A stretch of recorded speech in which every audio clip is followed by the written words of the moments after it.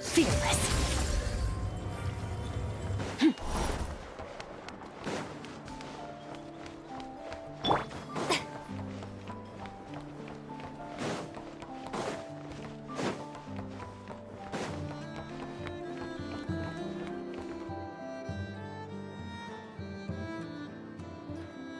Thank you for waiting.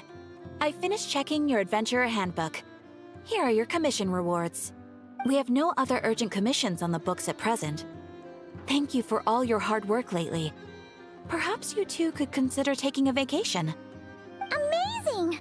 Paimon never thought we'd end up having downtime and not cry. Things were pretty hectic when we first got here. Everywhere you looked, it was either the Wild Hunt causing chaos or the Fatui stirring up trouble. It felt like this whole region was one giant slime in a barrel, ready to go boom at any moment. Sure have. Things were looking pretty dicey, but in the end, we managed to turn it around. Whoa! Paimon just got deja vu! Oh, that's right. It's because we've done this like a million times now. Ah, yes. Are you two aware that the Moon Prayer Night is soon to take place? Oh, yeah! Mama told us that was coming up soon. Wait, why do you mention it, though? Do people in Nasha Town celebrate it, too? Paimon thought it was just for Moon Goddess worshippers. You're partially right. Most people in Nasha Town just see the festival as an opportunity to do business. They do not concern themselves with the religious element. The festival was first celebrated by the Frost Moon Scions. On this day, they would wear moon prayer blossoms and celebrate the birth of the Moon Goddess through song and dance. They would also prepare food and handicrafts and give them as gifts to others. Over time, it became Nodcry's most lively festival. Oh, sounds like fun! Great! Well, in the meantime, since Catherine doesn't have any commissions for us, let's focus on some personal business instead. When we first got here, you mentioned that this was where your spaceship landed? We didn't get to follow up on it at the time, because we got wrapped up in that whole rare situation, but now we can finally start investigating it properly. Well, there's a saying Paimon's heard around these parts, which goes, if you lift up a rock, you'll find something you weren't looking for. By that logic, you'll never find what you're looking for while you're searching, but the moment you stop looking, it'll jump right out at you. Could be worth a try though, right? Anyway, Paimon suggests we focus on other stuff we want to do for now, and just keep an ear out for spaceship-related intel as we go.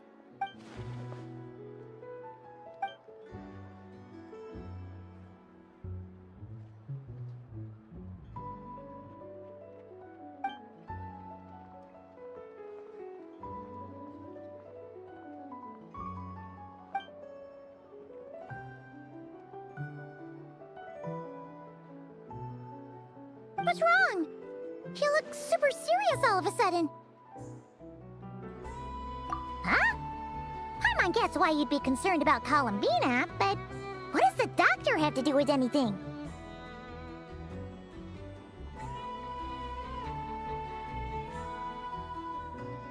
Oh, that's true.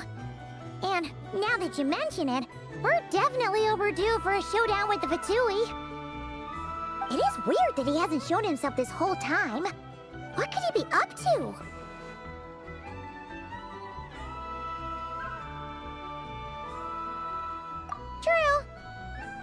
Nocturne would much rather deal with Marionette anyway.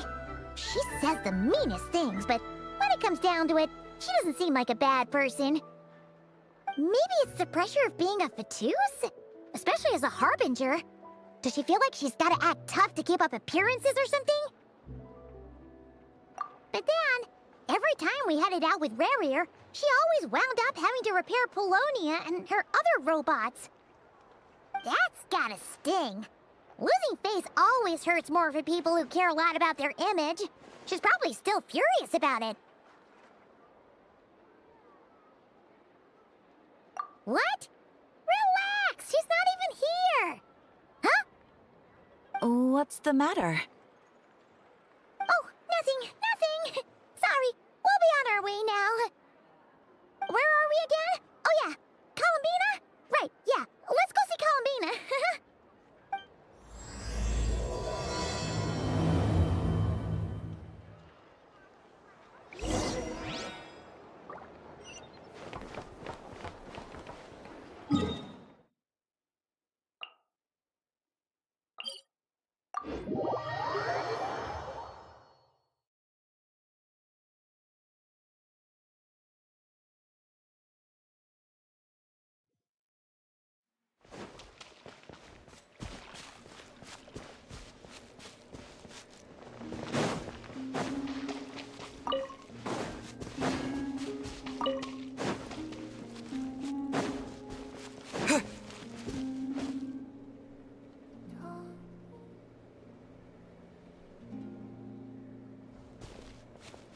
Hey, she's sitting up! Is me sitting here a rare sight? No, we just thought you'd be resting. Perhaps I would have been, were it not for the sudden arrival of some unexpected guests. Not that I consider it a disturbance. After all, you are the only ones who are free to enter. Would it not be a little unfriendly of me to lie down while we speak? I didn't realize you put so much thought into little things like that.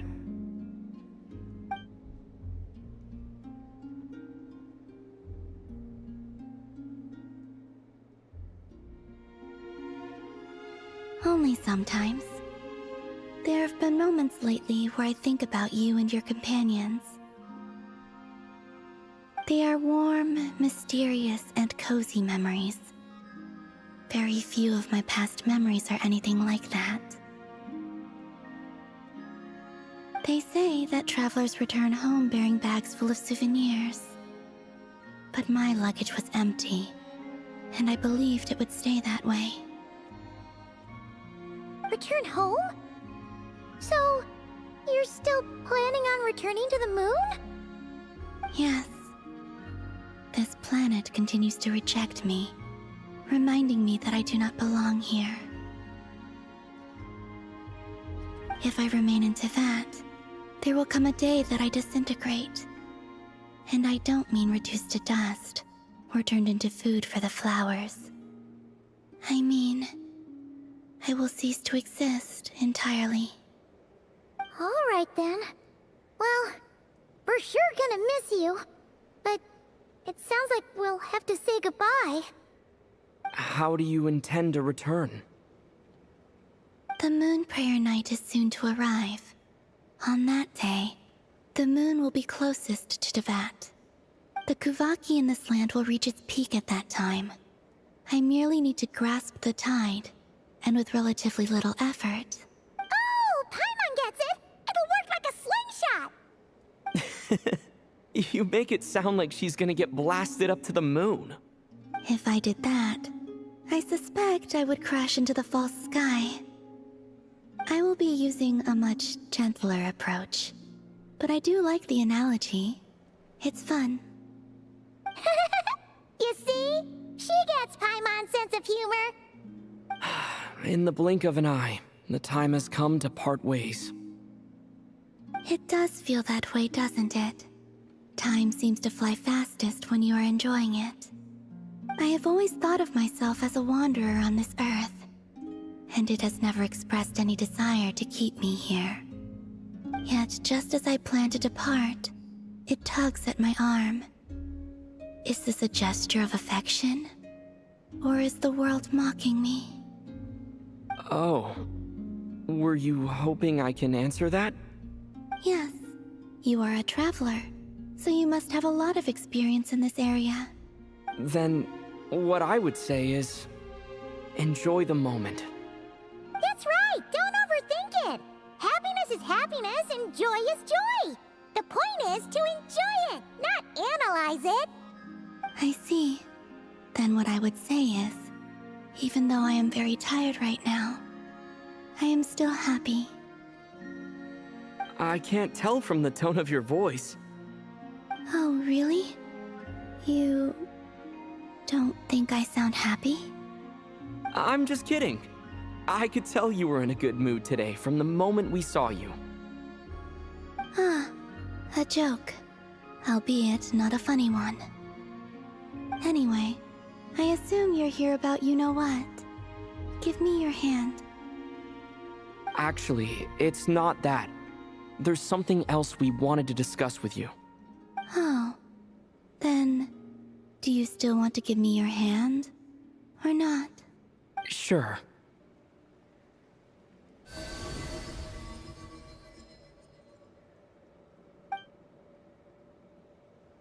Thank you.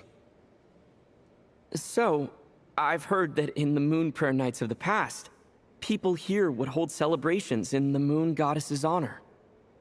Since you helped so much in our fight against the Rehir of Solnari, I think you deserve a farewell party before you return home. I haven't asked everyone else for their opinions on this yet, but I'd like to invite you to join the upcoming Moon Prayer Night. I've never joined a Moon Prayer Night before. I'm not sure what I would even do. Oh, don't worry about that! We take care of everything! All you need to do is show up. Of course, there's no need to force it if you're not feeling strong enough. It's just, this kind of felt like a golden opportunity. But they call me Kutar, and the Fatui have an arrest warrant out for me. I shouldn't appear in public right now.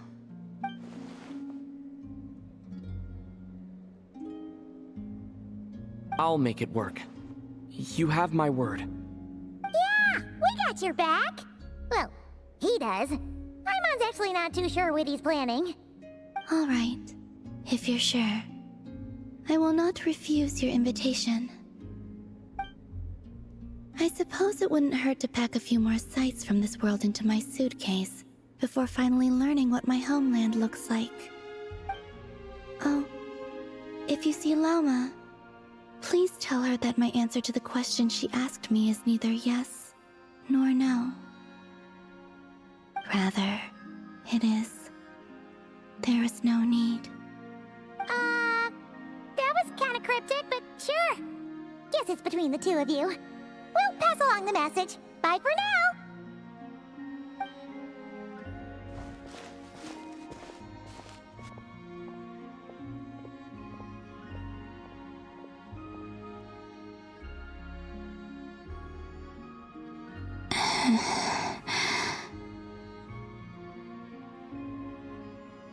And also, I do not know.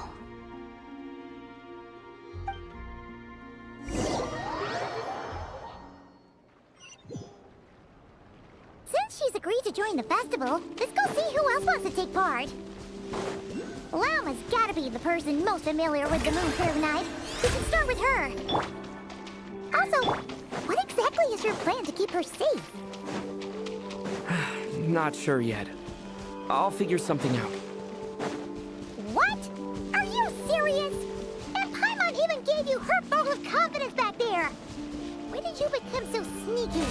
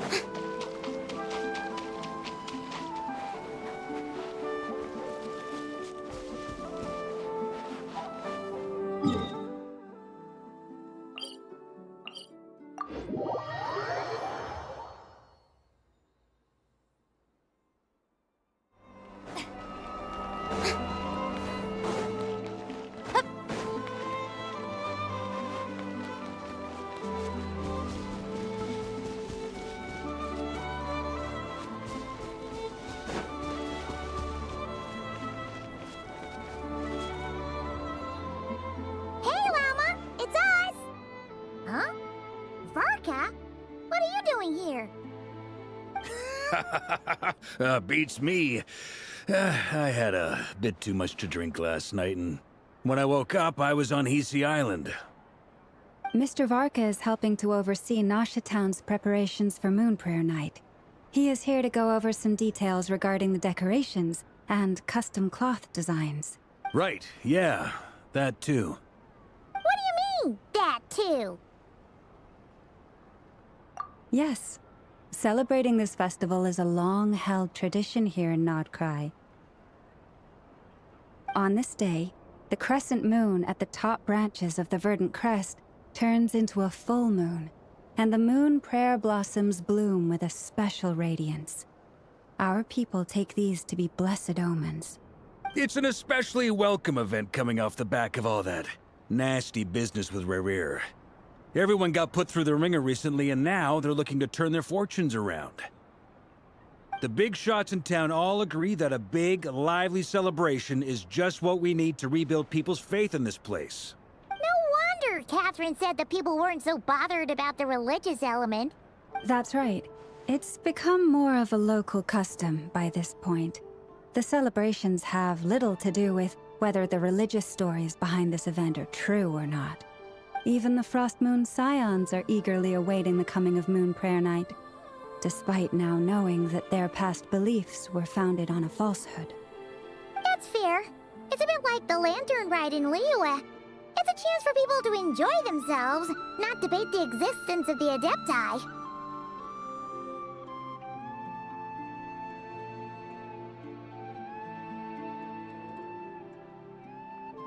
Oh, one other thing. We just went to see Columbina. We went ahead and invited her to take part in the festival this time. Hope that's okay. Wait, so... you mean she agreed to it? Huh. That's quite a surprise. Then, I suppose that she intends to return to the moon on that day. Oh, yeah! It's kind of a complicated process, but basically, it's like a slingshot. I understand. In truth, I had a feeling that she might make such a decision. Well, if Kuthar has decided to participate in the festival, we should prepare accordingly. Yeah, exactly. She was saying how it could be risky for her to show her face in public. We were wondering if there was any way we could hide her. Unfortunately, the people who carved the statues did an excellent job of capturing her likeness. It will be very challenging to hide a goddess whose face everyone is so familiar with. Darn! We may have bitten off more than we can chew here. Nah, don't sweat the small stuff. We can handle that. Huh? Are you saying you have a plan? Not as such, no, but the most important thing with a festival is to keep the mood light and your spirits up. You can't go preparing for a festival with those long faces. You'll never convince anyone to enjoy themselves. The Mondstatter spirit is strong with this one. As it happens, I agree with Mr. Varka. Let's start by making our appreciation for Kuthar the beating heart of the festive atmosphere. And who knows, once we get the ball rolling, perhaps everything will just fall into place. Hey! Did you catch that? Lama said the thing! Or close enough, at least.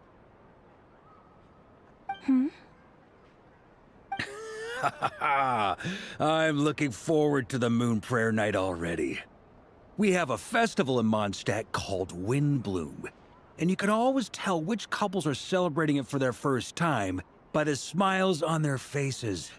Big, beaming smiles like their whole face is glowing. And I have a feeling we'll get to see that same smile on the Moon Goddess's face at this festival. Not quite the same, surely. Anyway, I'll take care of business in the city, but I'll have to leave the decor up to you and the Frost Moon Scions. No one else can capture that traditional aesthetic quite like you guys. But lastly, there's the final key element that brings the festival to life. Companionship. Before you leave, let me show you something that we've been preparing. Mr. Varka had asked to see it already, so you may as well tag along. Also, I have some further questions about Kutar's decision.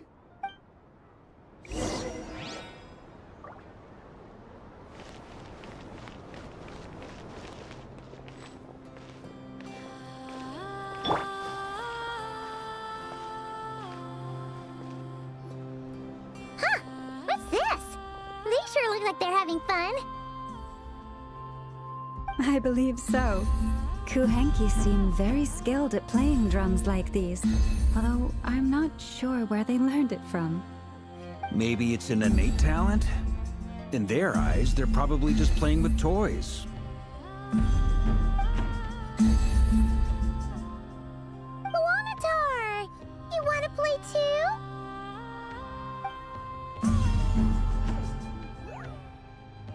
Yeah. She looks more confused than anything. Maybe we can teach her next time if we get the chance.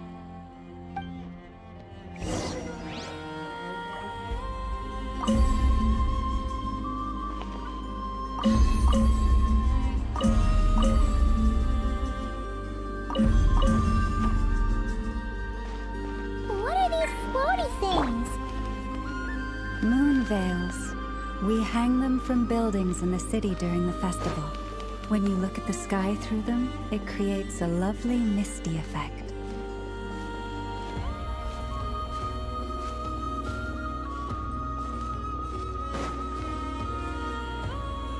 Everyone seems hard at work. They're preparing items for Moon Prayer Night. For instance, the sculpture being made over here. Mr. Varka and I were just finalizing the details of where it will be placed. Ah, there she is. I didn't know the finished article would be so large. Not to worry, though. All the necessary arrangements have been made. Just let me know once it's ready, and I'll get some people to ship it over. You have my thanks. And over here, we are preparing a very traditional confection. Oh, look at all these colors! It looks great! Can Paimon try one? Of course. I have a feeling you'll like it a lot. You bet!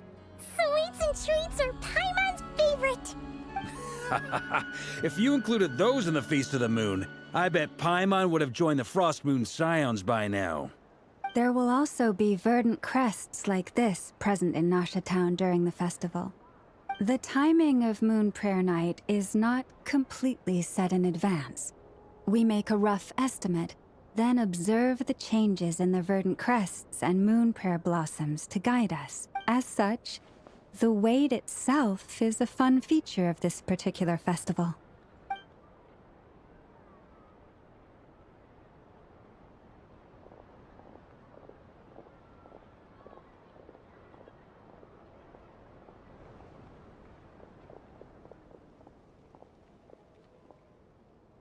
Let's talk here.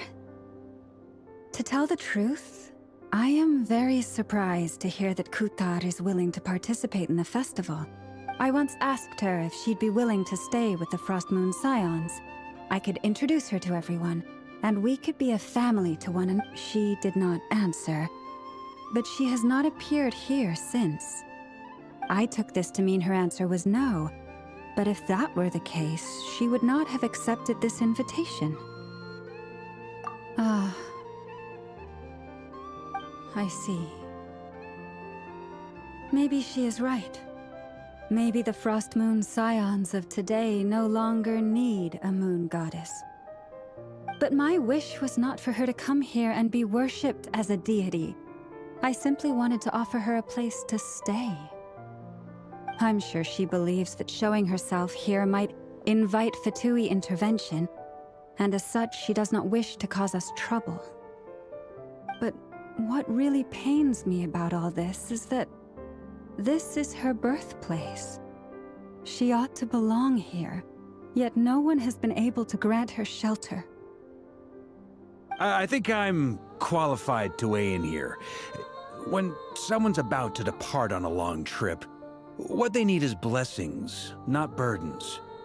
We should wish her the best, not make the journey harder than it already is.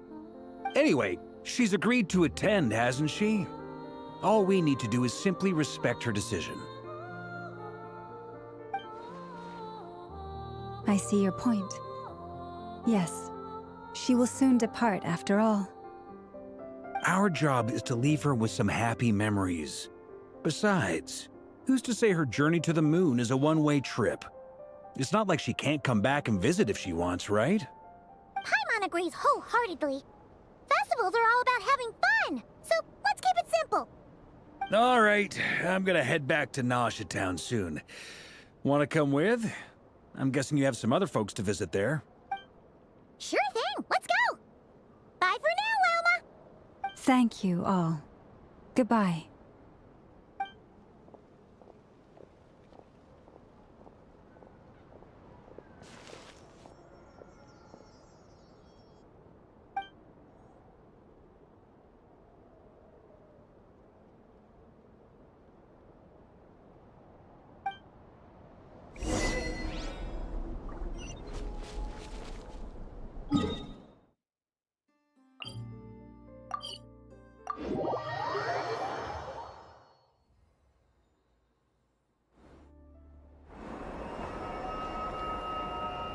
Huh? Hey, over there! It's Durin and Albedo with twins! What could they be chatting about? Your guess is as good as mine. Ah, Grand Master, and the Traveler and Paimon. Hello there. It's been a while. Perfect. We have some new volunteers for our investigation.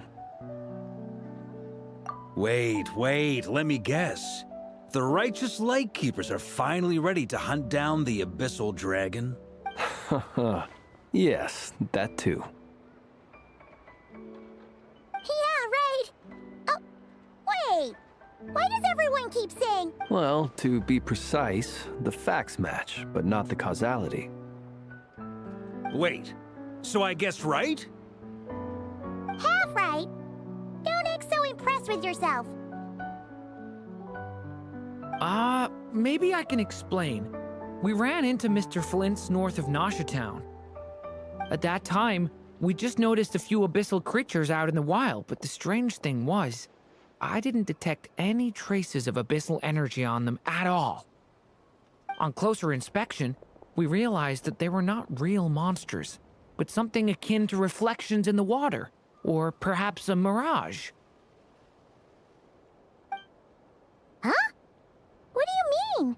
Like, you could see them, but not touch them? Exactly. It was very peculiar. They roared and tried to attack us, but we could not make any physical contact with them. I think I've heard of things like that happening in Nocturne before, but I don't know much about it. Yes, it's a known phenomenon. Mirage-like illusions tend to appear in Nocturne in the run-up to Moonprayer Night. From a distance, they appear quite real. I myself thought that Misters Durin and Albedo were locked in battle with abyssal monsters when I first arrived. But after sharing intel and investigating a little further, we can confirm that these illusions are harmless. There is no great cause for concern. All the Mirage stories I've heard are either animals, rocks, or small houses. Abyssal monsters, though? That's a first. It's a first for me, too. So I'm planning to look into it further just to be on the safe side. I intend to inspect a few more locations. What about you two? Any plans? Alice contacted me a few days ago. She'd like me and Durin to assist her with an experiment. But we lost contact shortly after receiving the message. I'm sure that comes as no surprise to anyone familiar with her. We don't know when the wind will blow, yet when the wind blows, we will know. That, in a nutshell, describes how Alice operates. Yeah, that tracks. Okay. Well, I suggest we investigate this Mirage business in the meantime. It's piqued my curiosity, and I'm pretty sure I know someone who will already be 10 steps ahead of us. Well said. Right? Whatever's happening in Nocturne, she always seems to be the first one to know. Let's go see what she knows. We can invite her and her staff to the festival while we're at it.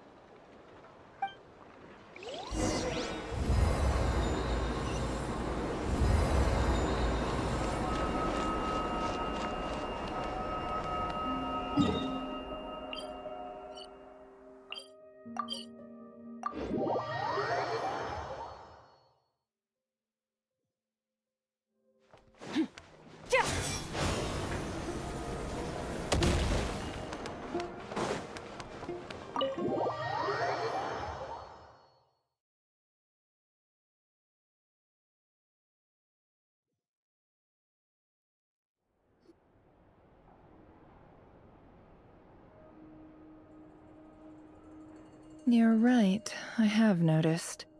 There's certainly something a little fishy about this situation.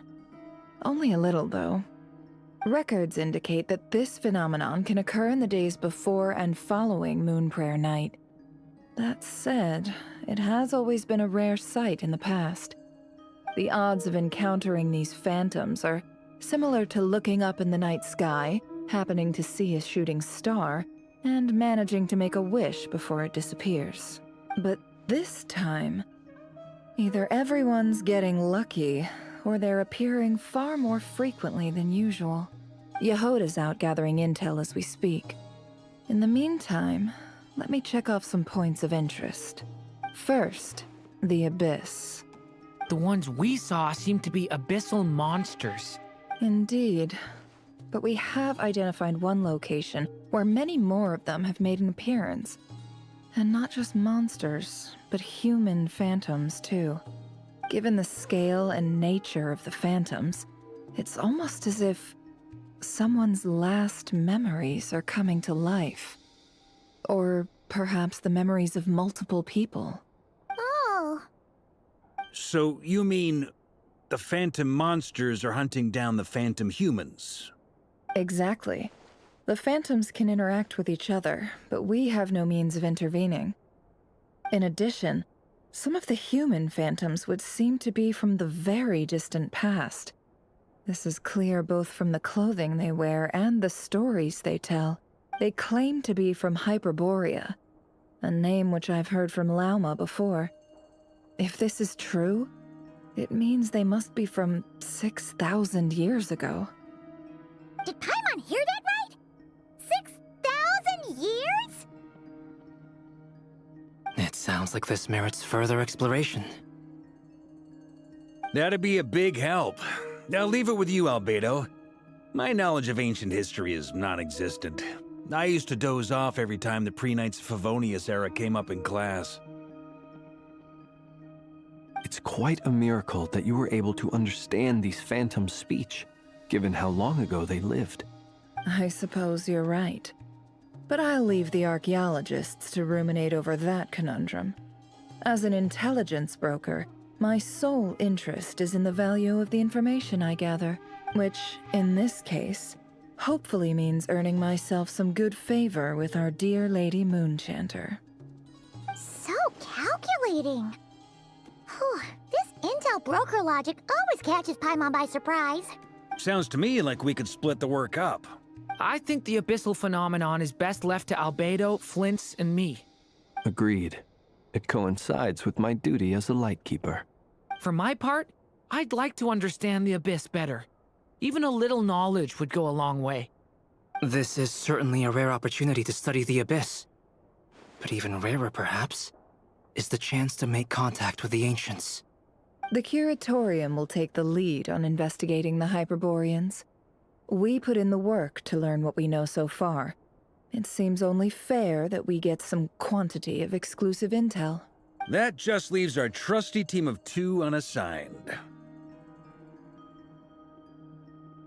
Since you became an honorary knight, of course.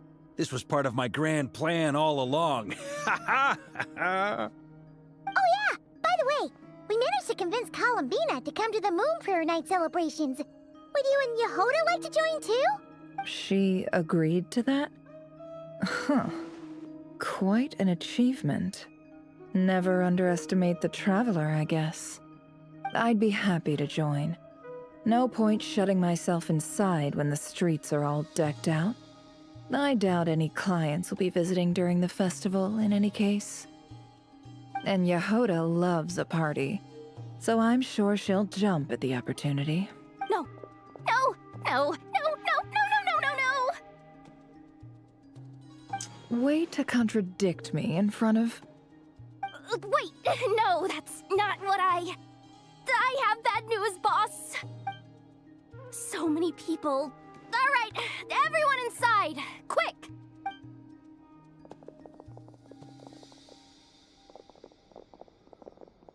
This is gonna sound crazy, but hear me out. I saw one of those phantoms at Star Sand Shoal, and it was some sort of flying ship. Like a spaceship?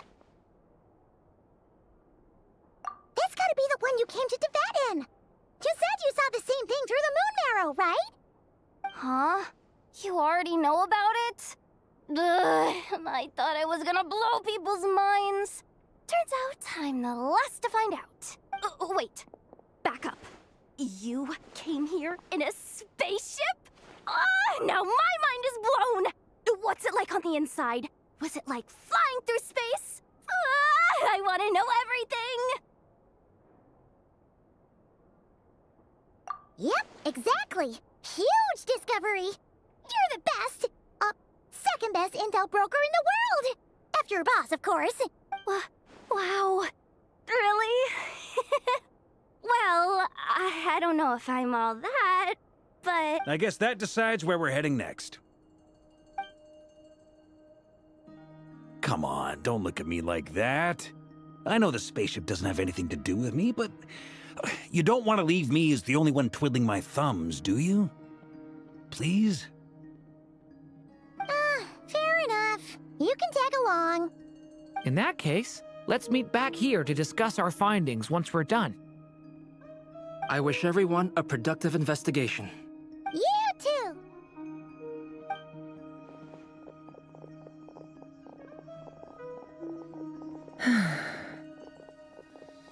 What's up, boss? Aren't we gonna head out? Tell me, Yehoda, when did the Curatorium start giving out intel for free? Oh, sorry, boss.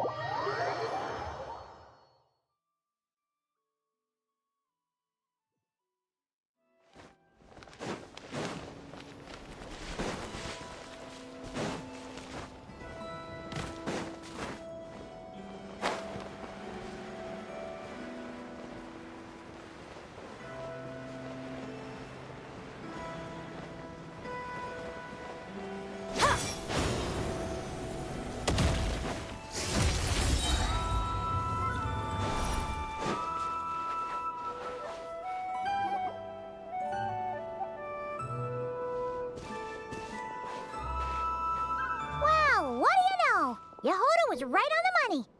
This Phantom really is your spaceship. But that's so weird.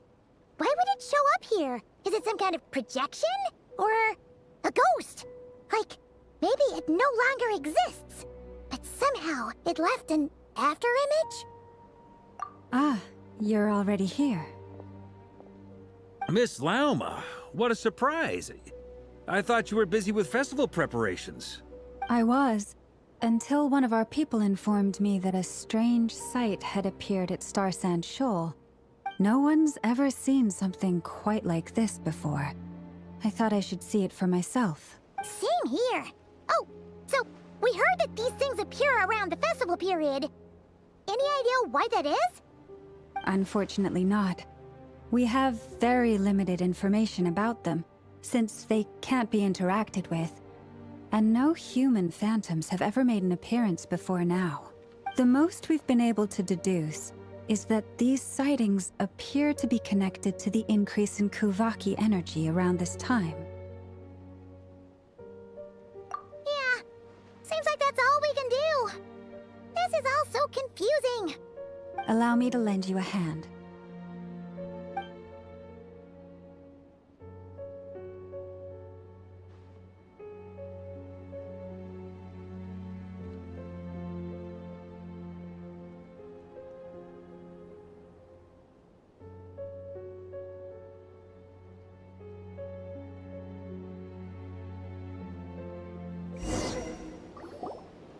Everyone, our friend here should be able to provide us with some information. Is that a phantom rhymehorn deer? I've heard about how the Frost Moon Scions live in harmony with the animals and can even communicate with them. That's coming in handy now, for sure. Okay. Yes, I understand. Then how about this?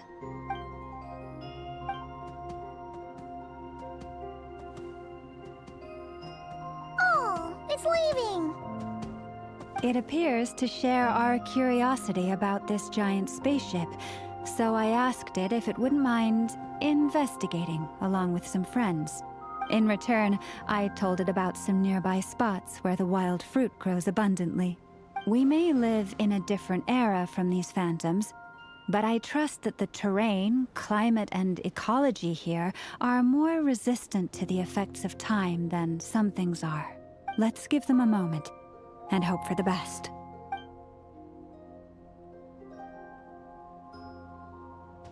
All back together? Must have been a lot of fruit. Indeed. Now let me ask them some questions.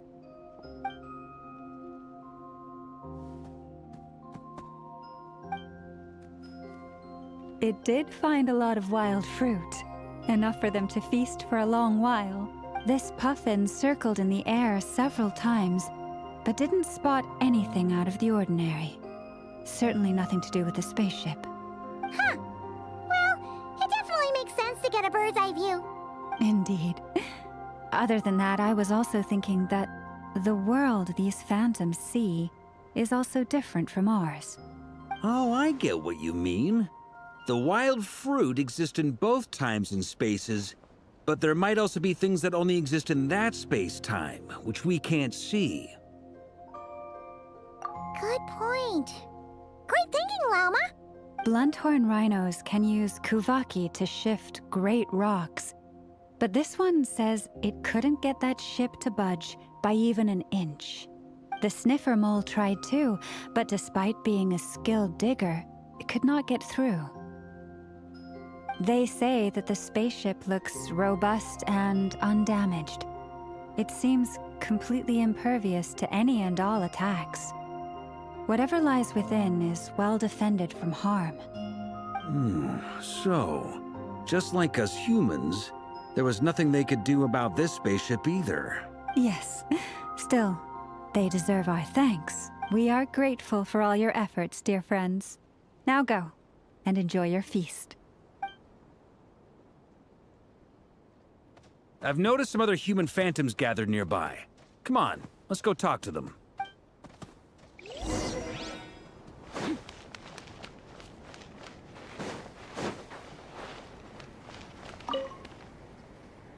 What is this thing?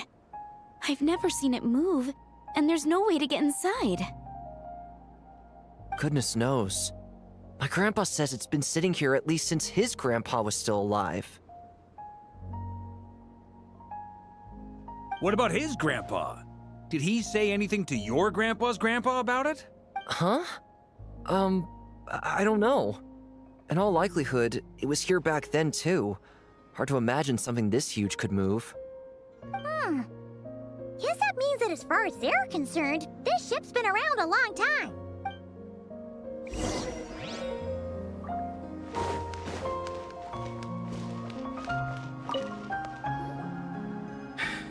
Come on, brothers.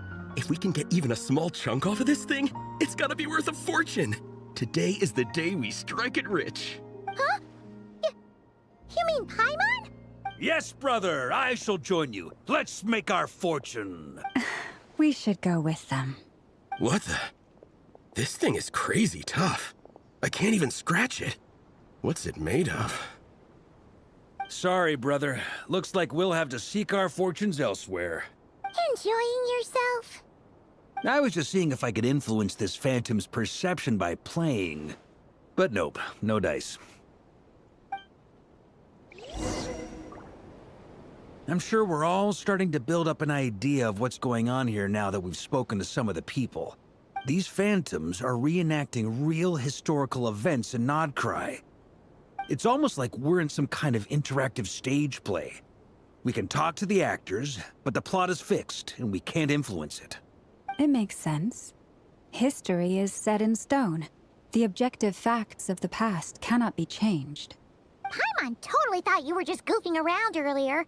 But actually, you were doing some serious investigating. Of course I was.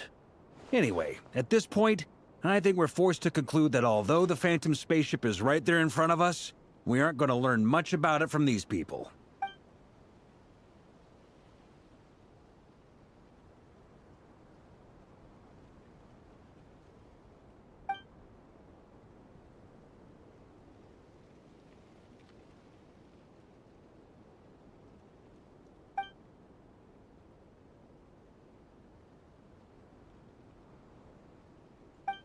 Don't be discouraged. If nothing else, this is proof of the ship's existence. And think about it. So many people tried to hack their way inside, but no one could get the door open. It's made of very tough material. To me, that says that we'll either find the ship itself or the story behind it. It's just a matter of time. Huh. Every now and then, when Varka gets serious, he actually does seem like Grandmaster material for once. I wonder how the others are doing. Let's head back for now. Sounds good. Also, drinks are on me if Team Knights of Favonius is the first to finish. Wait, we have a team name now? Am I in Team Knights of Favonius as well? You're very welcome to join. We've even got a cathedral ready for you. Isn't that technically blasphemy? You wouldn't dare make a joke like that if Barbados was in earshot. Nah, I'm sure Barbados doesn't mind a little harmless blasphemy once in a while.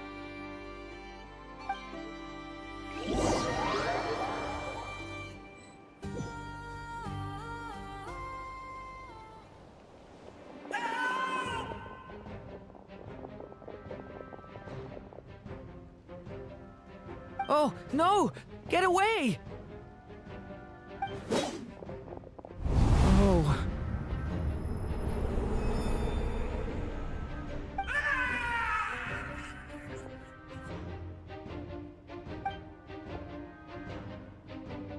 I know it's hard to stomach, Mr. Duran. But as I'm sure you've noticed, there is nothing we can do to intervene in that which unfolds before us.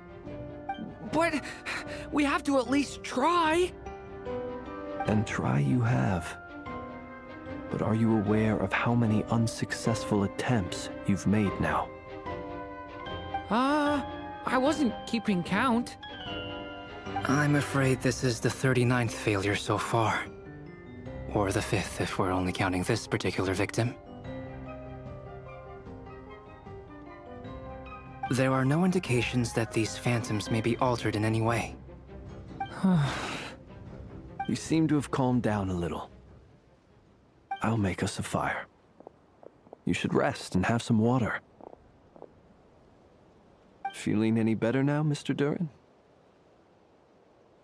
May I ask a few questions? Be my guest. What exactly are we witnessing here? What happened to those people? My guess would be that we are seeing Nocturne during the Conrian Cataclysm. Would that be accurate? Conria. That is correct. As you know, once the Abyss senses even the tiniest crack, it floods in and spreads like wildfire.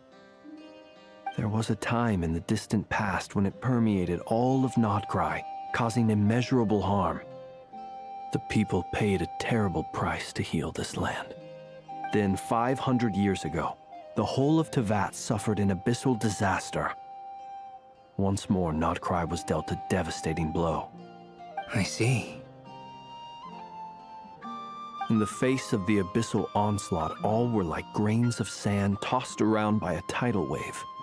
Be they human, fae, or the moment you witnessed is but one drop in a whole ocean of catastrophe. All right. I guess that answers my second question, too. I wanted to know why there's nothing I could do to help them, and that's because what we are seeing is history. That would be my guess as well. As I understand it, history and fate are not all that dissimilar. The latter may be unseen to us, but both are immutable. Yes. Fate was determined long, long ago. I still have a couple of other questions for you, Mr. Flint. You mentioned more than one abyssal disaster that has struck this land in the past. How can you be sure that what we're seeing is from the Conrian incident? And also, how are you able to stay so calm when you're talking about these events? From everything I know about you, you're not cold or ruthless, and you're not indifferent to the suffering of others. Alas, I am forced to show my age.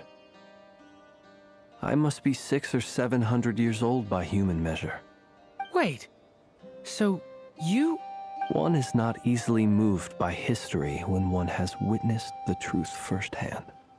I'm sorry. You needn't apologize. Your passion is a good thing to have. Treasure it, because someday you may find it in terribly short supply. Now, at the risk of offending you, I have a question in return. Your curiosity toward the abyss, is it born from hatred or because you sense its call? I only ask because I kept a fragment of Rerear's body in my lantern for a short time. Specifically, his heart. So I know what a burden it can be to carry the abyss with you. And I hear its power growling from somewhere within you. In my eyes, your mere existence is a miracle. My honest answer is... I don't know. I don't think I have the confidence to say for certain. What I will say is the abyss is not the only issue that haunts me. Even before I became who I am today, the question dogged me constantly. Should I even exist at all? My doubts remain unresolved. But when we fought Rerear, something became a little clearer to me. Sometimes it is the darkness within us that allows us to achieve the impossible. I certainly got the sense from your 39 attempts that you were trying to achieve the impossible. It sounds like you've resolved to see the truth for yourself. Absolutely. In that sense, he and I are quite similar. Then I wish you every success. I look forward to the day of your transcension. Well, if everyone's caught their breath, I suppose we should head back. Oh, and one last thing. I'd appreciate if you kept our discussion about history a secret.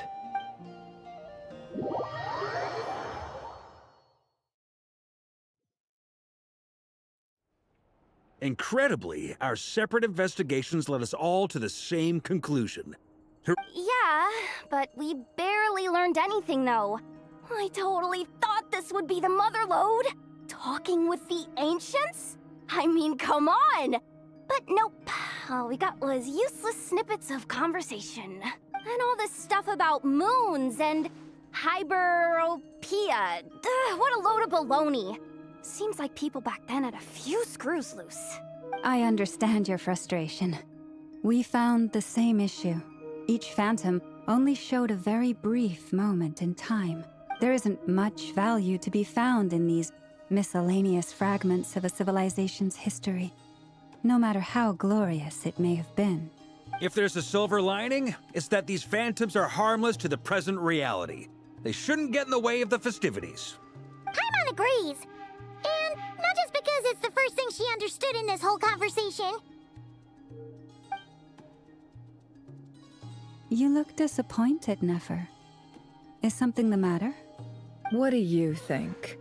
We all worked our tails off, but the only one to gain anything from it was you, Lady Moonjanter. Well, please do share the Hyperborean records with me. I will gladly inscribe them in our people's documents. Oh, duh! Yeah! That was it! Hyperborea! Hyperborea. I'm serious. Only an expert in the Frostmoon Scions and their history can turn these records into valuable research material. The alternative is to let them gather dust on the curatorium's storage shelves until the pages turn yellow. Nefer, you're wise enough to know that cooperating and sharing the profits is the best course of action here. Well, that goes without saying. Sure, let's do that. Huh? But didn't you say we aren't supposed to give out intel for free? Sorry. Shutting up. Shutting up. Now is not a good time to push Nefer's buttons. Anyway, back to Moon Prayer Night. I'm thinking that we should prepare something a little special, aside from the usual decorations and so on. You mean a parting gift? Can't go wrong with food. Although, does food go bad on the moon? Perhaps a lantern would be a better choice. It might be dark up there. It could prove difficult to light a lantern on the moon. Magical stones might serve that purpose better. What about a clockwork mecha model from Fontaine? I've got a whole bunch at home. I use them for fighting practice in my free time. None of these sound like things she would be even remotely interested in. But we don't interact with her enough to know what she likes. Yeah. It would really save us the guesswork if someone could find out what she's into. Wait, what the? Traveler? They're all looking at you. Great! Haha, problem solved. Now, I need to stop by Dory's. Gonna need her help sourcing a bunch of stuff for the festival. Then let's leave it there for now. We all have our own business to attend to. Traveler, if you find out what Kutar likes, let us know right away.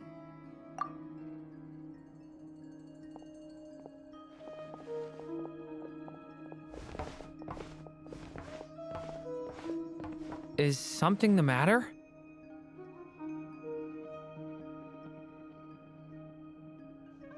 I'm fine. It's just... I'm still feeling a little rattled after witnessing the horrors of the Abyss. But it's okay. This is something I have to work through. I'll be all right. Thanks for your concern.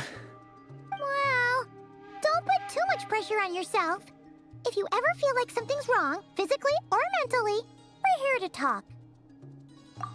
Come on. Stop treating me like a kid.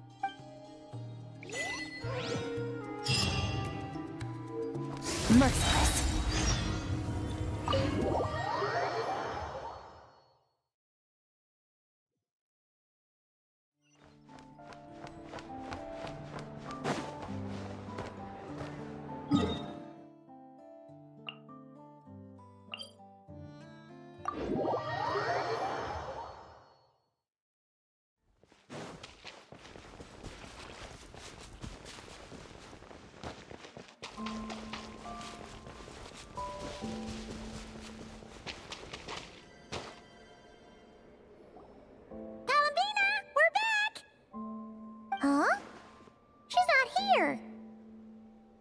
Weren't there a few Kuhenki here last time, too? Where did they all go? Walkies? For Kuhenki? You're not pets, you know. Oh, well. Looks like we just came at a bad time. Let's try again tomorrow. There's still a few days until Moon Prayer Night, so we're in no rush. Besides, she needs time to rest anyway.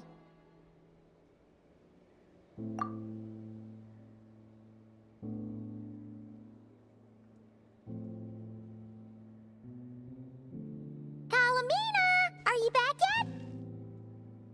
Oh, how strange. Looks like she still isn't here, right? It's not like her to spend so much time outside, especially since she's worried about attracting unwanted attention. What about Luonatar? Luonatar, you there?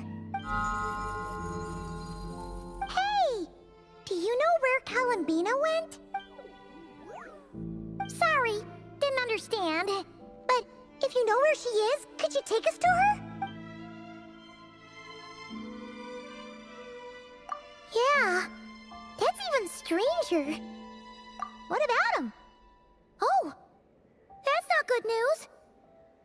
They change color when Columbina gets weaker, right? And they look super pale right now. Good idea. She might know what's happening.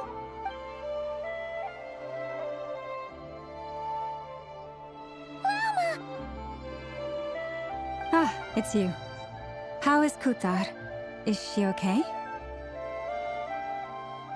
No, she hasn't. I came here to check on her after I noticed the flowers had changed color. Based on past precedent, she must be very weak right now. Even getting up to walk would be a struggle. It seems unlikely that she wandered off outside. Not to mention that she doesn't do that at the best of times either.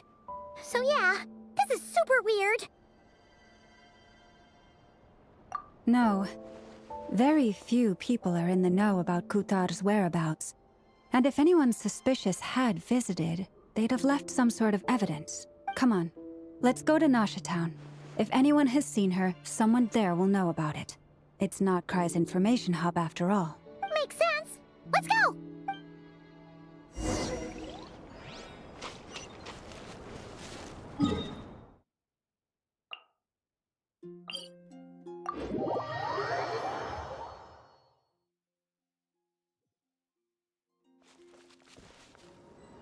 Fearless.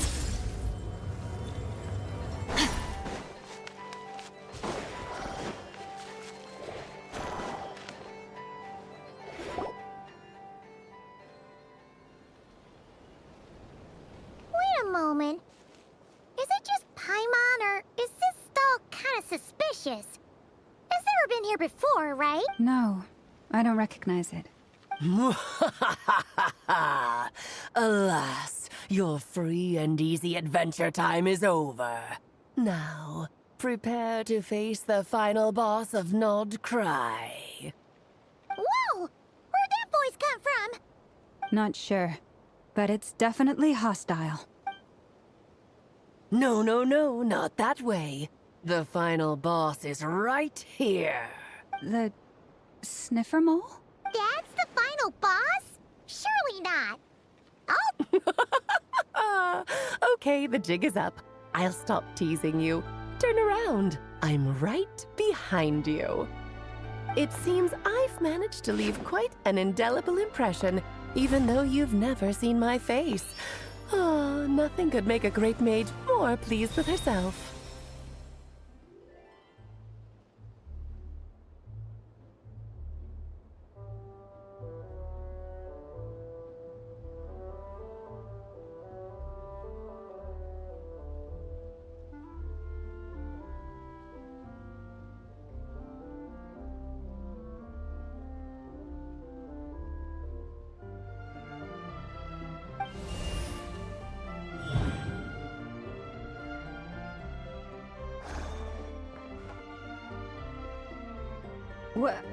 What is going on? I've heard that all the big shots in Teyvat have long, wordy titles that stun people speechless when they make their entrance. Unfortunately, none of them are affiliated with the Hexen Circle, and we ourselves keep a very low profile. The notorious name-dropping doesn't quite work for us. Still, I, for one, think I'm really quite amazing. So that didn't stop me from coming up with a title anyway. Alice? It's really you this time? Not a lantern or a Dodoko, but Alice in the flesh? Oh, that's right. So, what do you think? How does it feel to finally meet me? You look like...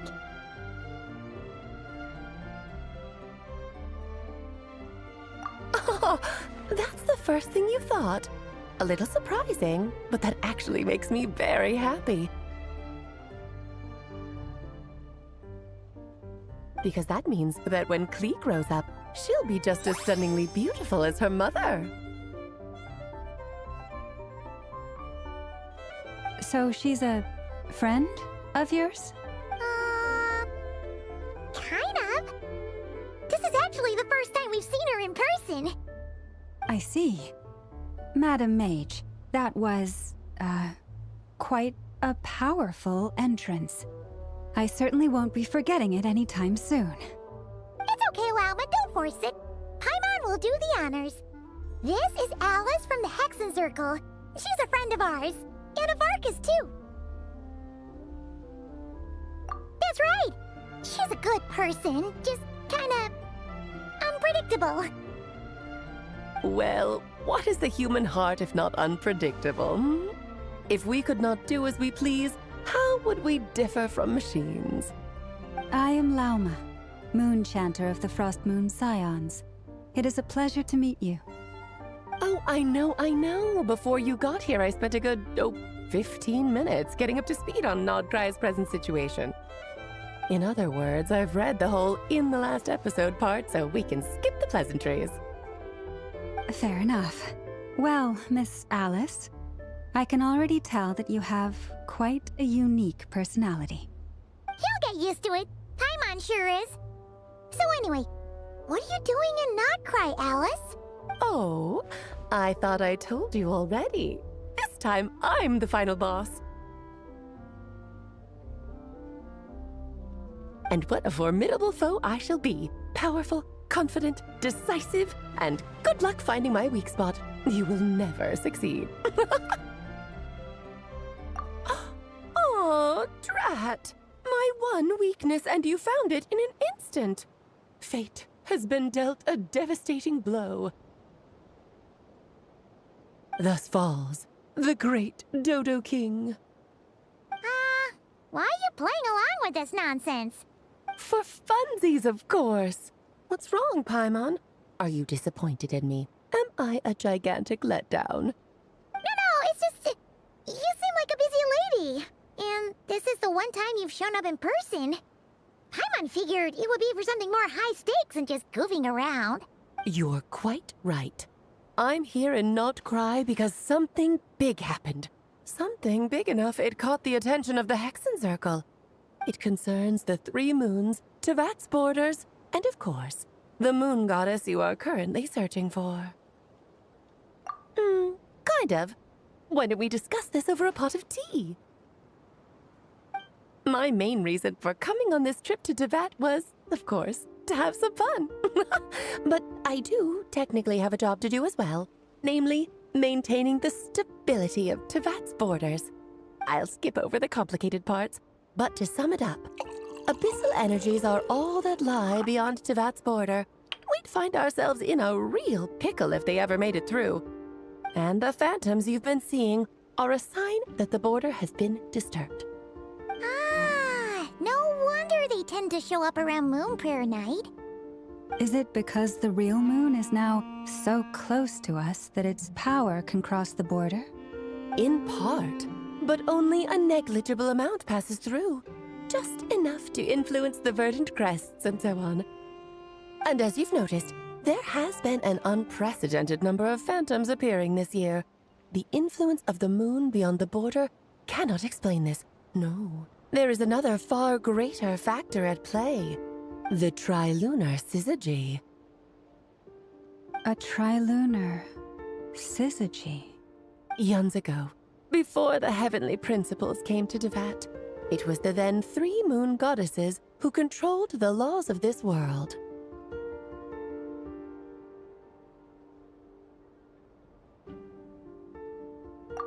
Oh, that's exactly it! The 3 goddesses split these powers amongst themselves, promising never to consolidate them into one singular body. This was meant to keep the world stable. But, fast-forwarding to the present, the eternal moon's marrow is with you, while the iridescent moon's marrow, which should never have appeared in this world, has been retrieved. Add that to the presence of a moon goddess in the flesh and... The power of all 3 moons is gathered here in Nocturne. There hasn't been an event like this since the War of Funerary Flame. And it's having a noticeable effect on Tevat's borders. Because I wish to give my darling daughter a peaceful, sunny environment to grow up in. Is that a good enough reason? Kinda Sounds like you're dodging the question, but it does make sense. Well, that's one reason anyway, and the most important one. The others are a little complicated to explain. For instance, cleaning up after dearest Miss R. Albedo could tell you more about that if you're curious, but right now, I have a more important question to ask you. Why are you collecting the moon marrows? I see. Nicole told me about that legend once. Nicole? You mean Mage Anne? Oh, so you remember. Ah, yes, of course. That was a story about fate, her area of expertise. But back to the story of our dear moon goddess. I'm afraid her intended method of returning to the moon is unlikely to work anymore. What does that mean? She may be missing, but she hasn't gone anywhere. She has disappeared.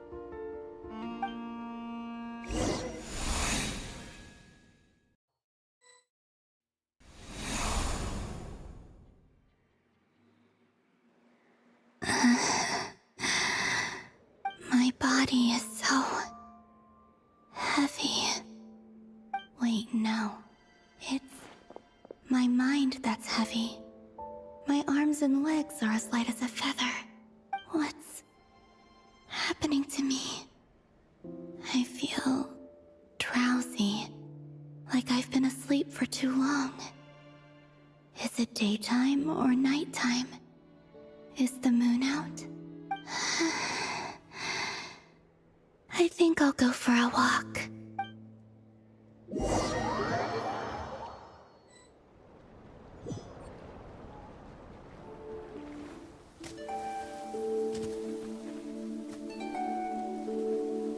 Are you out for a walk too? Huh?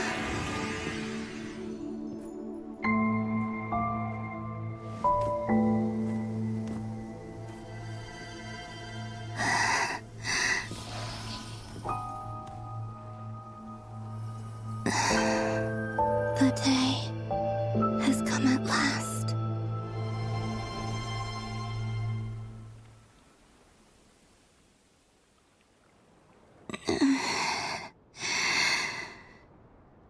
Have I grown so weak that I can't even sustain my physical form? But Moon Prayer Night is nearly here. I was so close to returning home. Death is near. Is this how it ends for me? Will I return to the moon after I disappear? Or... I don't want it to end like this. So far, at least, I still exist. Even if not physically, I can still feel. But as my power wanes, I'm sure that too will fade. I suppose I might take one final look at this world. The world where I was born.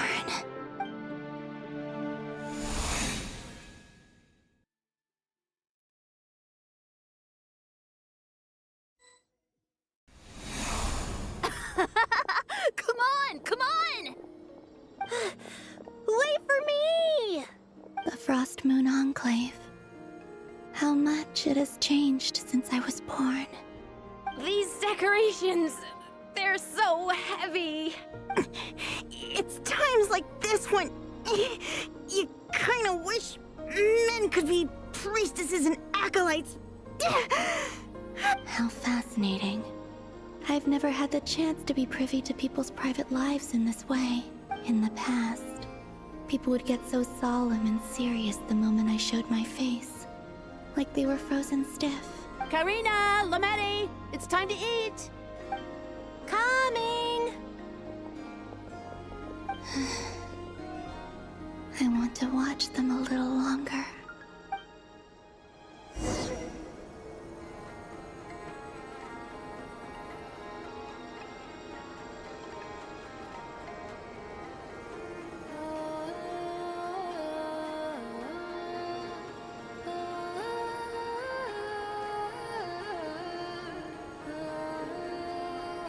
Yep.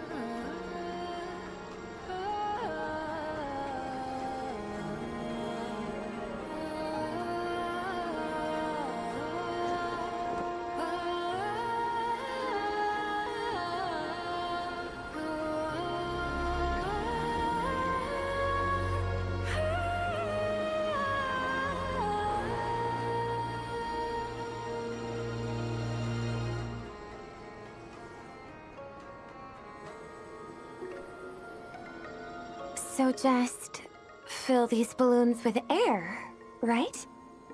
Yep. Try a couple now to test things out. The rest can wait till Moon Prayer Night. Think fast. Rita! Teasing an acolyte of the Frost Moon Scions? Surely that's a punishable offense. Take this!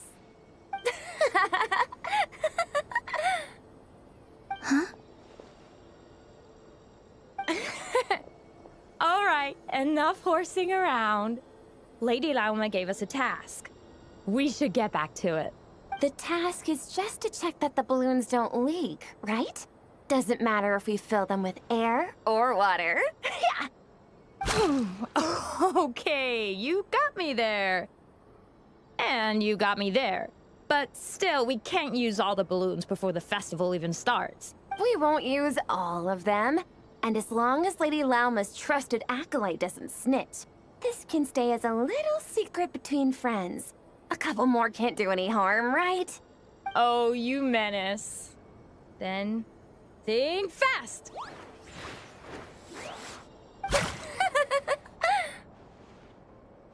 Is pumping a balloon full of water really so much fun?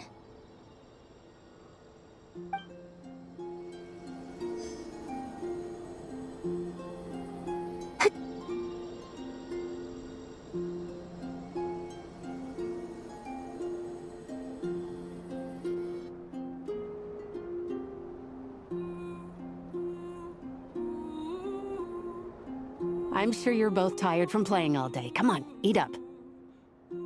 A plain, humble meal. That has always been the way of the Frost Moon Scions. Huh? How come Lamatti got a midsummer berry dessert? Oh, I always get Lockaberry. I don't mind sharing. You can have a bite of mine if I get to have a bite of yours. They're sharing food? I've never shared food with anyone before. Even at the Harbinger tea parties, everyone just ate off their own plate. And when I couldn't finish my food offerings from the Frost Moon Scions, they'd leave the leftovers out under the moonlight for the animals to claim. Hey! That was 2 bites! Oh, then you can have another bite of mine. Oh, you too. Oh, don't fret now. Here, have some of Granny's too.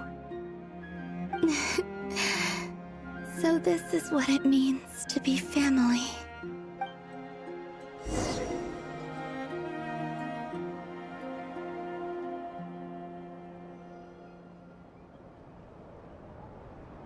I'm seeing so much that I'd never usually get to see.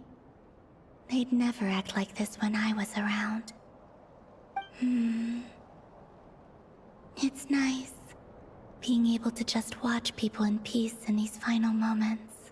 What a rare opportunity. I think I'll go take a look around Nasha Town, too. Maybe the Traveler will be there.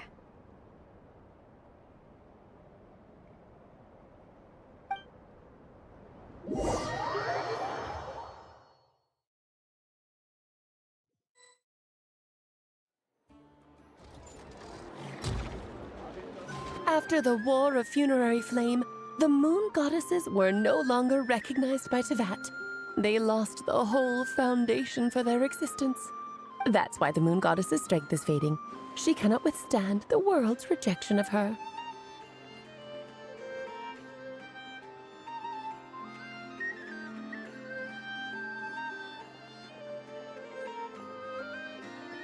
To be more pedantic about it, the Moon Goddesses did something to offend the Heavenly Principles, and that's why they were ousted.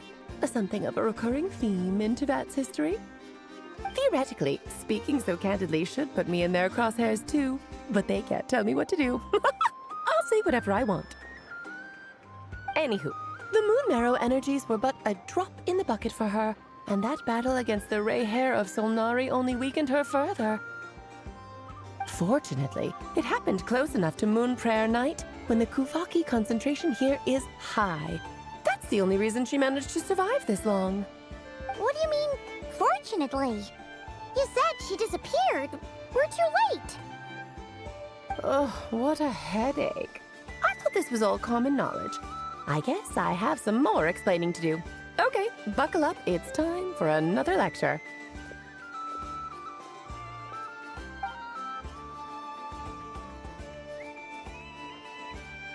Now, I said earlier that the moon goddesses lost the foundation for their existence. The reason for that has to do with the natural order. Basically, the rationale for their existence in Tevat was lost. The same logic applies to the present moon goddess, too. Consider her existence so far. Her comrades in the Fatui called her Damselette, and she was worshipped as Kutar by the Frost Moon Scions. But these connections have now been severed, whether by her hand or yours. So, the rationale that once sustained her existence is now gone. Wait, we did that to her? Oh, well, strictly speaking, yes. But let's not start pointing fingers, shall we? I'll only end up as the big bad villain, and that's not the kind of final boss I want to be. Of course I do. I'm only the greatest mage in the whole entire world. Now, if you wish to find your moon goddess, there are two problems we need to solve. Firstly, we'll need to strengthen the connection between her and Tevat, at least enough to sustain her until Moon Prayer Night. Strengthen her connection. But does that mean I'll have to rally all the Frost Moon faithful behind this? I'm afraid a bygone faith and a former home won't be of any help to her now. Do you know her name? Her name? Oh, yes. Names are very important things. A name is a fundamental concept that anchors one's entire existence. Then your first job is to find it. As a moon goddess, I'm sure she must have a name she identifies with. Neither Columbina nor Kutar is her true name, and she's never really accepted either of them. So, finding out her real name is enough to sustain her existence? Yes, I know it sounds like a small step, but every journey begins that way. So for now, that's all we need to focus on. The second problem is with her plan to use the moon marrows to return to the moon. Unfortunately, piercing through the false sky will take an enormous amount of power. Given her current condition, she won't be able to provide anywhere near enough power, even if she recovers her physical form. But no need to fret. Nicole's the expert in this field, and I'm sure she'll figure something out. Wait, Mage N is going to help us out too? That means we've got 2 Hexen Circle mages on the case. This is turning into a pretty big deal. Actually, this is more of a side quest for me. Like you said, I'm a busy lady, so I can't stay for too long. I'll have to return to Tevat's border soon.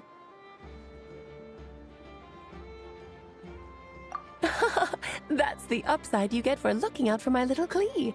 Hopefully that will incentivize you to carry on keeping her company in the future. Anyway, jokes aside, you'd better get moving. It will take quite a miracle for the moon goddess's consciousness to hold out till Moon Prayer Night. Oh, I suppose I might as well tell you where Nicole is before I leave. Off you go now. Time to meet your new friend. Oh, yes, and a little suggestion. Don't forget to mind your heads. What? I wonder how Durin's doing. I should really go see him before I head back. You really are super busy. I most certainly am. There's so many children I have to keep tabs on just in Mondstadt. Durin, Albedo, Venti, Varka. Klee didn't make the list, huh? Of course not. Klee is my pride and joy. I have no qualms about her, because she's the best child in the whole wide world. Yeah. Klee's a little angel. I'm glad you agree. Well, all the best. See you when I see you.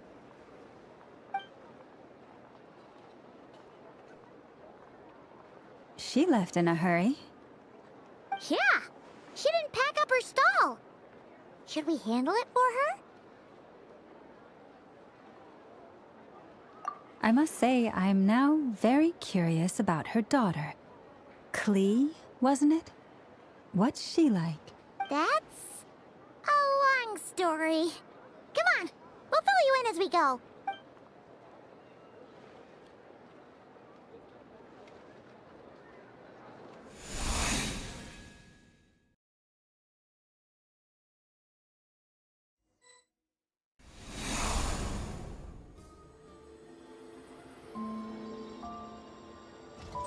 What a lively place. I've never experienced Nasha Town like this before. Hey, you old geezer! Your hammer's rusted through! Who are you calling old geezer? Are they quarreling? I'm looking right at him!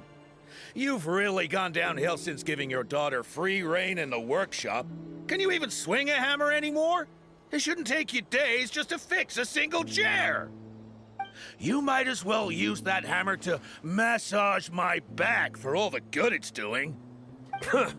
Don't run your mouth, or you'll get a back massage that'll put you in bed for the rest of your life. Look, the materials haven't arrived yet, all right? You know how busy it gets in the days before Moon Prayer Night. I'll bet you send all the materials to your little princess. Blood's always thicker than water, huh? All right, you've made your point, Uncle Koski. As soon as the materials arrive, fixing your chair will be the #1 priority. And Dad, if you've got time to chat, why don't you lend me a hand, See? Lolka knows what the score is. I guess they're friends. But the way they spoke to each other was so ugly. Then again, it wouldn't be the first time I've seen something like this. Columbina! Sing outside my door in the middle of the night one more time, and I'll unscrew your vocal cords. You hear me? Oh, Zandrone. So that was her way of trying to be friends with me. What a pity. I won't get the chance to say any ugly things in reply.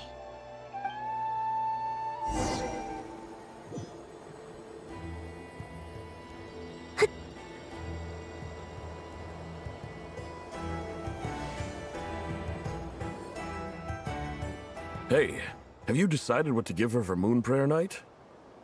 I sure have. She's gonna get the surprise of her life when she's least expecting it. Then I'll whip out the ring and pop the question. The surprise of her life. What a fun turn of phrase. Cool, I get the picture. You can spare me the gushy details. Ooh, looks like we have a customer. Hello there, ma'am. Would you like some Moon Prayer Night candy? Huh? Is he talking to me? Can he see me? Here you go. Oh.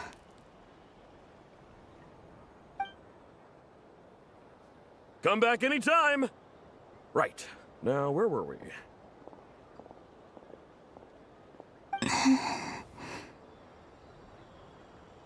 I don't know why, but I still held out hope.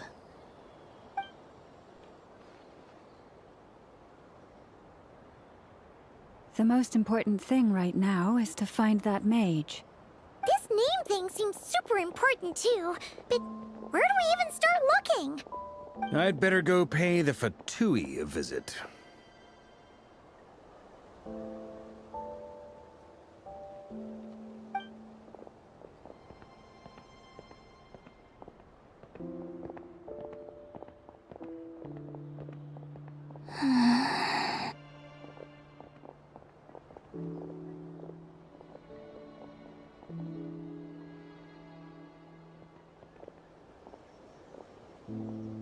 Columbina?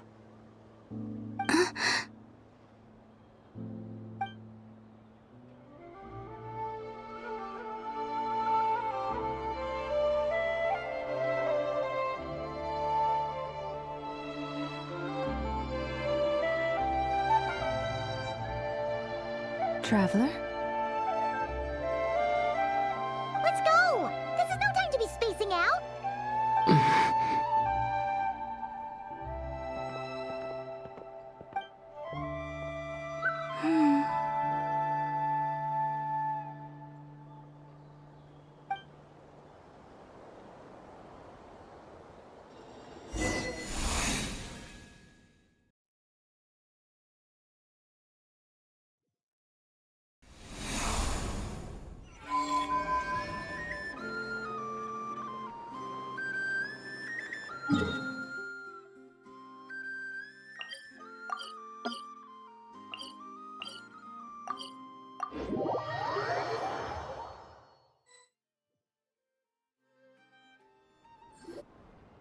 Where are they going? They mentioned a mage and... a name? So, Mr. Varka, are you acquainted with this Nicole? Or should I call her Mage N? Ah, not really. We've never met, though she has come up in conversation. From what I've gathered, Alice kinda took Nicole under her wing. Taught her how to speak in a more ladylike fashion, that kind of thing. Huh. Hard to imagine Alice as an etiquette coach. Yeah, Alice is a larger-than-life personality, I'll give you that. But then again, that's why she's able to draw such an eclectic mix of people into her inner circle. If I remember correctly, being an interesting person is actually one of her main entry requirements. So, if you ever wanted to join the Hexenzirkel, I'm sure you'd both be eligible to apply. Hey! Don't go around making promises on Alice's behalf!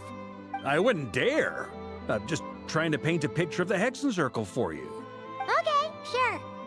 Anyway, since none of us have ever met Nicole, how are we supposed to find her? We can't just go up to every woman in sight and ask, "Hey, are you Nicole?" Maybe something she's wearing will give it away? Like, a windbloom pinned to her chest or something. Wait a minute. Alice never said Nicole was from Mondstadt. Oh, true.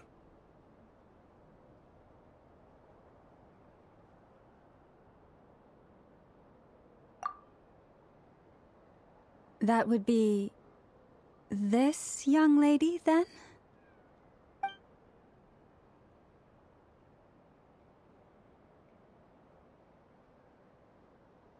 Hey there! Sorry to disturb you, but... are you Miss Nicole? Varka, Knight of Boreas of the Knights of Favonius. Alice might have mentioned me before. Mm-mm. Ah! Have we got the wrong person? Sorry. Well, this is awkward. When I shook my head, I meant, no, Alice hasn't mentioned you before. Huh? Where is this voice coming from? My apologies. For certain reasons, I am unable to speak. This is the only way I can communicate with you. It might take some getting used to, but I hope you can understand. Hey, it's fine. I'm more shocked by the fact that Alice never speaks about me. I mean... As for you two, we have crossed paths twice before, but it is nonetheless a pleasure to finally meet you. It's really you! Thanks for all your guidance in the past! You're quite welcome. This time, things are different. We have reached the unwritten pages of the story. You might say that we stand at the crossroads of fate. Now then, allow me to formally introduce myself. My name is...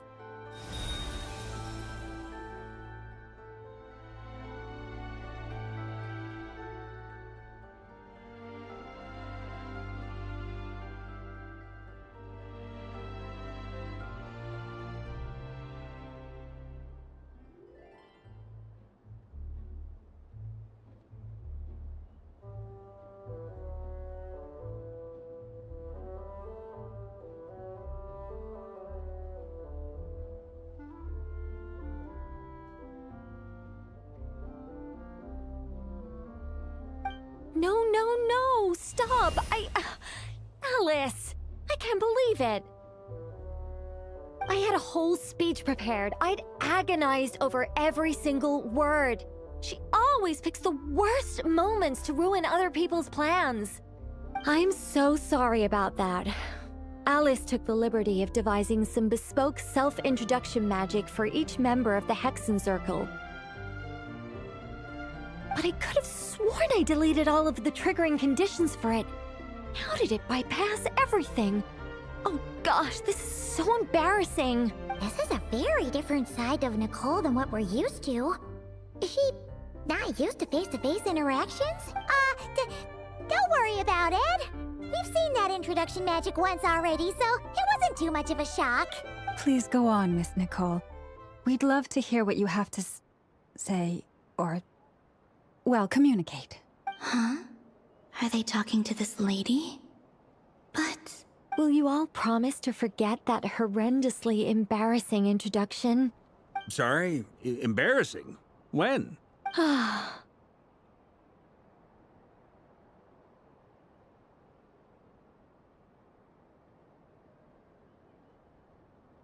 Yes, my name is Nicole, and I am one of a very few angels who have retained both their preferred form and their power. The Traveler and Paimon should be no strangers to this concept. There is another of our kind in Natlan. They call her the Lord of the Night. Alright! Paimon remembers her! Yes. Well, I have retained more of my power than she. It's because I don't have a long-term duty to fulfill. To be more specific, no.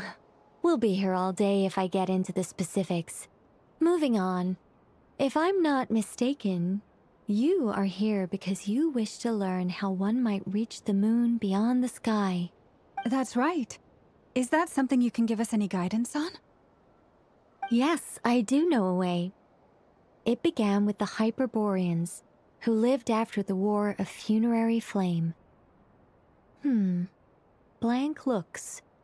Maybe I should start with the background of the war, or maybe not. It shouldn't be an issue. I'll fill in the gaps for you when we have more time. Anyway, after that war ended, the three moons retreated to beyond the false sky. The Hyperboreans were humans I once aided. They accepted the civilization and creations bestowed upon them by the angels. But despite accepting many blessings of the angels, many among them still held on to their faith in the moons. They were reluctant to accept the new order. Even after the War of Funerary Flame, they sought to contact the moon goddesses beyond the sky and receive their guidance. But all three had passed away by that point. This mage has a unique method of communicating. Is she talking about the moons? Yes, but they did not know. And so, still they prayed for the moon goddess's mercy. After building titanic structures that consumed vast amounts of Kuvaki, at last they glimpsed the moons and heard their voices. But of course, they were gravely disappointed. For it was then that they realized the three moon goddesses were dead. Oh, that's such a sad story. It is. Humanity was in a very sorry state at that time. The angels who had once aided them were gone, and the War of Funerary Flames had left them homeless and destitute. Just a second, I gotta ask. How relevant is all this history to the task at hand? Well, I mean, it's... Okay, it seems we've drifted into irrelevant narrative waters. It's been a while since I've had the chance to speak inside someone's head. As soon as I got started, I lost control, and the words just flowed out like a waterfall. What I'm trying to say is... Right, yes, that's it. The relevant part is the ritual created by the Hyperboreans. The fact that they bypassed the false sky and saw the true moons implies that they successfully built a connection between Tevat and the outside world. Which means, with enough Kuvaki and a sufficiently stable connection, it should be feasible to send one person over the border. Okay, so they built some kind of portal? Oh, yes. A portal. Yes. Is something wrong? You sound disappointed. I just didn't expect you to summarize it so well. It turns out I could have said all that in one word, if only I'd managed to think of it. No, please, it's fine. This is invaluable knowledge. I'll be sure to record and preserve everything in writing. Oh, really? Well, in that case, I suppose I could backtrack and add some more detail. I did gloss over a few things so far. Whoa, whoa, whoa, time out. Let's summarize what we've got first. The Hyperboreans were the last ones to use this method, right? So we somehow need to find whatever structure they built and make sure there's enough Kuvaki to power it up. Luckily, we have the moon marrow of both the eternal and iridescent moons, so we're all good for Kuvaki. Which means the key issue we need to focus on is finding the place. Am I right so far? Yes. Although I expect the structure is long gone by now. That said, what if we could take advantage of the phantoms to travel back to a time when it still existed? Well, travel back isn't quite accurate. It's more like we'd be creating a handshake between 2 points in space-time. We wouldn't even have to pick a time when it still existed. It could just be a time when it still appeared in phantom form via projection, or we could project our own phantoms, fold them together, and... You look lost. Was that too hard to follow? Yeah, things got a little, technical there. Paimon's brain is reaching capacity. All right. Let me think about how to put this more simply. Okay, got it. Over the next few days, I'll search for phantoms that we can use. Once I find one that meets the criteria, I'll let you know and we'll regroup. By completing certain rituals, specific individuals will be able to enter the phantom and make it to the Hyperborean structure. If everything checks out, and it looks feasible, we'll just need to wait for Moon Prayer Night, and we can send the Moon Goddess back home. I'm really skimping on the detail here. Is this making any sense at all? I think so. For now, we'll just wait to hear from you. Yes. Basically, yes. Great. Counting on you. In the meantime, we'll focus on finding the Moon Goddess's name. My name? Are they looking for a way to stop me from disappearing? Excuse me, Miss... Go on, Miss Nicole. This conversation was a little all over the place. I didn't catch your name. I am Lauma, of the Frost Moon Scions. Ah, I did wonder. I noticed that you listened very intently when I spoke about Hyperborea and the moon's history. If you'd be interested, I'd love to visit you this evening and go through it again in greater detail. Also, if you were serious about making a record, it would be too risky to simply write down the raw details as is.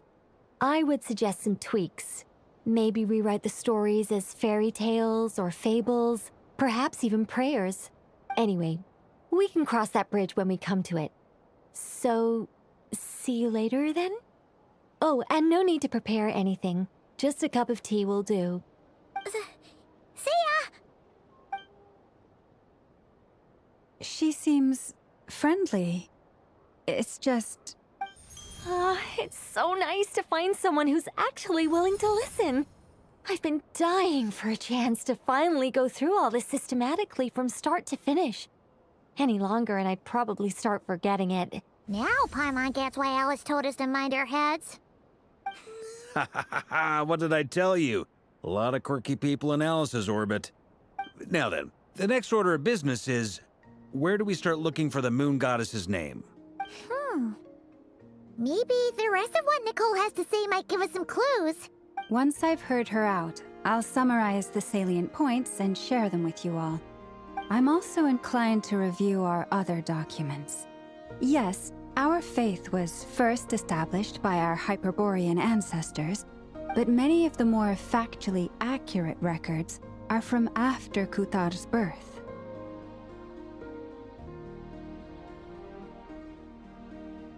Sounds like we're gonna follow Columbina's journey through Devat, huh? In that case, we'll start by heading to the Frostmoon Enclave. Sounds like a plan. Take this with you. I'll see about getting in touch with the Fatui. It'll probably just be Arlecchino and Sandroni again. They're the only ones who would want to help. Thank you, Mr. Varka. Don't mention it. Honestly, I'm more comfortable dealing with the Fatui than prying into the details of a young lady's childhood. Catch you later. I should follow them, just in case there's some way that I can help.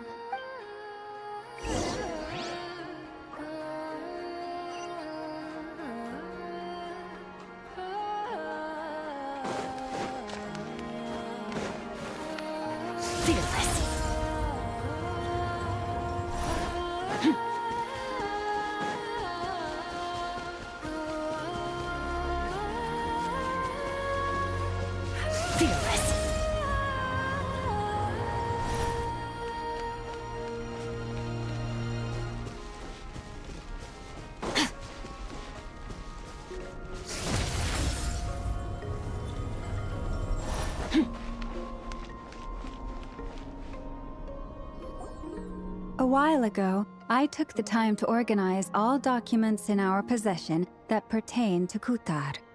What you see here is the material I consider reliable. You're saying there's unreliable material too? Yes. Most of the information we have was transmitted through an oral tradition. Inevitably, some of her stories were mythologized and deified over the years through countless retellings. That's why I organized them into reliable and unreliable. There's no sense seeking answers in history unless we can ensure the veracity of the historical record. Makes sense. All right, let's take a look through.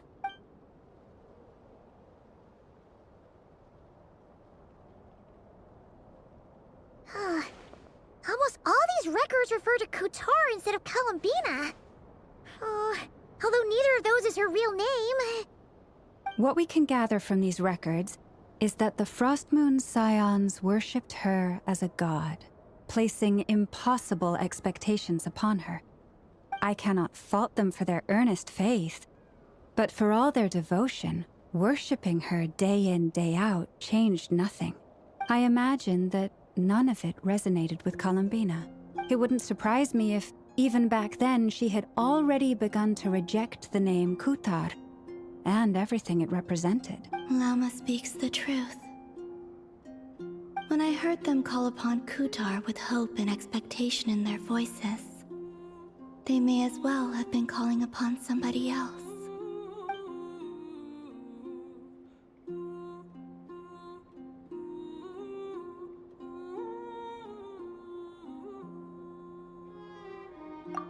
Well, that's a bit complicated. I looked at the level of detail, perceived authenticity, prose style, and how realistic their portrayal of Kuthar seemed to be. Amongst the Frostmoon Scions of today, only I know of her existence, and I alone have spoken to her face to face. As such, I know that there are certain things she simply would never do. That being said, I have sensed some changes in her lately. Changes? Me? Seems like this is getting us nowhere. For what it's worth, why don't we check the unreliable sources too? Sure. Give me a moment.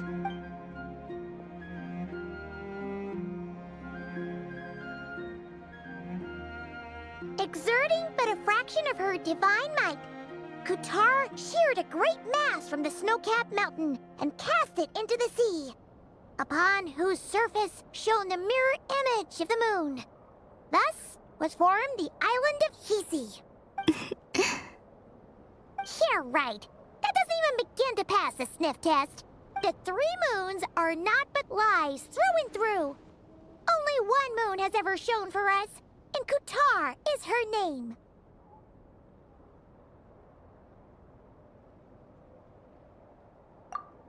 The vast majority of ancient texts are filled with fanciful tales like these.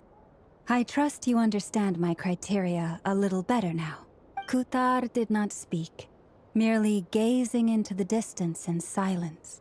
And where her gaze landed, this was her prophecy.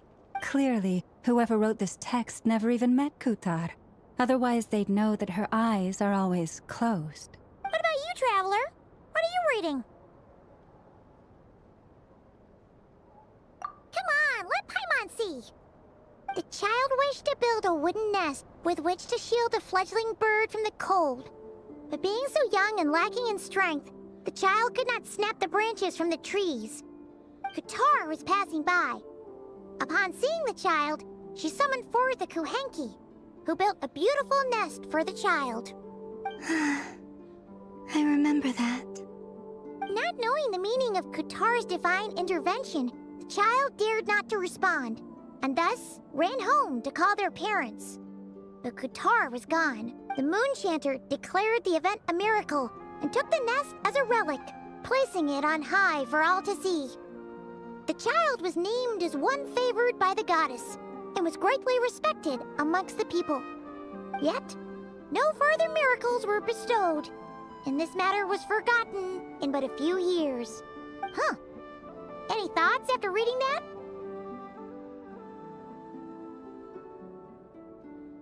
Yeah. Columbina probably just wanted to join the kid in making nests. Ah. I'd originally considered this a fabrication, because Kutar did not perform any similar actions in subsequent records. But now that I think about it, it does seem like something Columbina would do. It's just that...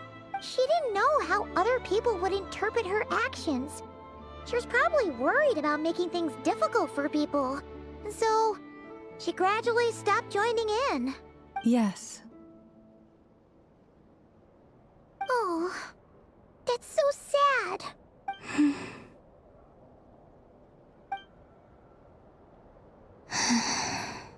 And now, I can make no such gestures of warmth, even if I want to.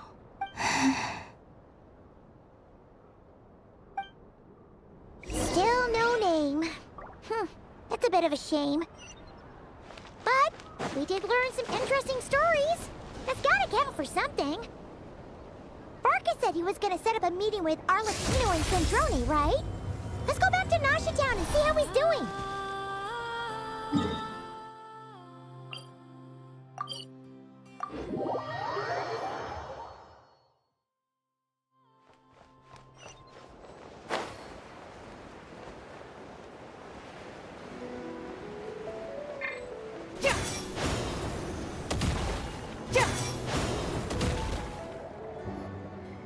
Let's see.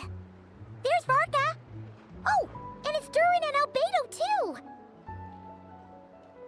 Yeah, this is pretty much the same place we bumped into each other last time. I convinced them to stick around a little longer. We were all waiting on people, so I figured having a little company would help pass the time. Ah, so you've been waiting for us? Does this mean that you've already arranged things with the Fatui? Sure does. Now you're back, we can go meet up with them together. How'd your investigation of the Frost Moon Enclave go? Well, we didn't find out Columbina's true name. But apart from that, it went pretty well. Aha, just as well that I didn't tag along then. I'm sure our moon goddess wouldn't want every man and his dog knowing all about her private life. Still, desperate times, desperate measures, I guess. Someone had to do it. So, Varka was waiting on us, but what about you two? Are you waiting for Alice? Oh, no. We already met with her. We discussed that experiment I mentioned to you last time. Oh, and she also handed me this communication device.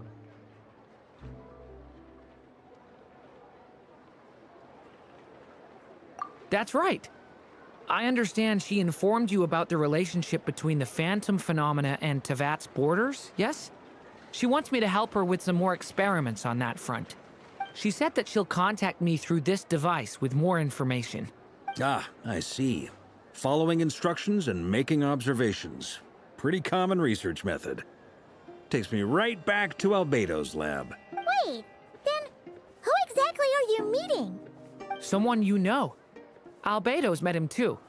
But I don't think Miss Lauma or the Grand Master have been introduced.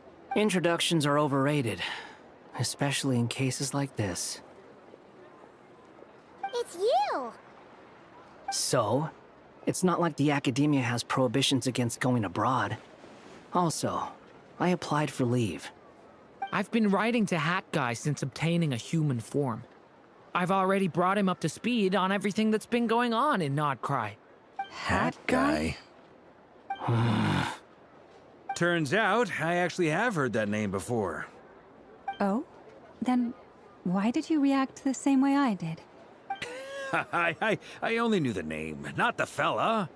But since we're all here, let's do some introductions for what it's worth.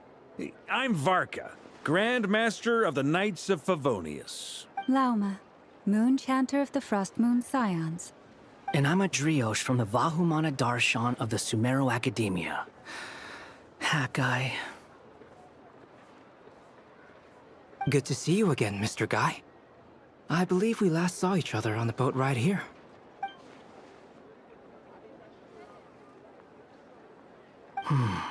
Mind you, the only reason I came here is because there's someone I want to look into. Who's that? The Doctor, also known as Dottore, second of the Fatui Harbingers. From the tone of your voice, it sounds like there's bad blood between you. I was reviewing our archives and noticed that a lot of information about him was missing. Left a bad taste in my mouth. That's all there is to it. Dottore, or Zondique, as he was then known, once studied at the Academia, but he got kicked out before he could graduate.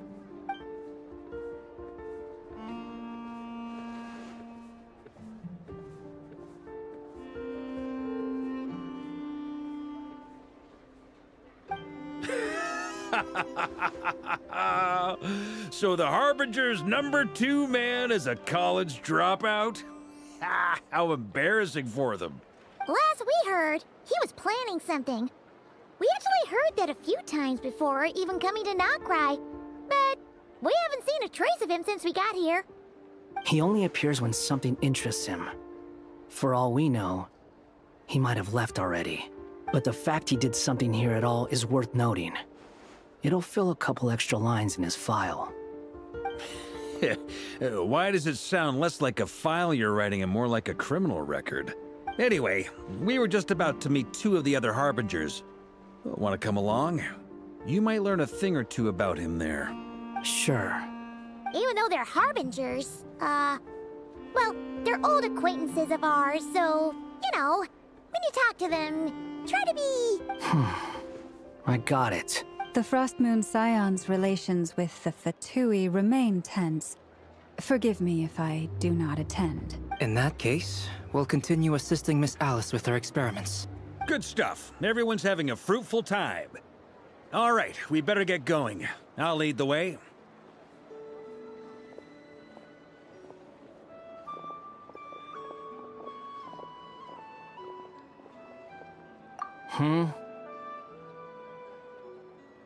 Well, yeah, that's obviously part of it. But I'm not the only one who has a score to settle with him.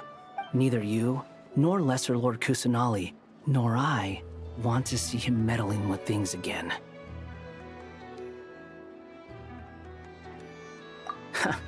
What's the hurry? Don't worry. Pigeons always know which way home is.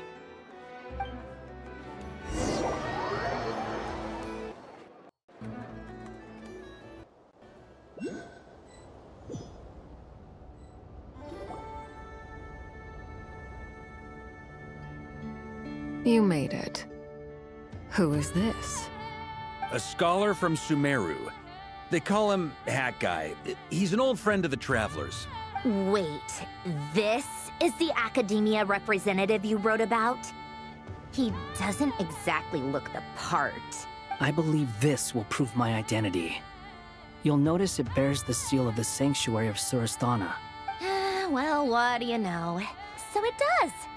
All right then. My mistake. It's fine. I expected as much. What? So as I mentioned in my letter, the Academia's got its eyes on Dottore. But this matter remains top secret. Apart from those assisting in the investigation, the fewer people who know, the better. If anyone asks, I'm here in Nocturne to pursue my personal academic interests. Gotta say, Barca, you did pretty well to keep all this under wraps for so long. Sounds like you got in touch with the Academia about this way back. Haha, you flatter me.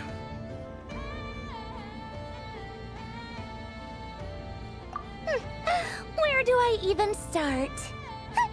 Remember that time we fought Rerir at Star Sand Shoal? He sure let me have it then, didn't he? I'll bet Dottore had that all sketched out, with me as his convenient little pawn. He could not care less about us if he tried, but hey! The feeling's mutual. Does Dottore really strike you as the sort who values his relationships with his colleagues? Fair point. Definitely not. Which is why I always keep my guard up whenever he starts making suspicious moves. To that extent, our motivations align. On top of which, I consider you trustworthy people. Now, back on topic. In the wake of the Reikir of Solnari episode, Sandrone and I grew suspicious about Dottore's complete inaction during the entire affair. So we tried to find out what he'd been up to, but unfortunately to no avail. He never lets anyone in on his plans. The more he cares about something, the more secretive he gets. Indeed. Perhaps he believes that by keeping a low profile, he can avoid trouble. But that trick isn't going to work on his colleagues. Yeah, I mean, he's been researching the ancient moon's remnants. And he's been trying to get his paws on the moon marrows. Only an idiot would believe he doesn't have something more planned. With this in mind, I returned to Snezhnaya and relayed my thoughts to Her Majesty the Tsaritsa, entreating her to have him recalled. That's pretty direct. Did the Tsaritsa agree? Yes. I made it abundantly clear that the Fatui's business in Nocturne is almost concluded, and we do not need 3 harbingers in this territory. Her Majesty concurred. Accordingly, Dottore has returned at her orders. I imagine he is continuing with experiments, which no one besides he would ever have any interest in. Common sense might mean nothing to him, but he's not stupid. He knows that no good can come from opposing the Tsaritsa. Smarts alone won't get him all the way. He needs the Rooster's resources and Regrator's Mora, both of which the Tsaritsa can strip from him by waggling a finger. But doesn't he have a track record of publicly following orders while going against them in private? He probably has it down to a fine art by now. Wouldn't put it past him. We worked together on a research project once. Only briefly, but it was enough to show me that we're fundamentally different people. He has no interest in doing things methodically, stage by stage. His thoughts jump all over the place, and the moment his curiosity is satisfied, or he gets the results he wants, he disappears. The only similarity we share is that, once we set our minds on doing something, we will see it done. Whatever it takes. Well, we definitely saw some of that in your battle with Rerir. You got so competitive. Ugh, do not remind me. Then I believe we all concur. Dottore will not simply give up. Fantastic. Now this is turning into a whole day of unpleasant memories. Ugh. Are you talking about the moon marrow stuff? He also strikes me as the kind of person to disregard experimental regulations, ruin all the equipment, and go way over budget. Then leave the first person he can find to deal with the fallout. Exactly. This one time, he was running some high-temperature experiment and the substance exploded. But does he care? No. He orders his subordinates to open the device so he can observe the results, which causes the gas inside to leak out. That gas was poisonous! If I hadn't been there, who knows how many people might have died. And after all that, he left while I was still cleaning up after his mess. What a waste of time, he said. Waste of time? The nerve! He wasted my time! You've been bottling that up for a while, huh? Hat guy, I must say, you seem awfully familiar with internal Fatui affairs. Especially when it comes to Dottore. Thank you, Lady Harbingers, for providing such valuable information. I have no other questions for now, so I'll be on my way. Wait, what? You're just gonna leave? You're welcome to join if you want. Ugh. Just when Paimon thought he'd finally mellowed out. He makes quite the impression. I'll say, I've met tons of headstrong people, but not many of them would join me in bad-mouthing Dottore. Anyway, back to the main agenda. Barca, you said that Columbina has gone missing? Or rather, disappeared. Yeah. We're working on building a connection between her and this world. The simplest method is to find out her real name. I've actually asked her that question before, but she said she didn't know. Considering our relationship, I doubt she was lying to me.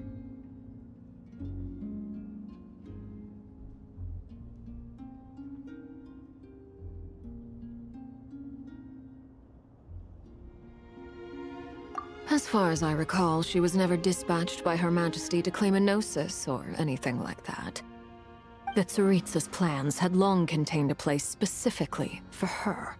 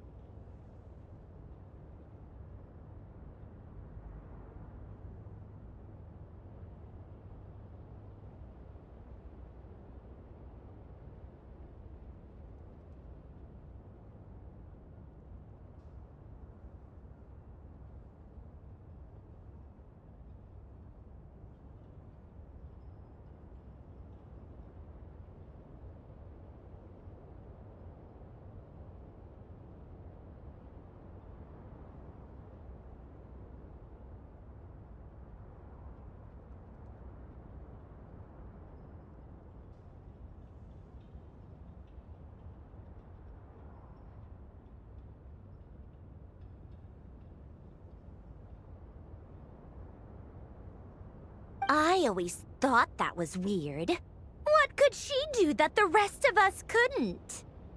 Knowing what we do now, it's probably something related to Kavaki, right? More than likely.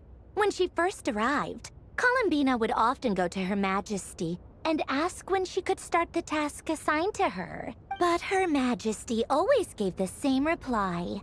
The time has not yet come.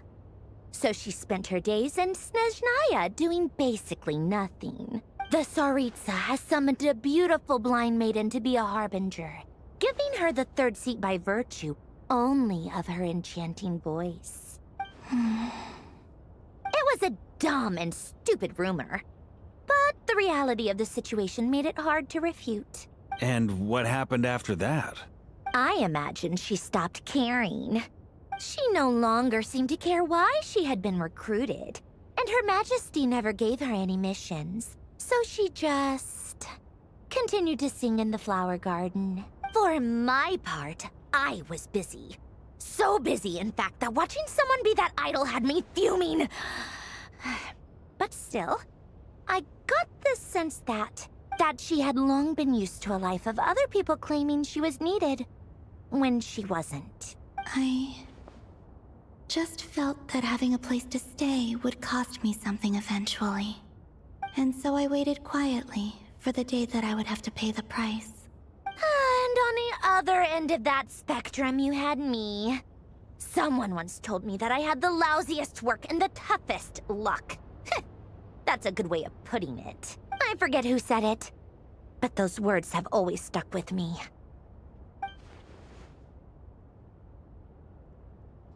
But you've done your job exceptionally well all this time. Because at heart, you are a conscientious person. What is it? Something come to mind?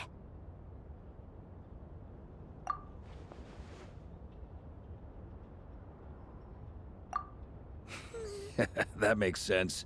Nothing screams you are needed like your name shouted from across the town. Well, good luck with it.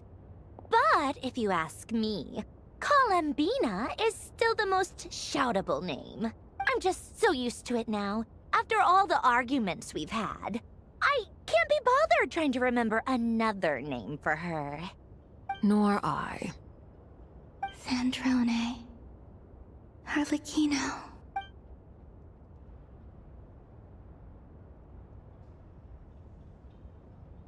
Huh! It's a Sealy! Does that mean Nicole has news for us? Ladies, I thank you for your hospitality. If the chance ever comes up, I definitely owe you both a drink sometime. I'm sure it will. You can make your own way out. Heck, you've been here enough times, you probably know your way around better than I do.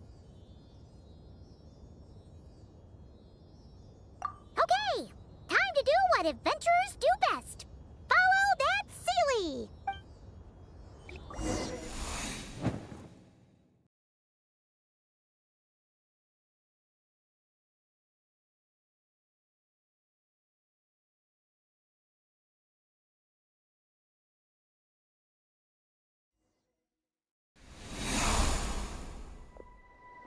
Here you are.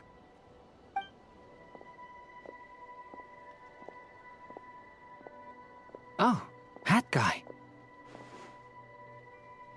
How come you're back so soon? Did things go all right with the Fatui? Fine. Dottore been summoned home by the Tsaritsa. Couldn't get much more than that. How about you? Any progress with the investigation? Unfortunately not. We've tried everything. Different phantoms, different locations, different points in history. But the results are the same each time. Abyssal monsters roaming the land. People crying out in despair, with no hope of being rescued. Every time I see it, I can't help but think, is this what it was like in Mondstadt when Dragonspine Durin attacked? And if I fail in the task I've been given, will I create yet another tragedy? That's just meaningless speculation. When we encountered similar phenomena previously, I tried to interfere with those illusions, using sounds and lights to guide them. However, we could not change their fates. At most, we were able to extend their existences.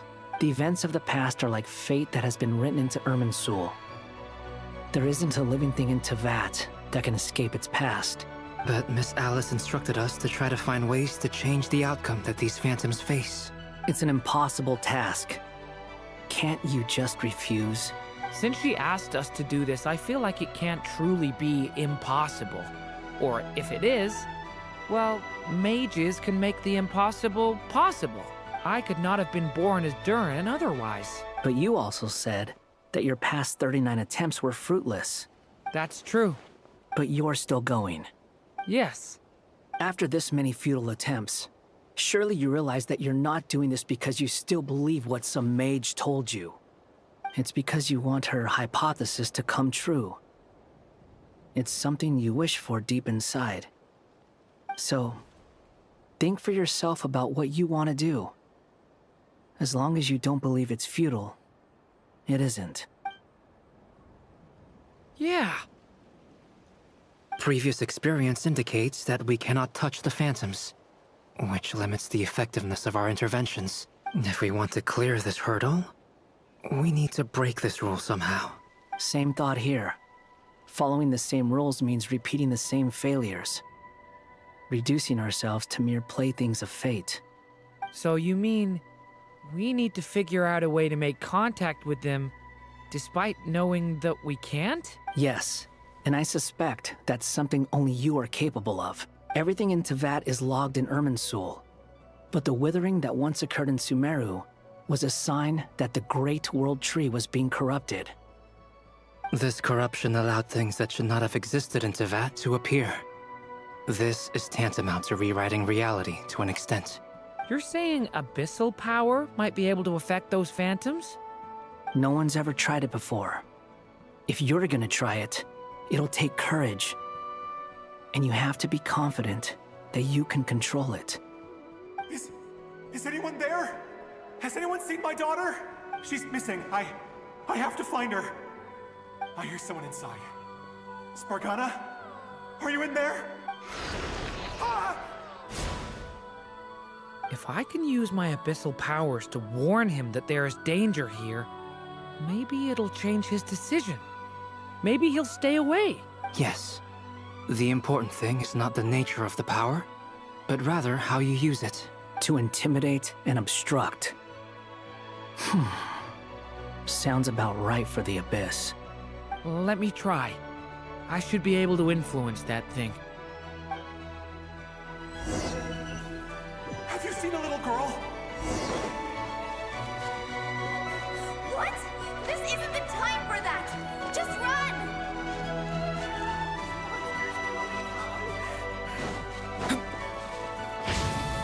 Flowering club! There's someone inside. Spargana? Are you in there?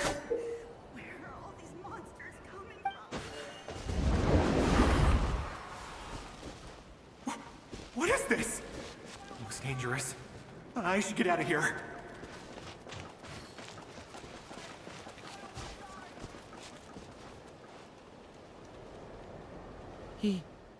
He really left. Ha! We did it! Don't celebrate too soon. Follow him. See what he does next. Monsters approaching from the front. You need to stop them and create an opportunity for him to hide.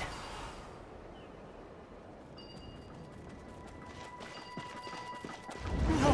There's monsters ahead!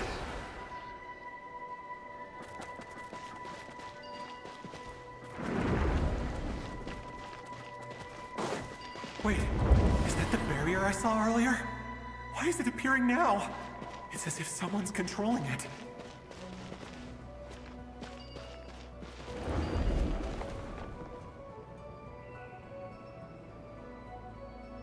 The monsters are gone.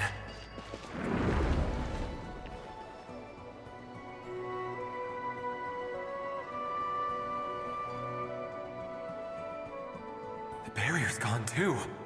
How odd. Anyway, I guess I'll keep going. Quickly, let's keep up.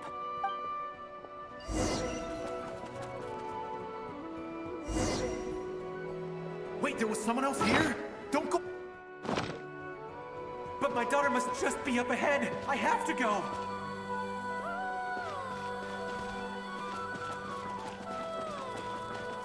This way's blocked.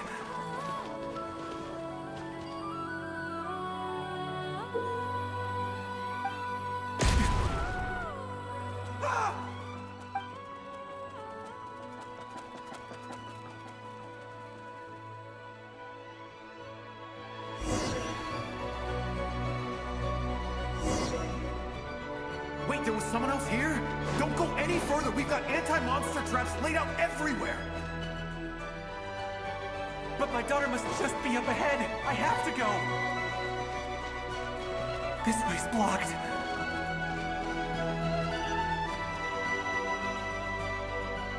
We might be able to use the explosives over there, but we need to take care not to hurt him.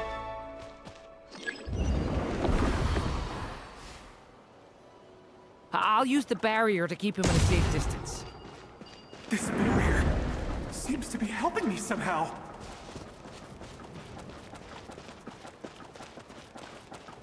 Hey, hey, wake up! Oh, no good. Gotta keep moving ahead.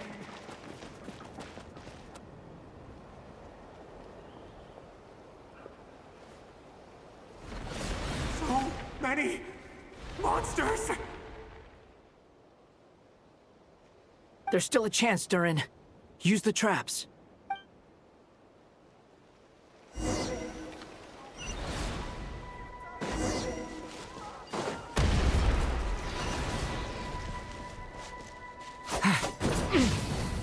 Thunder! Help me!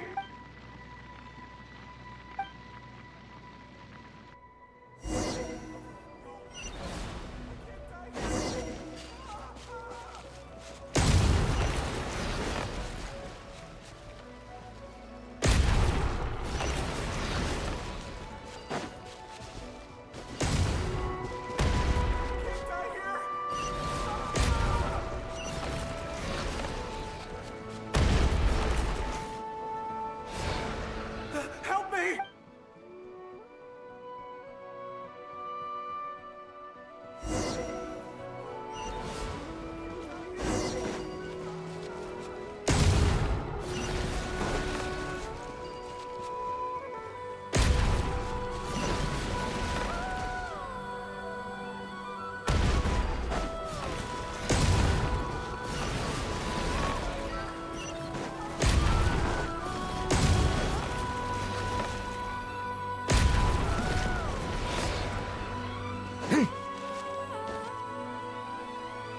This is a new development. I've never seen this happen before. We might just be able to save this person.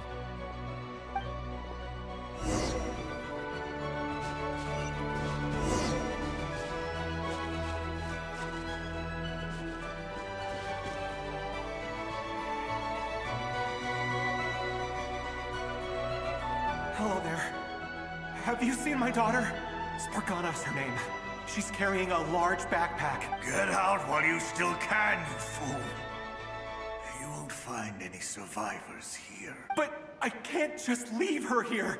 She must be so scared right now. Sorry. Wish I could help, but I haven't seen her. You'll just have to keep looking. Okay, thank you. If I do find her, I'll get her to shelter and come back for you. Don't bother. I've got nowhere left to go. What's that noise? Monster! No, if he goes inside, he'll be walking into a trap. Let's try this once more. This time, we have to stop him.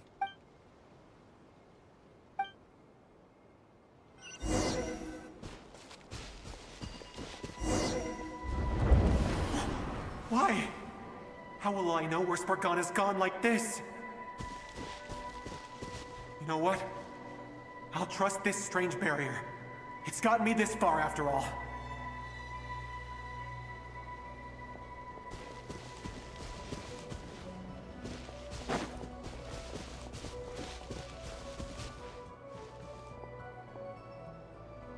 Spargana, are you there?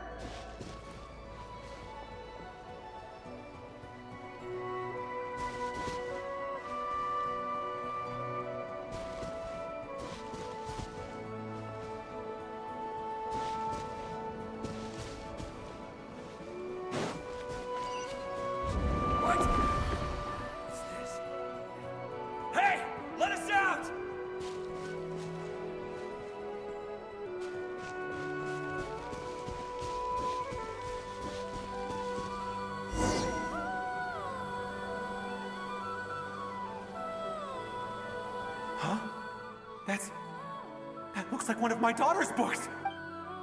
Oh, thank you. Thank you. Yes, it's one of hers for sure. That's her name on it right there. She left her backpack here. Durin, just like last time. Use the explosives.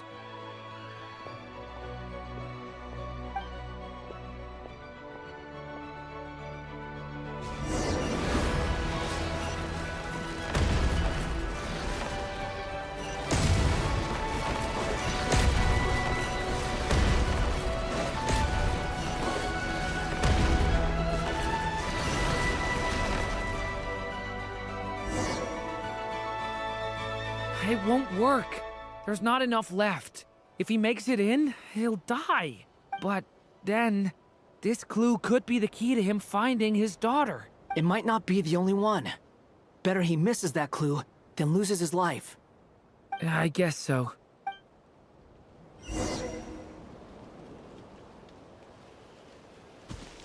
Stop him, Durin. We can't let him get any further in. That's my daughter's book! She's passed this way! Why? Why won't you let me go in? I've searched and searched and searched just for this! But how will I find her without any clues? I no longer have anywhere else to go.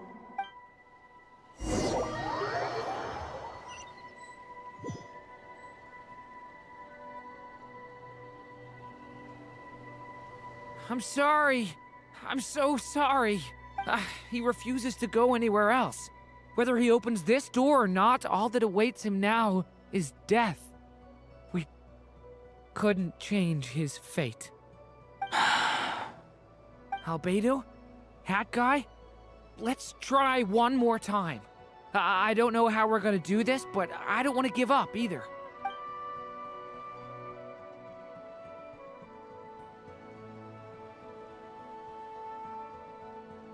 Why am I here? What's going on? All these scenes running through my head. Where are they from? Huh? What's going on? His reactions have changed. How many times have I... What's happening to me? Huh? Wait, who are you?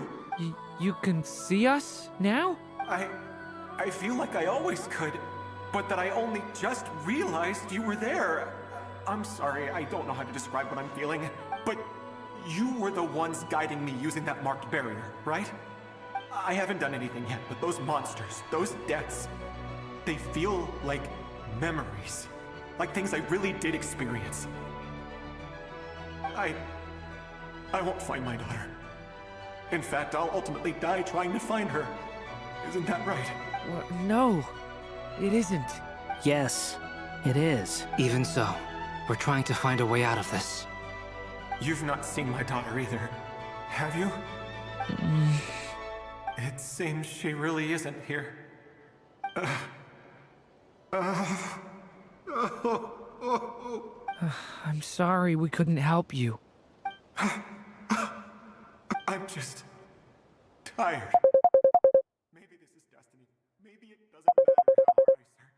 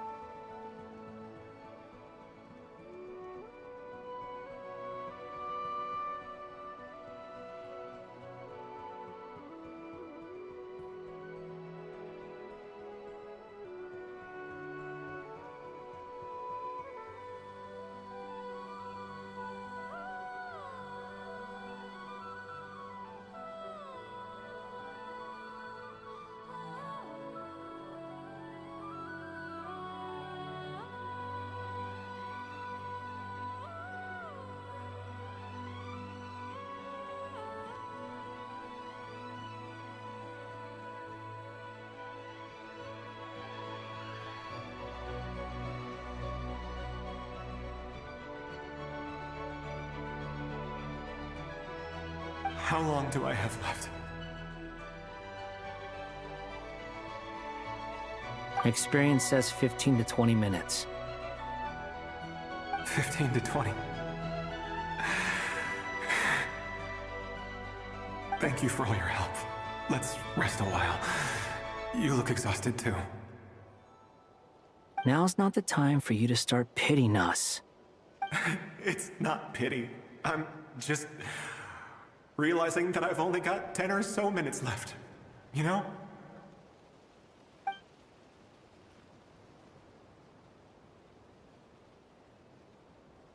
You say you're from Mondstadt, yes? A place with windmills, where people enjoy limitless freedom? And you're from Sumeru, where they've built an academy into a giant tree? Yes. It seems you've never heard of either place. Those names are unknown to me, I'm afraid, yes. Have you heard of Hyperborea? I have, but I heard that it was destroyed in the distant past. I see. That was where my ancestors once lived. What about Delphi Pytho? Was it later rebuilt? I've never heard that name. Then what about Sal Vindagnir? I have seen that name on stone tablets on Dragonspine. But I'm afraid the only things left of that place are its ruins. I see. Sure enough, there was no way to turn this around, huh? I'm sorry. I was the one who asked to chat, but it seems like we're too many ages apart. There's barely any common ground to start from. It's all right. We did hear something new, at least. From how you speak of your lives, things must be going all right for you, I guess. They are. Mondstadt is a place of freedom and happiness. There's a lot of good people in the church and the Knights of Favonius, and even outsiders find that it's an easy place to feel at home. We have festivals a few times a year. Everyone gets together to drink, sing, and be merry. Sumeru is a lot more uptight. Not really the kind of place where you can relax. It's a nation fraught with problems wherever you look. But if all you want in life is to seek knowledge, I guess it's pretty much paradise. That's wonderful. In other words, after this all-devouring black tide passed, humanity did not merely avoid extinction, but rose to build prosperous civilizations anew. I mean, I can see you all right now. That must mean the future isn't a total mess, right? That's true. Well, time's almost up. Let's part ways, I think. Might be best if you don't waste too much time on me. The chances are slim, I know, but I'd like to spend these last few minutes looking for Spargana. If things work out, I'd love to tell her about what I've heard. May we meet again. Well, or not, most probably. In that case, may your wishes come true.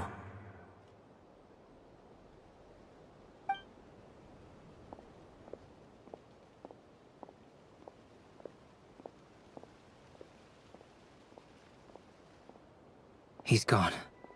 In a few minutes, he will meet the end that was his to begin with. The ending of this tale did not change, but I believe that we've just made the most progress we have yet. May your wishes come true. If only it were so simple. Hat Guy, could I ask you a question? You've never talked about your past.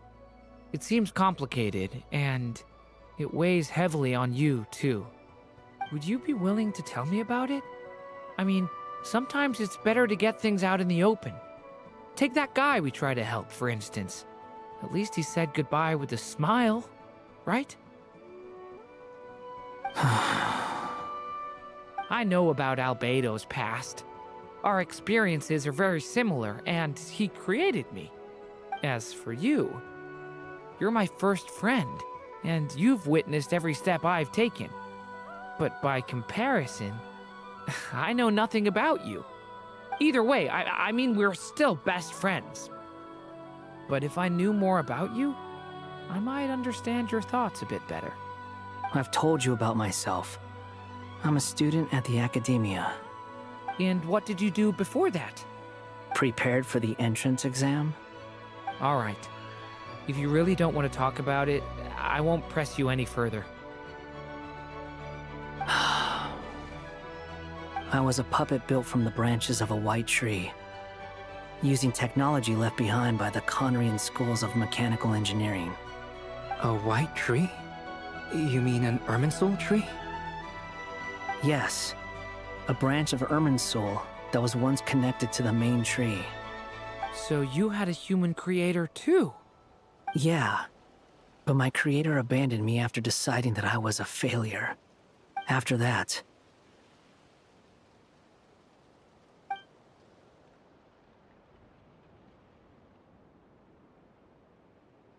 Durin.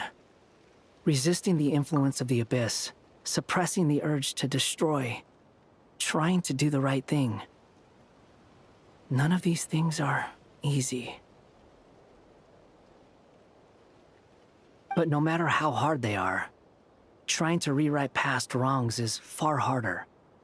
You asked me if you would create a new tragedy if you failed. I told you there was no point speculating about that. But the real answer is, yes, you absolutely will. That guy. But at least you've got people here to help steer you away from the wrong path. So, just keep aiming towards the light. I will. I promise. All right, break time's over. Hello? Durin speaking. Hello, friends, it's me. What have you been up to, I'm detecting some unmistakable fluctuations here at the border. The amplitude isn't particularly high, but they're completely different signals from the ones before, and the scale is comparable to those I've detected previously. Alice, we were unable to save that person. However, he appears to have retained a portion of the memories gained through that cycle, and was able to hold a conversation with us. I see. Well, that is rather odd indeed. It definitely merits further attention. Could I trouble you to keep trying the same approach? I need to gather some more data. Counting on you. I should probably have Nicole come and check this out as well.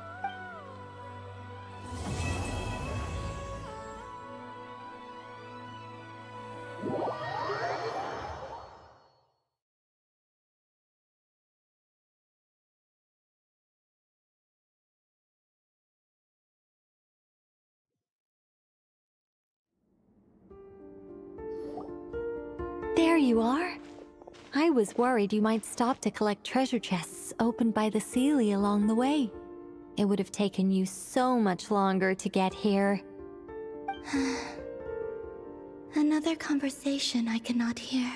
I am delighted to see that you understand what takes priority, and that your adventurer's instinct has not swayed your resolve.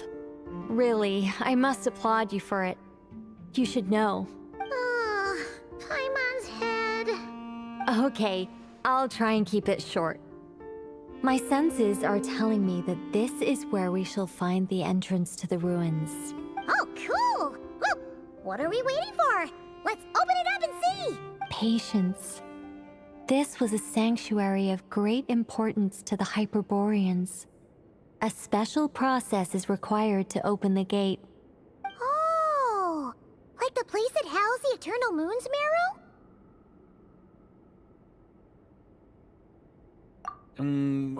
Okay, so what's the plan? Need us to do anything? And just the short version, if you can. Ah. All right then. I was planning to start with some background on the invention of these techniques. Are you sure you don't want to hear it? It's quite informative. Remember what you were saying about priorities? Fine. Simply put, we need 3 human representatives to successfully undergo a process of Kuvaki resonance. Think of it as a test from the 3 moon goddesses to see if the entrants are qualified, with the most recognizable qualification being Kuvaki. Pretty sure Lauma would ace that test. Oh, wait. but we need 3 people. I also have no doubt that the Moon Chanter would be qualified. But we would need 2 other people with the same constitution. Therefore, the most feasible method is not so much to follow the rules, but to figure out how the test functions and find a workaround. I've done some research, and it turns out the mechanism is rather crude. We'll simply need humans to stand before it who have sufficient Kuvaki energy within them. I'm with you so far. How do we get the Kuvaki in them? The easiest way would be transfusion. Take some Kuvaki from Nodkrai's soil, put it into the bloodstream, and get it circulating in the body. So we're going to cheat on the test? Precisely. There are other methods, but this is the simplest one. Cheating the system is much easier than trying to hide from it. Huh? Ah! Sorry? Does the idea of cheating upset you, Miss Lauma? No, that's not it. I suddenly had an idea. Oh, what is it? It's about Moon Prayer Night. I figured out a way for Kutar to join in the festivities. Huh? But as Paimon said, we need to have our priorities straight. Let's get back to the test. I'll follow up with Nefer on the festival arrangements. Oh, okay. Anyway, is this really the best method we have? A Kuvaki transfusion sounds dangerous, no matter how you slice it. If you think that's dangerous, wait till you hear the other methods. I'd be more than happy to go through them if you'd like. There are several. No need, we're good. Let's go with this one. Very well. Kuvaki transfusion it is. Now, I should mention that the risks can be greater or lower depending on individual compatibility. It would be rash to simply infuse the Kuvaki and hope for the best. If the body rejects it, the reaction can be quite severe. The symptoms are similar to another condition that some people living here suffer from, known as congenital Kuvaki sensitivity. So, before we execute our plan, I will perform a simple test of my own to see who is compatible and who is not. Once that is done, we will have to complete the resonance process as rapidly as possible. The participants must remain stationary while the Kuvaki circulates and bonds with them, and they mustn't eat or drink anything. What? No eating or drinking? That's some hardcore fasting. They'll all be monks by the time they're through. 3 days. Oh, that's so long! And we still need to find 2 more people who are not just compatible, but also willing to volunteer. Fasting? What are they talking about? Really? Don't you want to think this through? Haha, count me in too. 3 days without food? I can handle that. Miss Nicole has made it clear that this is the easiest way. The way I see it, there's nothing else to discuss. It's time to step up.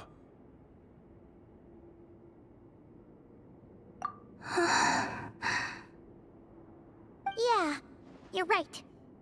In that case, Paimon volunteers to be Captain of Logistics.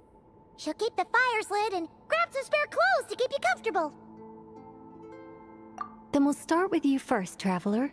Please step forward.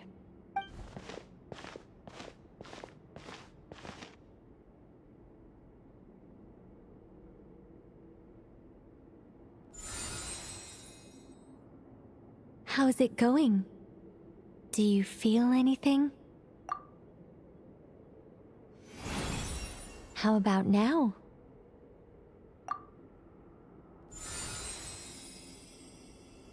And now?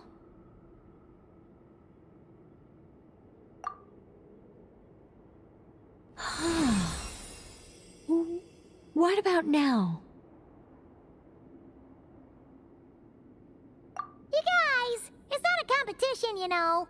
All right, I'm officially impressed.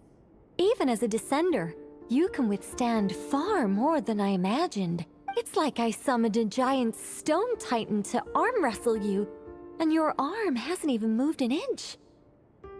In my last attempt, I infused 5 times the amount of Kuvaki required. Yes, Safe to say, compatibility won't be an issue for you. You're eligible to join. You're next, Mr. Varka. Sure, here goes nothing. All right. I'll start where we left off. 5 times the required Kuvaki dose. Whoa, whoa, whoa, hey, wait a minute. How's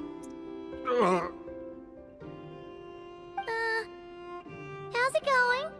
Ooh, no, not great. I kind of want to puke. Feels like I've been drinking too much. A few bottles of wine, then a big stein of Dark Horse. With some hard liquor from Liyue mixed in.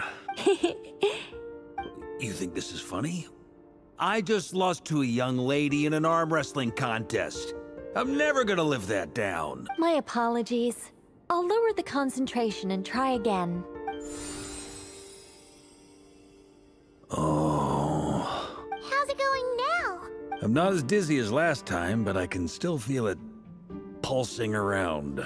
In that case, you wouldn't be an ideal choice, Mr. Varka. Let's try someone else. Okay. Let's go ask some of our other friends then.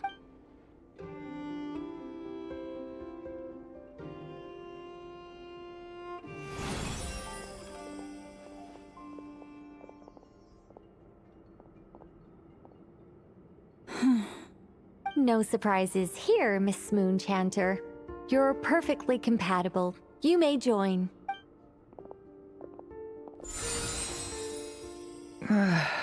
I'm getting a slight headache.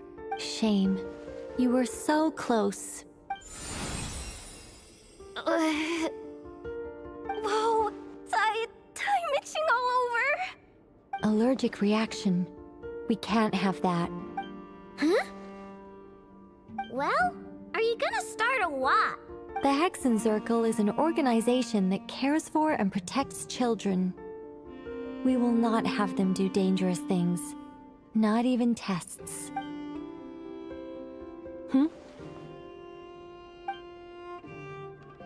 Is something the matter? The candidates have to be human. I guess that rules me out too. Huh. Everyone except the Moonchanter got beaten. Guess I don't need to feel so bad after all. I mean, looks like this isn't gonna be as easy as we thought. Perhaps I could ask for volunteers among the Frost Moon Scions. I'll see about talking to some trusted Lightkeeper colleagues. Itlua springs to mind. In fact, I think we had some former Frost Moon Scions join our ranks recently. Can you give me the scientific explanation for how the test works? I can probably make some kind of test bot. Then we can just zip through Nasha Town, going up to people and pressing a button to check their status. Wouldn't that be way easier? No. Wow! No elaboration for once. How about I contact the Knights of Favonia's garrison in the Wave Chaser plane? Shame that Lohan's already left. And that guy's even tougher than I am. Strange. The Moon Goddess is clearly revered by many people. So why is she on the brink of disappearing? She mentioned that the world has rejected her from the very beginning. And when we fought the Reikir of Solnari, it seemed like she exhausted her power for our sake. Also, Paimon's not sure revered is the right word for how people feel about her. Gratitude, certainly. For my part, anyway. It's basic reciprocity. She helped us, so she deserves our help in return. Yeah. Even though she looked like she didn't care, she still saved a ton of people, including me. A review of the relevant data leads me to conclude that Miss Columbina is a good person. Yep, you bet! They really think so? I'm super surprised that Columbina isn't her actual name, though. I think it really suits her. It's light and graceful and... yeah, just a really pretty name. I know, right? Unfortunately, that's not our decision to make. Columbina. That was the code name the Fatui gave me. But it also came up in the song I heard when I was born. But... is that really all there is to it? What do I truly think of my own name? Is there anyone left who will still call me by that name?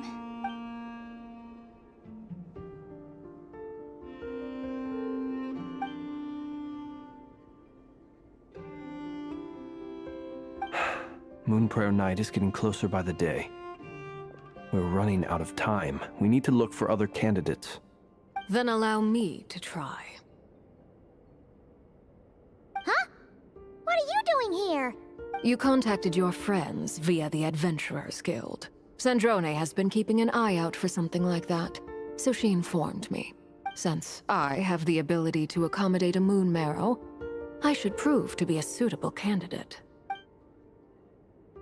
Arlecchino. When can we begin? I see. We can begin right away. How was it? Did you feel any discomfort? Not at all. Then it seems we shan't need to look for additional candidates after all. Great! Cool. All right, like Paimon said, the rest of us can take turns making sure the three of them stay warm and comfy. Then, my job is to take care of the caretakers. I will ensure everyone receives food and accommodation. I'm ready as well.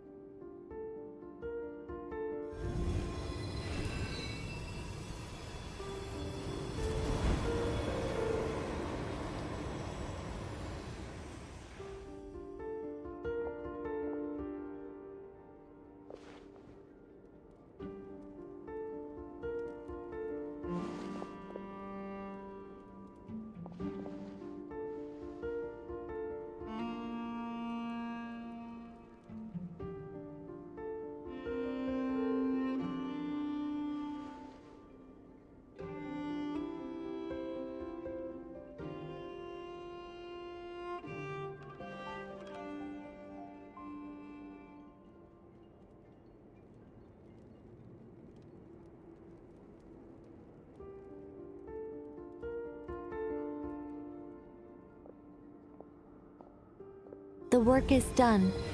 The sacred scroll shut. The stars grow dim, the people silent. The white sun sets, the silver moon rises. O path to the temple, appear now before us.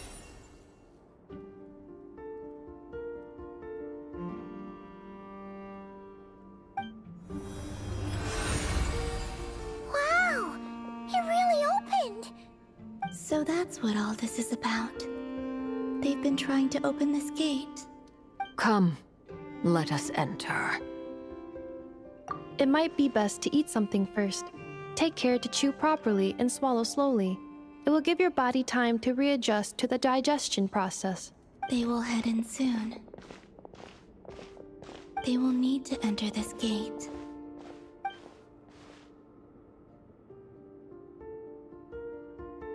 Huh? I cannot pass through. Is it because I have no physical body? It has been 3 days. My strength is all but completely faded. Can I really hold on until Moon Prayer Night?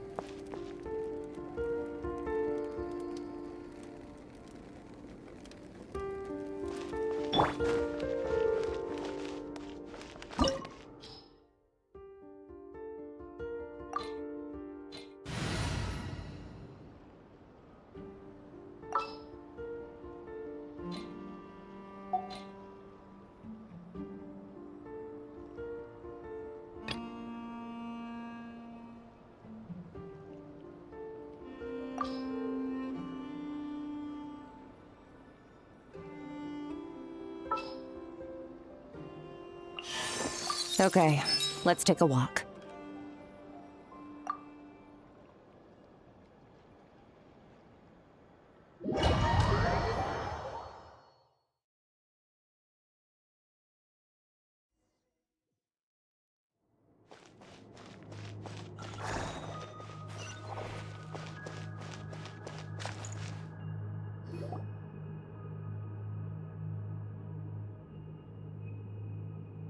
Are these people... Judging by their clothes, they appear to be phantom Hyperboreans from the distant past. That could mean they have some clues about the moon goddess's name, right?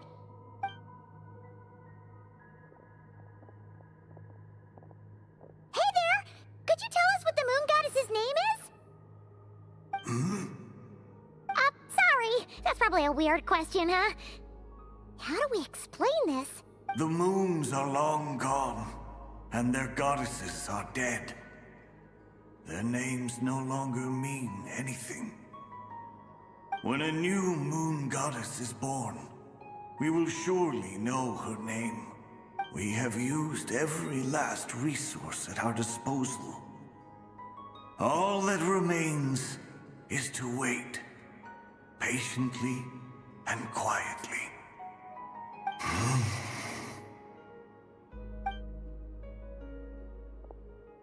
Were the people of the past all this devout? It looks like this phantom doesn't intend to converse with us any further. Surely the new moon goddess he speaks of must be Columbina. Alas, Kuthar's birth came long after the age in which he lived. But, maybe if we find a phantom from a more recent age, they might know Columbina's real name. True. Keep an eye out. We should be able to tell which era they're from by the clothes they wear. Yeah, you've been pretty talkative this whole time. What changed? Oh, nothing. I'm fine. You all make good points. When the Hyperboreans speak of moon goddesses, they mean the three from truly ancient times.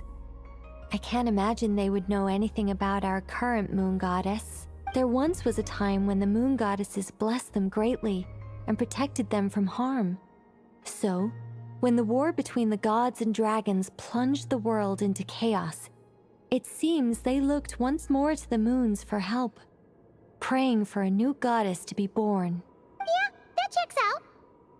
Let's continue on. Who knows what else we may discover?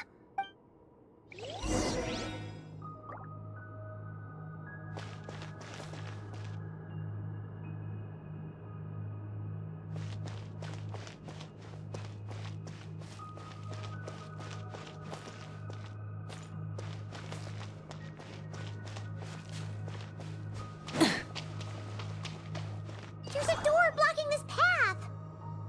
Not a problem. Try this.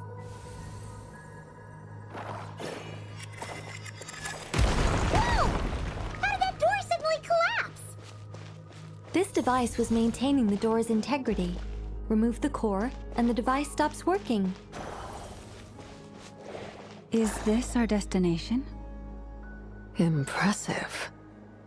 More precisely, this is a device that will help us reach our destination. Let's go. We still have a long distance to cover.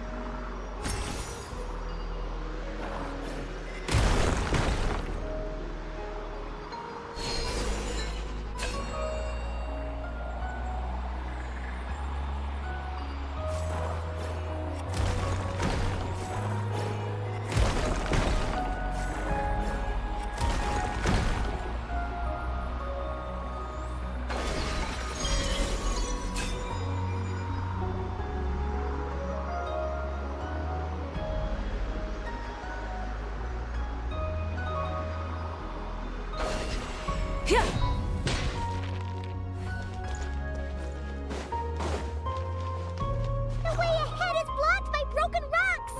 Oh. Let's try that device again. Remember the door from earlier? So it works in reverse, too!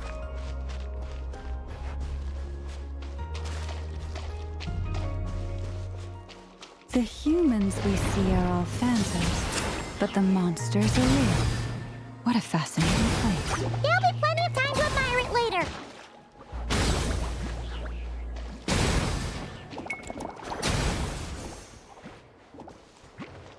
Burn it down!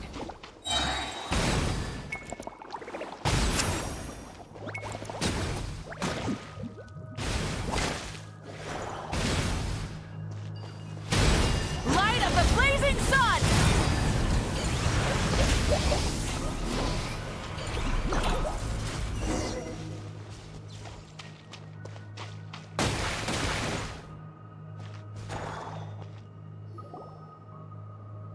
Ooh, there's a whole bunch of artwork in here. Seems pretty old.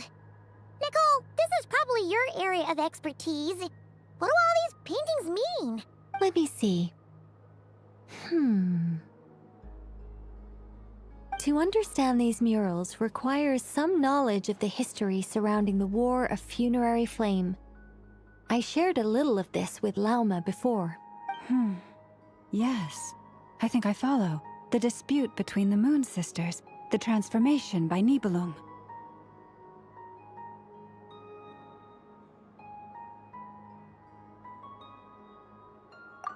Oh no, it's no trouble. I'd be delighted to share the tale again. Alright then. Tevat's 3 moons and their goddesses were brought into being by the will of Nibelung, the then ruler of Tevat. But when the heavenly principles came, they changed the world completely, down to its very foundations. The moon goddesses were nowhere near strong enough to challenge this entity. But the heavenly principles did not view them as heretical entities that had to be removed. Essentially, the 3 moons existed to keep this planet alive and operational, which did not directly conflict with the heavenly principles' aims. Nevertheless, the inherent precariousness of this arrangement would soon be revealed. Nibelung returned, yes. He did, and thus began the War of Funerary Flame, a battle for dominance between Nibelung and the heavenly principles. Discord would soon emerge between the 3 Moon Sisters. One would voice the opinion that they should follow Nibelung, for it was he who first hung the moons in the sky. Another would argue that taking sides in the conflict would only bring the world closer to ruin. There was no telling where it would lead, especially since their creator had returned, bearing the perilous power of the Abyss. Nibelung would eventually discover their disloyalty. He had all 3 imprisoned before transforming the moons into weapons with which to fight against the heavenly principles. What? Weapons? Yes. The very moons that had once defended the planet became instruments of death and destruction, striking terror into the hearts of all living things. And although the heavenly principles and the 3 Moon Sisters had once been at peace, it now seemed that the moons posed an unacceptable threat to Tevat. It is possible that the heavenly principles did not know of the goddess's imprisonment. If so, the weaponization of the moons would surely have been viewed as an intentional breach of the peace agreement. Regardless of who knew what, when, the heavenly principles shattered 2 moons and flung the other beyond the skies. Whether the goddesses managed to escape Nibelung's captivity after his fall, nobody knows. But this much is certain. From that day on, the moons no longer belonged to Tevat. The rejections slowly drained their power until eventually they passed away. So that's the full story.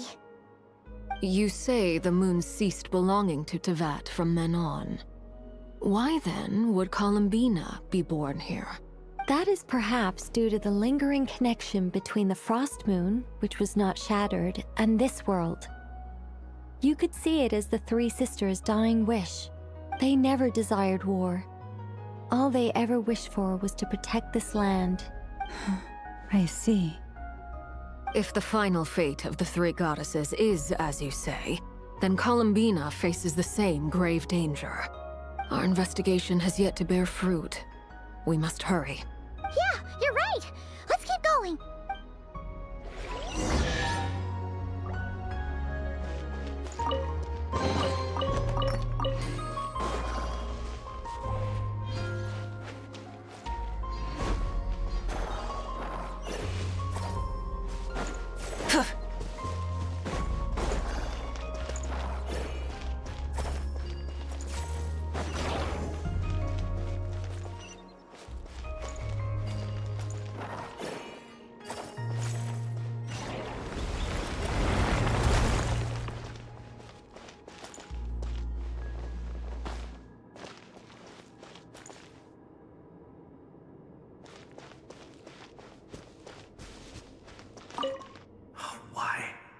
Why do the creators of this world no longer show mercy upon their people? Remember his words.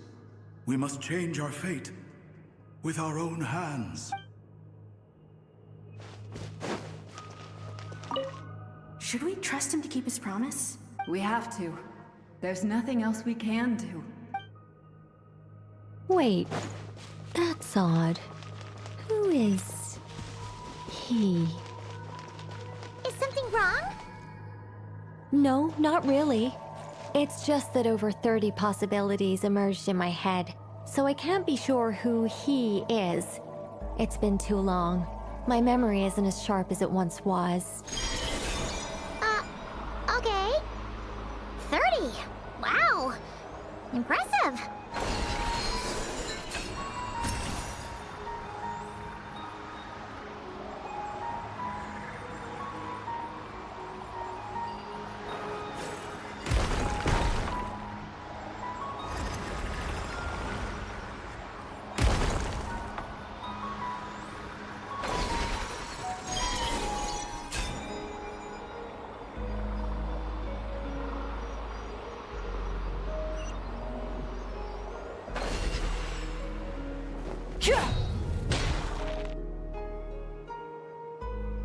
We're finally here.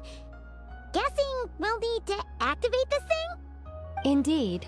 I was a little worried about that at first, but as we got closer, I sensed that the Kuvaki within it flows unimpeded. It should be functioning normally. The only issue is how to activate it. It's looking a little worse for wear. What about the cores from some of the other devices we've seen? Can we repair it using those? In all likelihood, yes. I imagine that would have been the Hyperborean's backup plan. Let's look for some cores.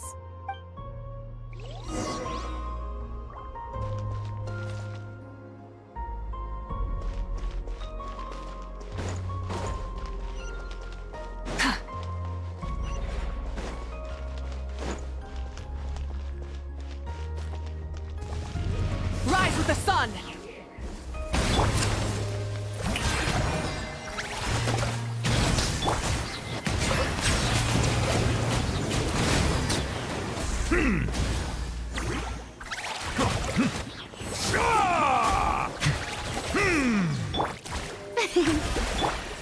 Light it up!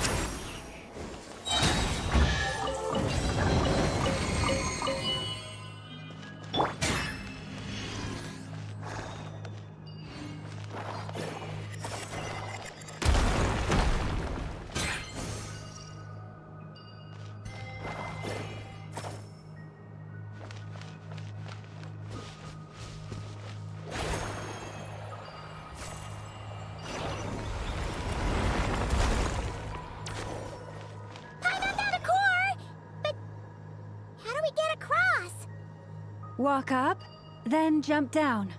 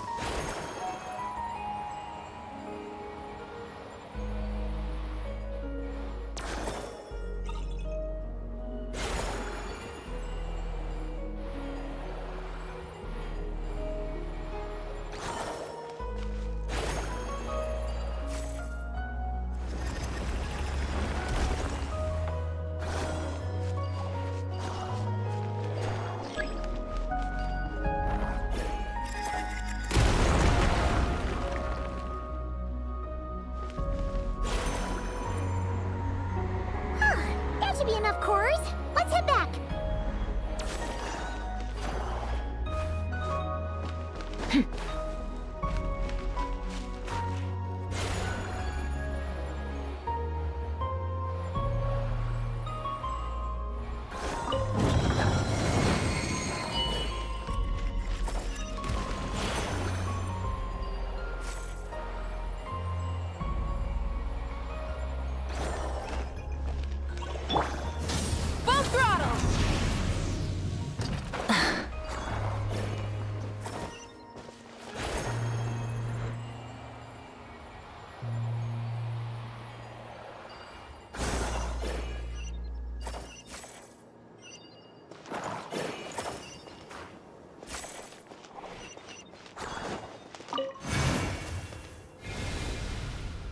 device is up and running. It's hard to believe that the ancients were capable of constructing such things. Paimon sees our destination! It's right up ahead! Yes, let's go.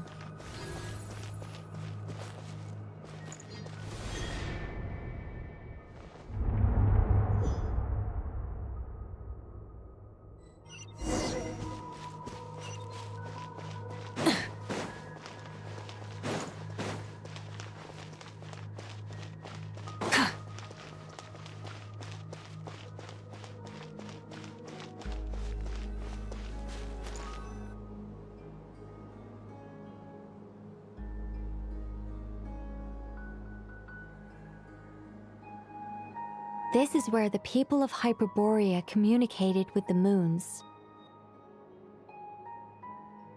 We need only place the moon marrow upon this platform on Moon Prayer Night, and we shall be able to open a portal to the moon and send our moon goddess back home. The assumption being, of course, that we can find her first.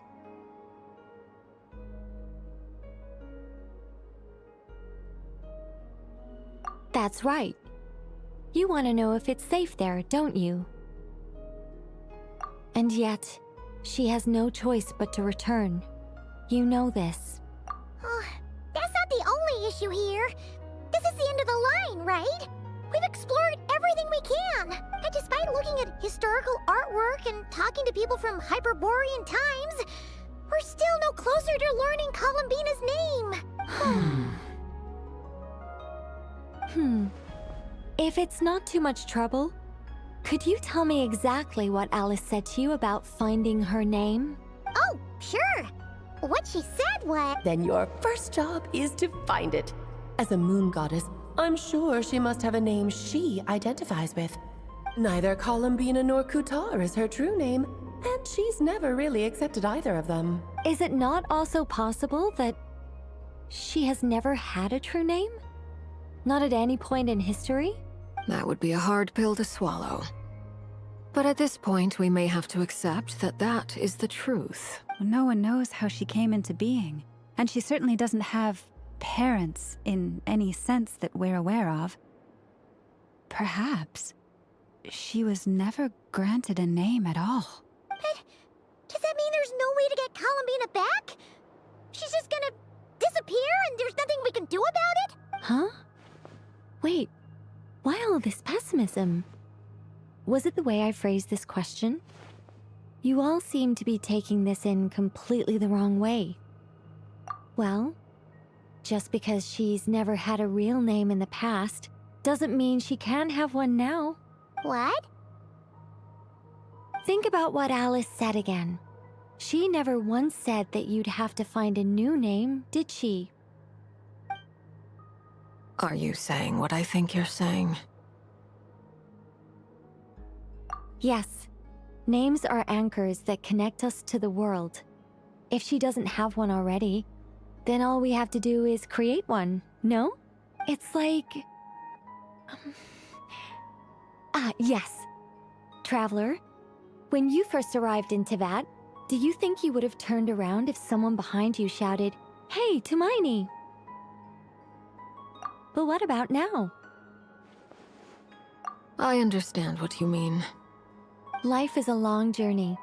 Even the friends and family by our side can change over time. When people call you by different names, what matters isn't so much the words themselves, but what they symbolize. And of course, whether that resonates with you. Lumine. So, close your eyes and picture the moon goddess in your mind. If you were to call out to her in this moment, what would you say?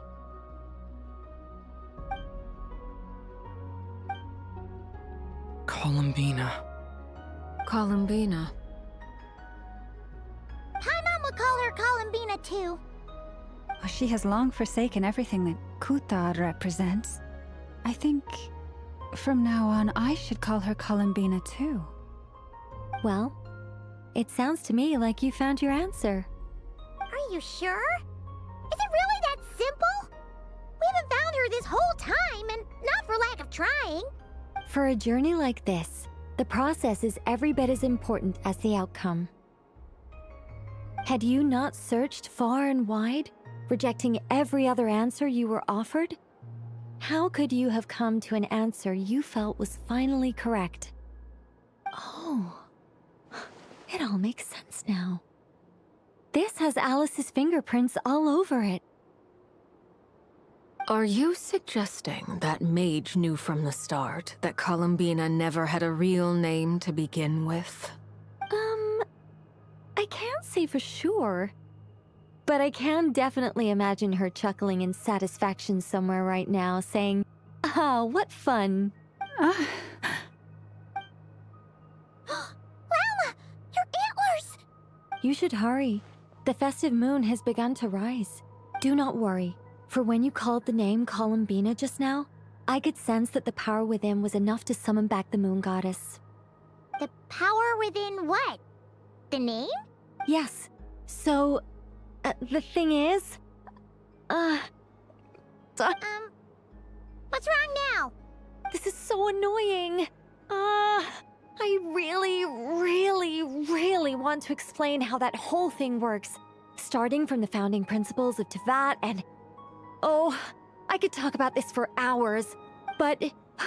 Deep breaths, Nicole. Deep breaths. You're an angel. A sober, sensible, solemn angel who has her priorities straight. Okay then. Sorry for asking. Clearly a bad call on Paimon's part. Anyway, you all need to hurry. Last thing, remember how it felt when you called out that name. Then it is agreed. By the name Columbina, we shall find her. Then we'll throw her the best Moon Prayer Night party ever! And at last, we will send her home.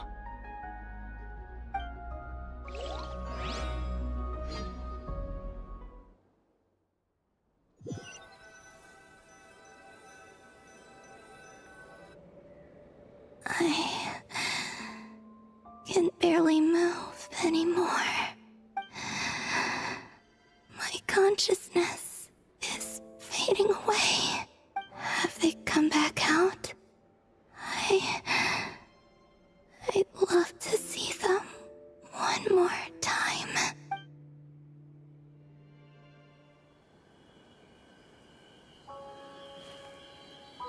They didn't make it.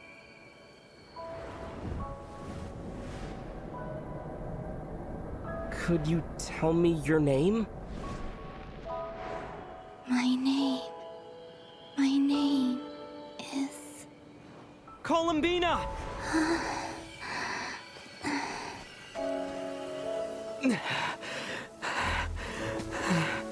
Columbina! Are you here? Columbina! That's the name you gave when we first met. And it's what I've called you ever since. Columbina. It's a fine name. I have many fond memories of Columbina, and so do all of your friends.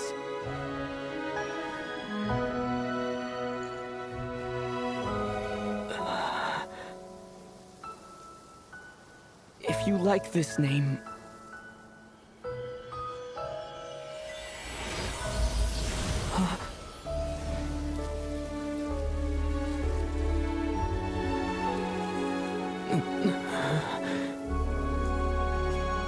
Looking for me?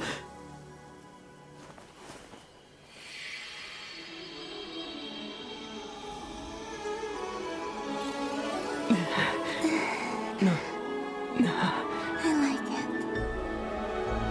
You can carry on using it. My name is Columbina Hyposelenia.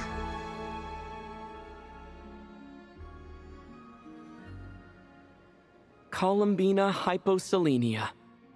That's a wonderful name.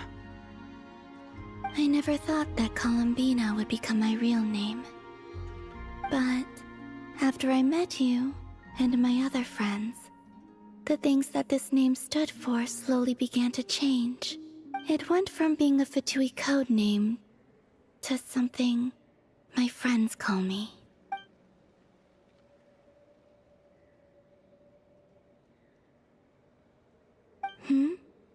What is it? Why aren't you saying anything? I'm just so happy for you. Thank you. So, where's everyone else? We can go and meet them very soon. Everyone went to different places to try calling your name. Great. I'd like to thank them as well. Everyone's done so much for me. Searching for my name, entering those ancient ruins. Huh? Wait, so you were... Yes, I was there. Not physically, but my consciousness was still holding on. I followed you the whole way. Starting from when? You turned around and called out my name while you were in Nasha Town. Do you remember?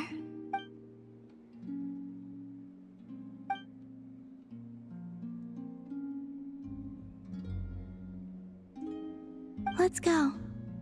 We don't want to keep them waiting. Sure. In that case, come with me. But... Hmm? Before that... Could you call my name one more time? Sure. Come with me, Columbina Hyposelenia.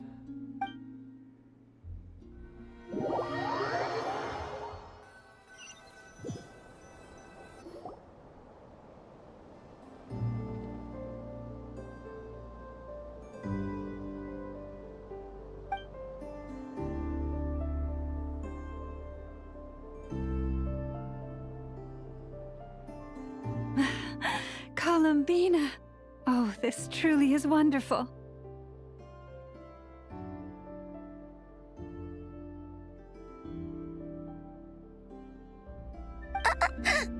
Llama! I can't breathe. Ha ha! Just in time for Moon Prayer Night. It's good to have you back, Miss Columbina. Yeah, we were worried sick. Thank you, my friends. With your help, I now have a name that belongs to me. Columbina Hyposelenia. Where's the second half from? You added it yourself? That's right. It means... Born beneath the moon. Yes. And by extension, it can also mean born beneath this world. A fine name. Now, as much as it pains me to interrupt this beautiful reunion, I feel obliged to remind you that the Moon Prayer Night celebrations in Nasha Town have already begun. Don't you want to enjoy the festivities? There's so much to see and do. And some of the ambient lighting and entertainments were sponsored by the kind souls in the Hexen Circle. Nicole? Why have you turned into Dodoko? So you're Miss Nicole. Thank you for helping us, and for helping me find my name. It's nice to finally hear your voice. You're quite welcome. Guiding lost people to hidden treasure is what we Seelie do. And if you ask me, spiritual treasures are far more precious than material ones. Chests are all well and good, but this was what it's all about.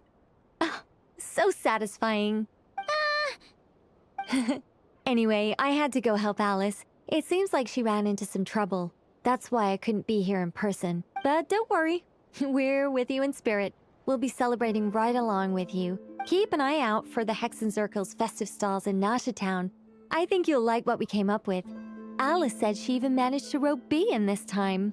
The Frost Moon Scions have also prepared various attractions. I believe Aino, Ineffa, and their crew are setting things up as we speak. On that note, Nefer, about that request I made. It's all in hand. Yehoda is on site to ensure that everything goes off without a hitch. Wonderful. In that case, Traveler? Huh? Come on, Columbina. It's time to celebrate the best Moon Prayer Night ever.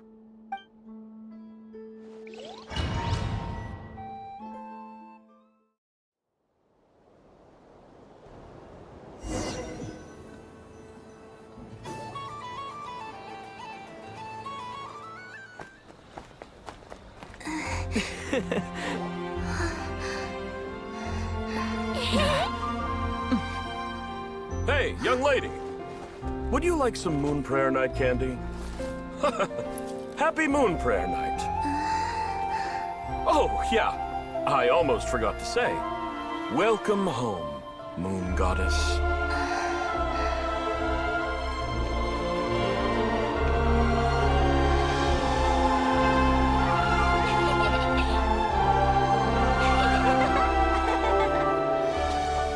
Welcome home, Moon Goddess. Welcome home, Moon Goddess. Welcome home, Moon Goddess. Turning Nashitown into her home is a festive gift. A rather brilliant idea. Perhaps this is what Nodcry, Columbina's home, should have been like all along.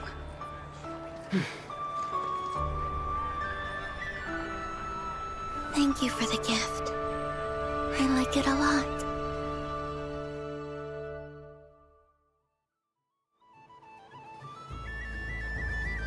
This feels like the surprise of my life.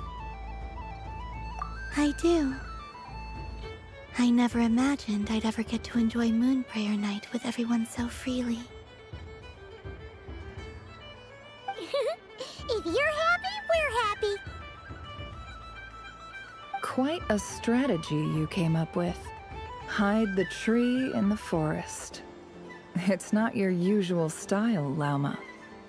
Is there something about Moon Prayer Night that enhances what's in your head as well as the antlers on top? Apparently so. It even inspired a perennial penny pincher to use their resources for a greater cause. It truly is a magical festival.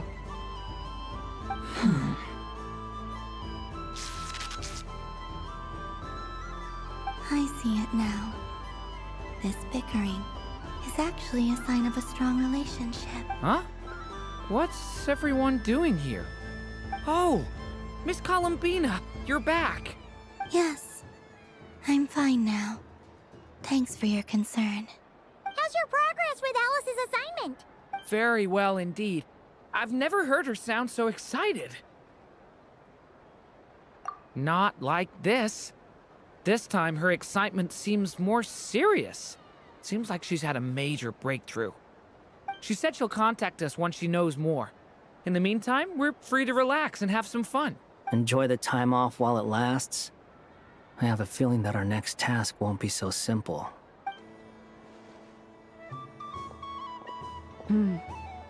I should go. I still have a few things to attend to at the Frost Moon Scion stall. And I think I'll take a look around. With any luck, this once-in-a-year festival will come with once-in-a-year opportunities. Hold up a second. Where's Varka? I believe he made a beeline for the flagship the moment he entered Nashitown. Ah, that's Mondstadters for you. They know what they want when festivals roll around. Goodbye for now, Columbina. I hope you have a wonderful night. I will.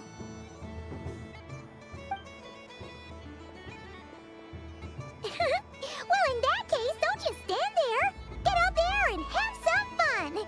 You'll definitely get a warm welcome at every stall. Oh, also, take this map with you. It's a guide to the festival.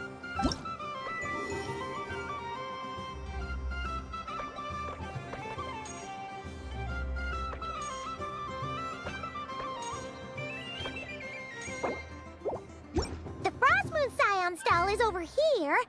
Lauma's invited a whole bunch of cute animals to celebrate too. Over there is the Hexencircle section. Alice seemed more excited than anyone about this festival, so she insisted on making it a grand affair. Oh, and then there's the Nashitown local specialties, including... Actually, forget that. Better if you go check them out for yourself. Thank you.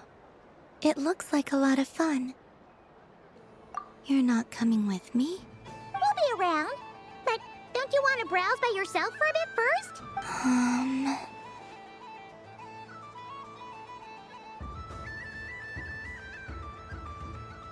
Yep. If you find something you like and want to try it out together, just give us a shout. We'll be right with you. Otherwise, just relax and enjoy yourself. There's so much on offer, so try to experience as much as you can. And don't forget to stuff yourself with all the delicious festival food. All right then, off I go. Where should I go first?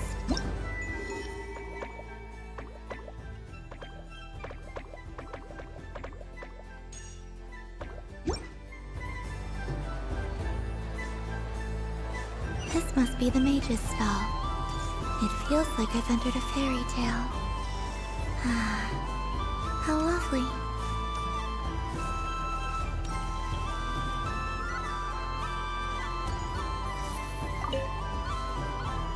A soft and furry creature that bounces and jumps. Welcome home, Moon Goddess.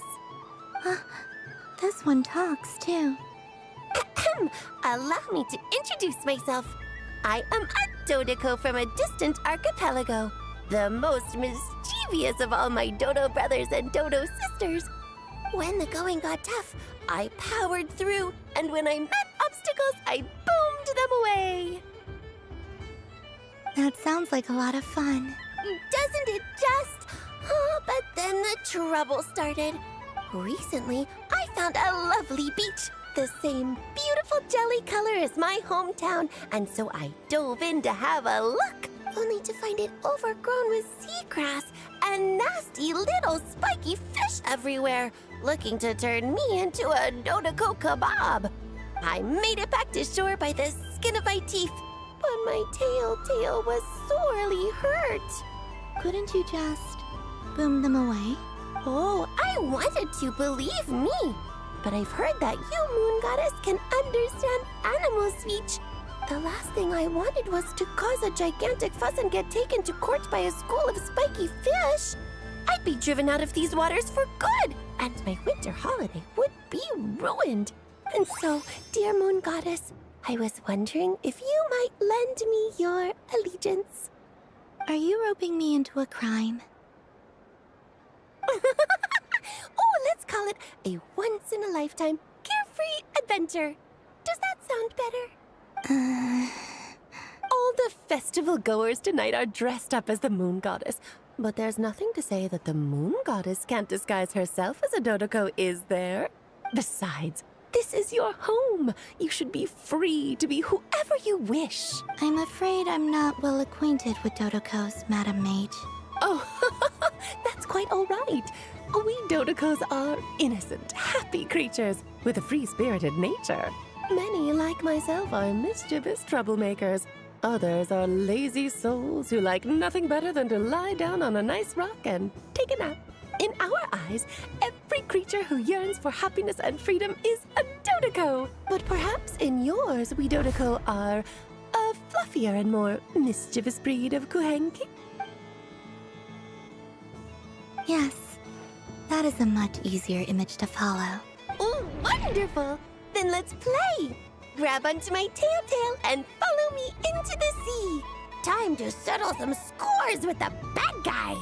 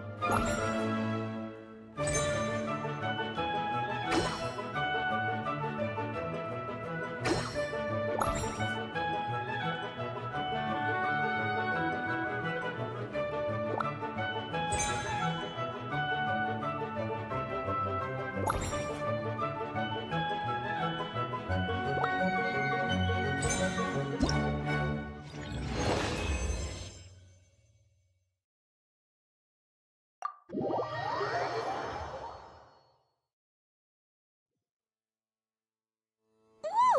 a remarkable talent.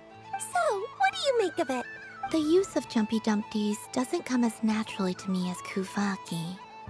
But their unpredictability makes it fun. I think they call this... novelty? Indeed! And how did it feel blowing those pesky nuisances away? Not bad. Any guilt? What do you mean? Oh, wonderful! Lovely answers to all 3 questions. You've passed the safety test. Now I can give this special bomb to you as a souvenir. Remember, if you find any meanies living on the moon, you can use this to boom them into oblivion. I will.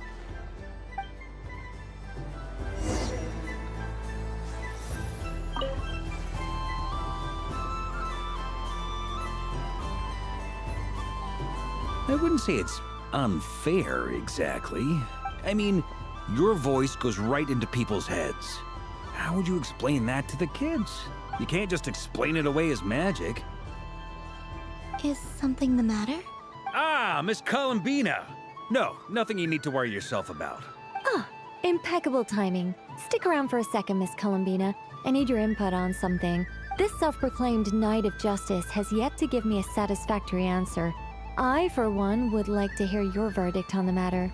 Hey, now, I left the flagship just to help you out, Miss Nicole. What's going on? So Alice and I are both using long-range remote control spells that work on similar principles, allowing us to attend this festive fair in Dodeco form. Sorry, let me backtrack a little. While similar, there are some key differences. Alice, being a great mage, wanted her Dodeco to reflect something of her own charm and mystique. So she adjusted the way its tail moves when it spins around. An entirely gratuitous move, in my opinion.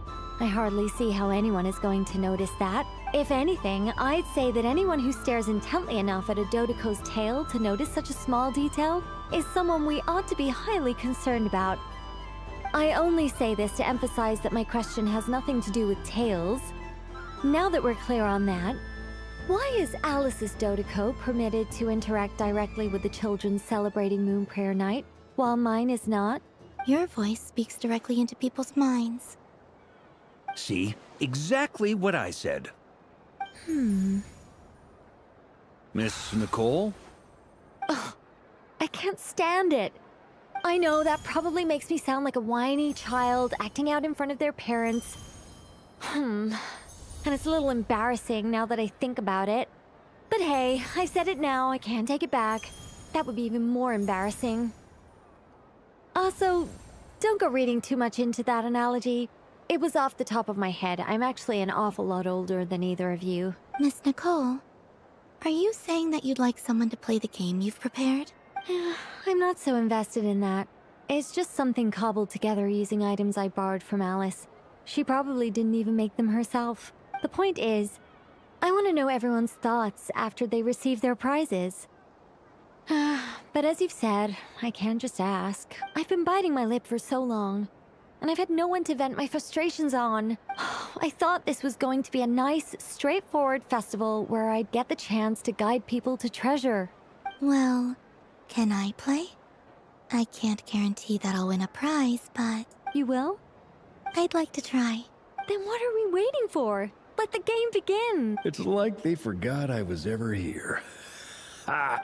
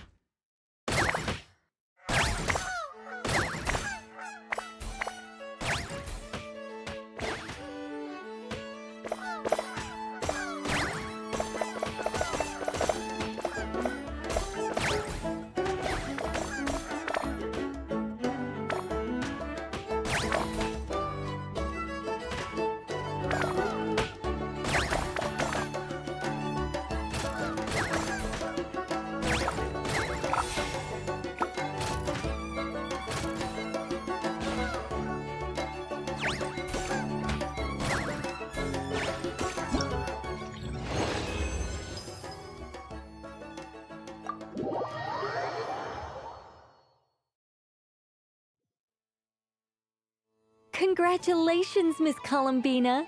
With your great wisdom, you have overcome every obstacle in your path and conquered the great challenge posed to you by fate. Fate?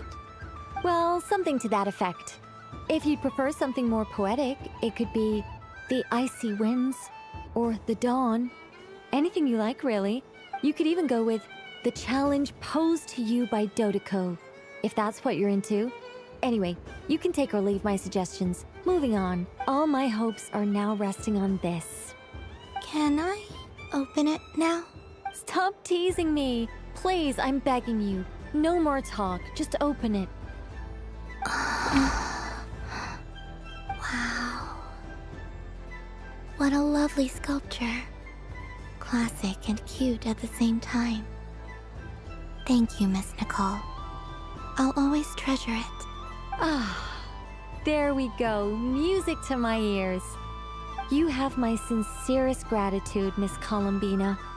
Thank you for sharing your precious time with me and fulfilling my wish. Don't mention it. You've all done much to help me. And still, I'm the one receiving all these gifts.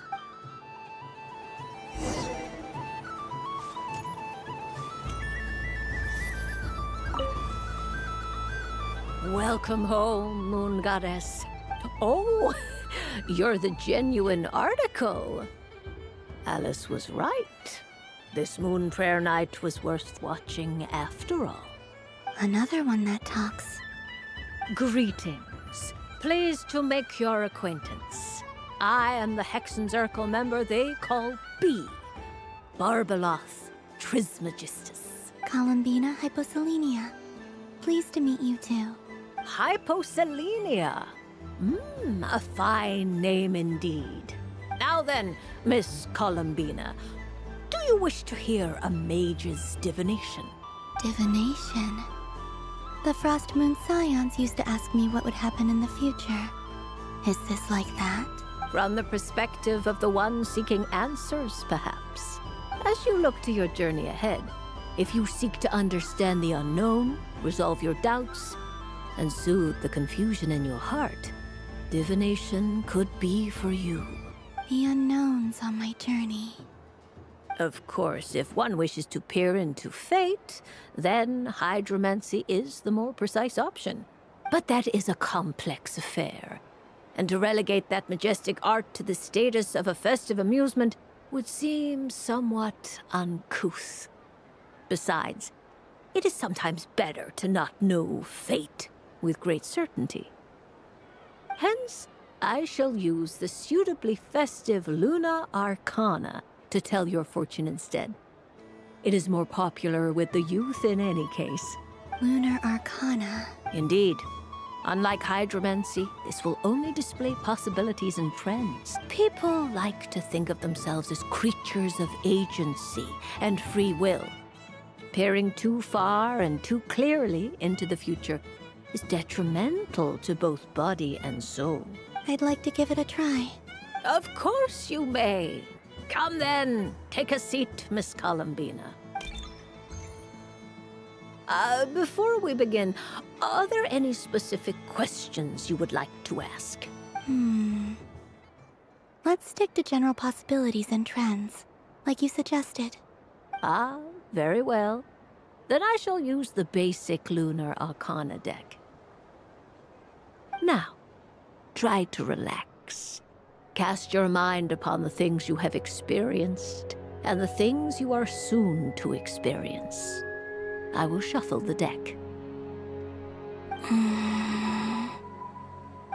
Would you like to cut the cards yourself? You do it. No problem. Now then, to make things easier for the seeker, that is to say, you, I shall decipher the cards from your perspective.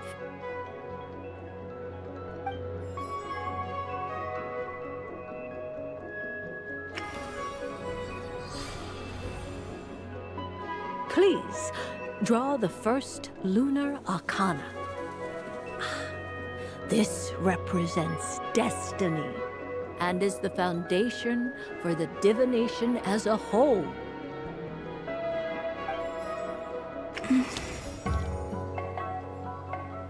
Now, draw your second card. This will stand for the past, the sum of all your experiences that have come before. And now the third arcana. This is the present, your interpretation of the current moment. Finally, the last card.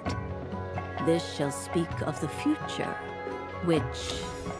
Oh.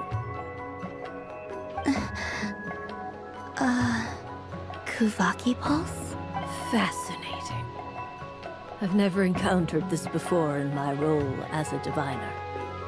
Something has exerted an influence upon this card, causing it to leave its designated position.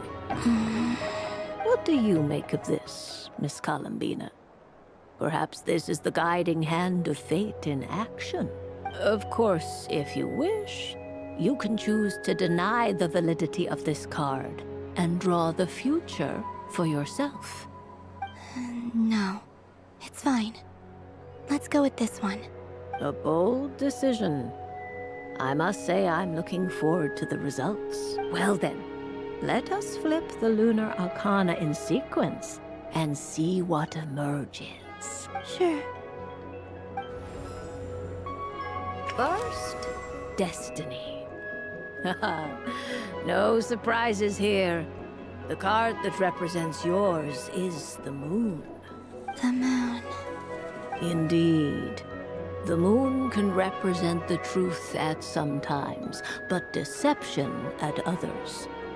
False peace, destructive calamity, and the world-changing power that lies within. When the moon is placed on the destiny tile, it indicates that your destiny is not what it may appear on the surface. Instead, it may yet have a hidden side. It symbolizes a journey through the fog, fraught with uncertainty and deception, where one must face inner challenges head-on. I don't understand. Patience, my dear. This is but the first card, which serves as a basis for the interpretations that follow. Our divination will only grow clearer from here on out.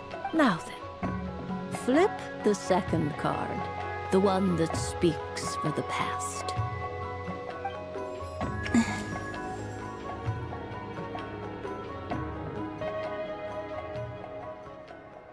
Ah, the Hermit, but inverted. Inverted? Yes. The Hermit symbolizes solitude, introspection, and the pursuit of truth. When inverted, it represents isolation, truth out of reach, and a path that leads one astray. Combined with the moon as one's destiny, the Hermit inverted represents a choice you made to stand alone in the past. It was a choice made not out of fear or arrogance, but for reasons that others could not perceive. You fumbled through the darkness without a guide, but you did not find your way. Rather, you went astray. More than once, it would seem. Is this about how I became Kutar despite not wishing to become a god? And how I joined the Fatui because I yearned for a place to belong? I suspect only you know the answer to this question. All is not lost. The past is in the past, and so it shall remain. Shall we look into the present now? Oh my. The Lovers. One of the most interesting Luna Arcana. What does this one mean? This means that you have had an unprecedented emotional experience. The joy of finding your soul becoming intertwined with that of another. A precious and wonderful thing indeed. It's true. I've made a lot of friends recently, and they are very good to me. I like them a lot. That sounds lovely. I am most delighted for you. The lovers can also represent important decisions, perhaps related to a parting of ways. Now, if I were to guess... Yes. My return to the moon. I understand. Parting with friends is never easy, Columbina. But rest assured, this is not the end of your journey. There is always another story waiting to be told. The future always lies ahead. The future. Well now, it's finally time to flip this most mysterious of cards. Why did it appear? And what does it wish to tell you?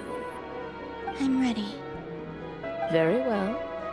Flip this card and see what lies on the other side.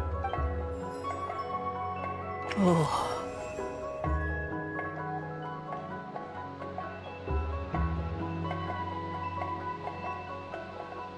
Miss Barbeloth? What is it? This card is death.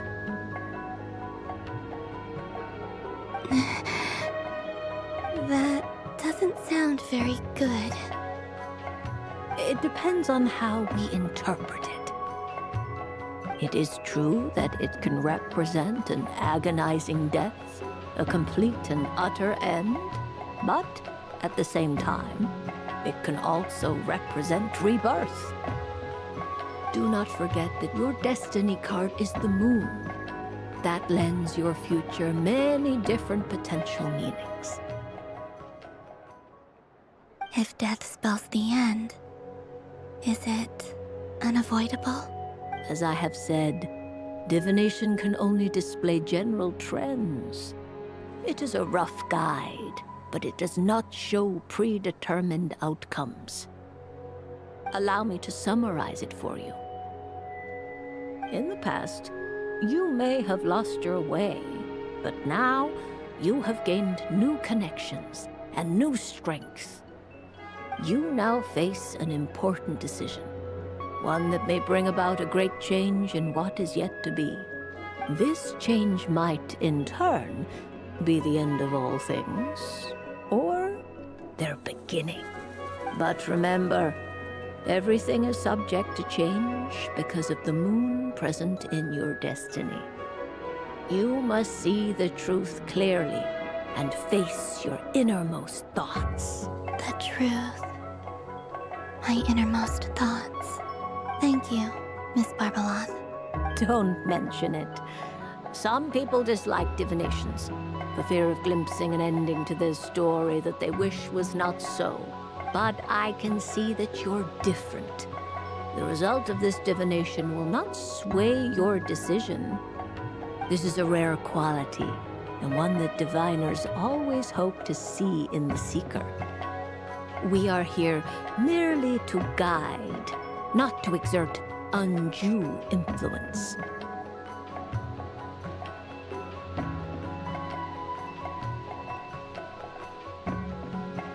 I understand. Go then and illuminate your future, Miss Columbina. The moonlight that shines from you now is most captivating.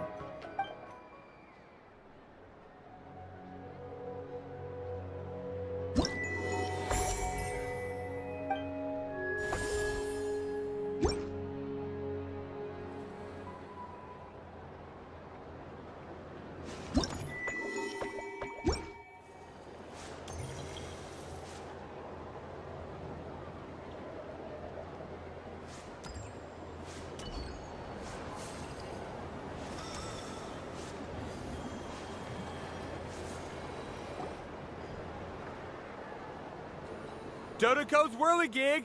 Come check out Dodoco's Whirligig!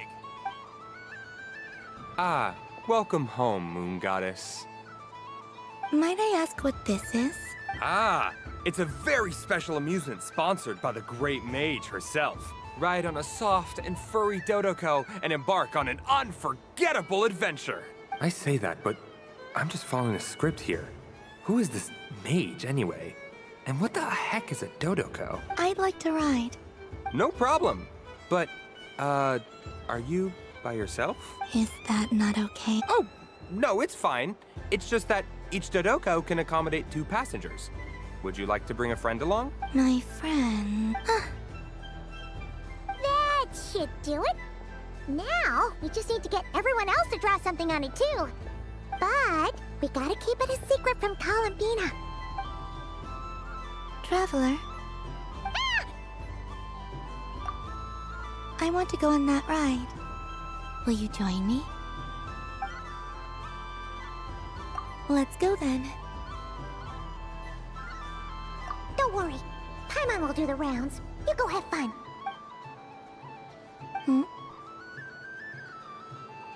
All right. I think we have to wait in line over there. Please take your seats. For safety reasons, you mustn't try to leave the ride before it comes to a complete stop. All right, you're all set. I wish you both a wonderful journey.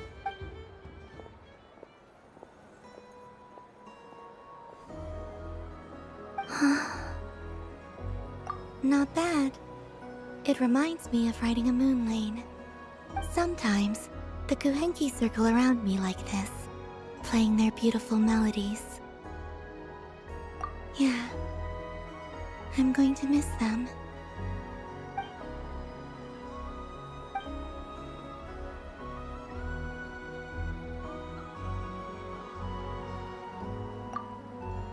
It does. I've felt scared in the past, too. But this is a little different. You know something? I got to see a lot of fascinating things during my disappearance. I saw how the Frost Moon Scions act around their families. So different than how they used to act in my presence. And I also saw how they interact with their friends. It made me curious at first. Why do people act so sincere when they're worshipping gods, but save their truest, warmest feelings for each other? Slowly, I came to realize that it's because they trust one another. They know, deep down, that they'll be accepted for who they are. All of it. The good and the bad. I know. I knew it the moment you started calling out my name. What I fear now is the end.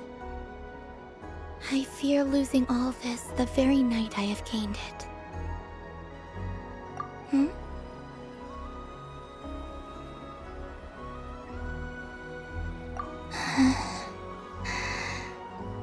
Thank you for this conversation. Thank you for listening to me. Don't worry. This fear I have, and the unknown that awaits me, they cannot hurt me. Not when I possess a treasure far greater. I just want you to remember this version of me, the real me, on this final night together. Dear passengers, Dodoko's awesome adventure has come to a close. Please leave in an orderly fashion, and we look forward to seeing you again in the future. Don't want the journey to end, huh? Don't worry, you two. There's always another adventure waiting just around the corner.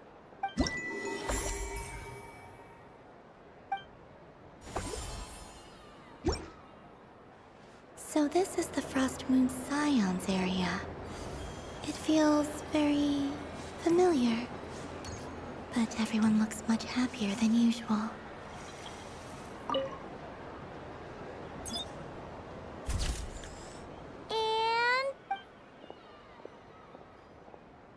I think it looks quite funny.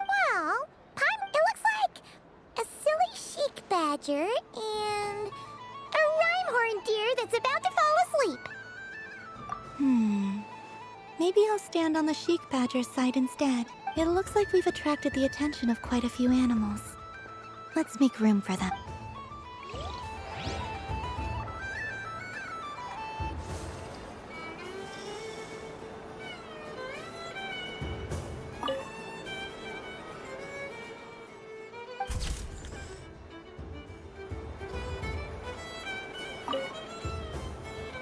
If this were any other day, I'm sure it would make for a great photo opportunity. but Moon Prayer Night has rendered my antlers uncomfortably large. Doesn't it look like this rhyme-horned deer has 2 sets of antlers?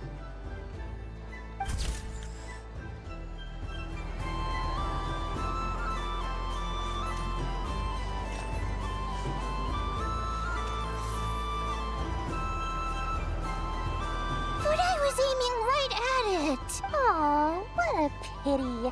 I saw it with my own eyes. You were so close. So very close. That's not true! It dodged out of the way right as I was about to snag it!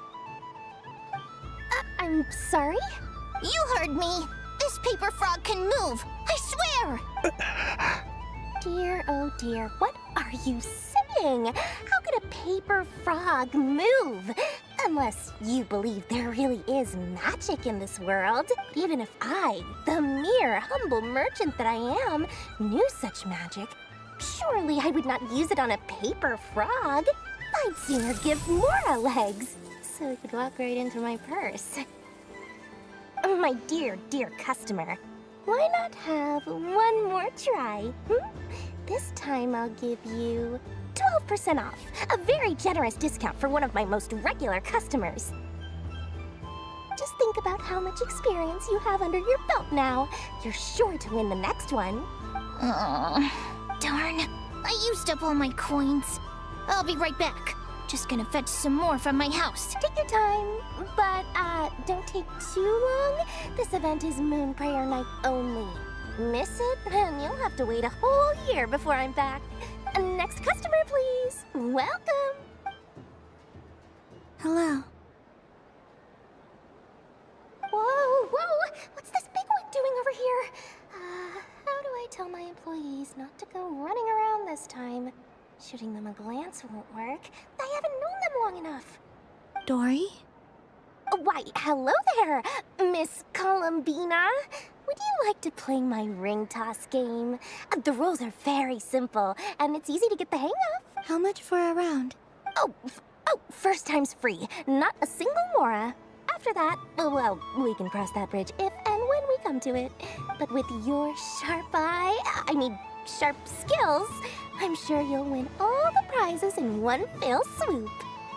That was an obvious enough hint for them, right?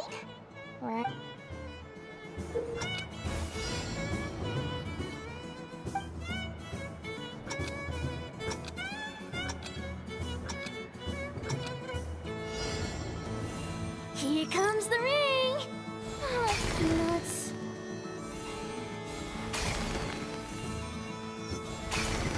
Change tracks! Roselle! Should we move or not? Just a tiny bit. All right, then I'll... Oh, sugar plums, not the clock hands. How do I move the legs again?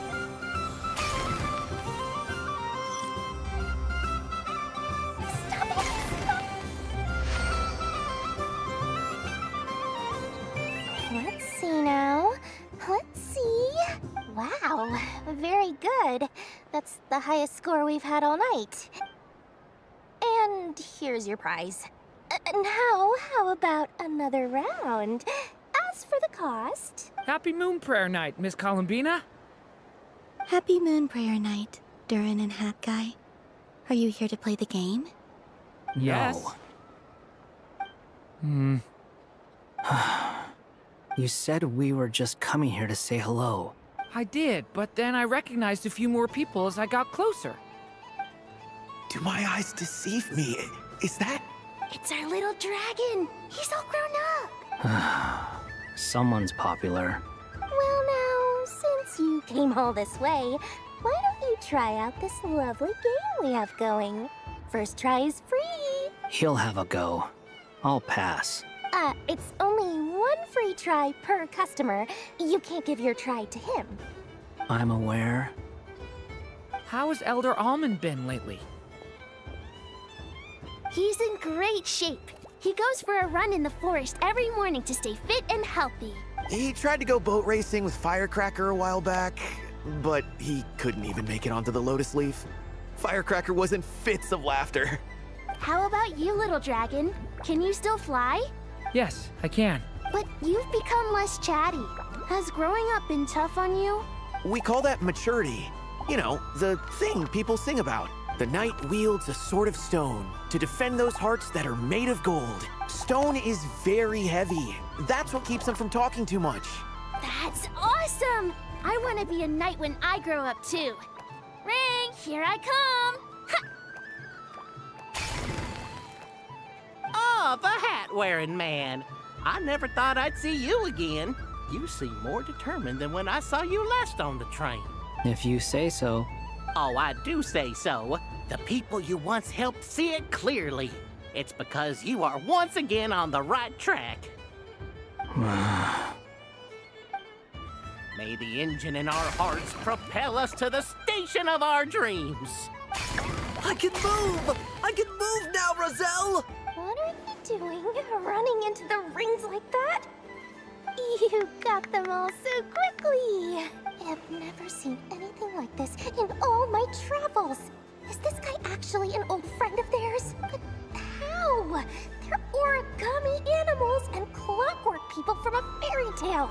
Getting to know them would be quite an arduous task, unless they share a hometown? I have to get to the bottom of this. Next time I see the great mage Alice, I shall demand answers. Thank you, Dory. I had a lot of fun. Now for your prize. Where did I put it? Give me a moment to dig it out. Oh, sweet grand prize. How I wish I didn't have to let you go. Good thing I've already turned a profit from the customers earlier in the night. Otherwise, I'd have wasted all my hard work. Okay, I'm back. What? I leave for 2 seconds and someone's already claimed the grand prize? Oh, well, these things happen, you know? Perhaps you'd be interested in one of the other prizes instead. We've got all kinds of wonderful goodies here. Is this the thing you wanted? Here, you can have it. Huh? But... Don't worry about it. It will be happier with you. Oh, thanks so much, miss. Moon Goddess. Oh, goodness gracious, Columbina. Give me strength. How am I supposed to make any more money from this child at this rate? Daddy, look! That's the game I was telling you about! Forget it. She is the Moon Goddess after all. I'll think of some other way to swing this. Maybe I can try to hook this new kid. Huh? Oh, someone already won the grand prize. You can take mine if you want. What? Why? Why are all these bleeding hearts coming here to ruin my business? Happy Moon Prayer Night, everyone.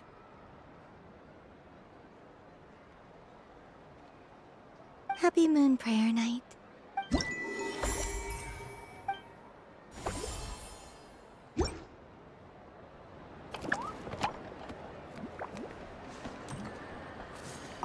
If all the prizes are gone, I might as well close up shop for the day.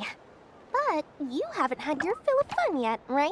So the next time a customer shows up, you're going to have to run faster, all right? And remember, run out of the rings, not into them.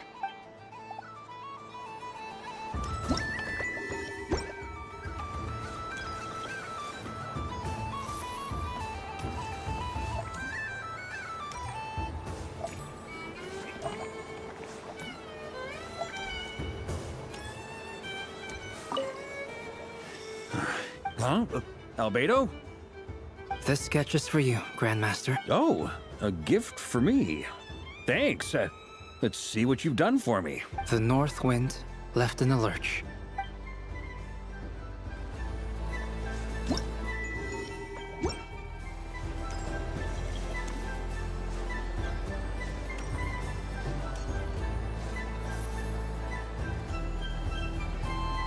Wow, the This Moon Scion's stall looks kinda plain, but it's pretty cool once you get into it. I don't go to Hisi Island much, but it's got that, like, old world cultural feel.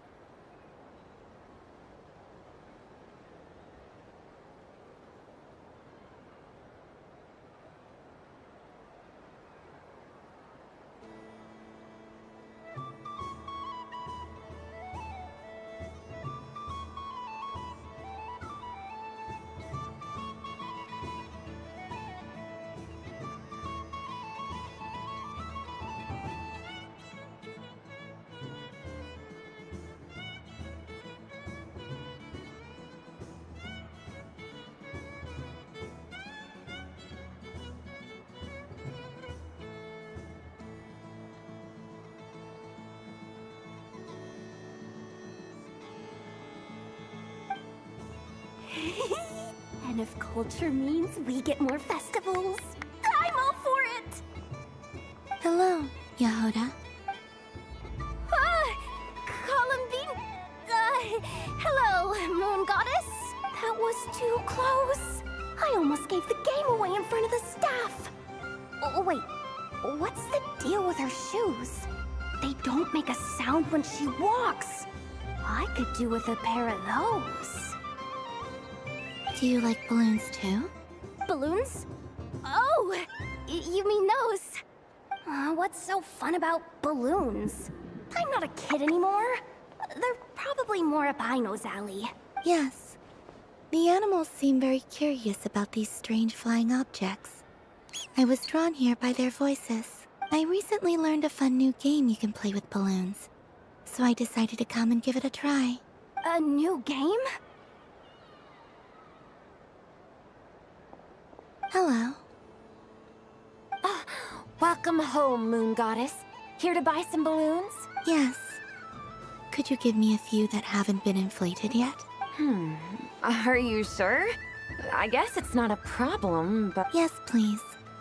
Thank you. Uninflated balloons? But those are just little rubber pouches. What does she want with those? Would you like to play the balloon game, Yahoda? Huh? Sure. I guess. How do you play it? Wait here a moment.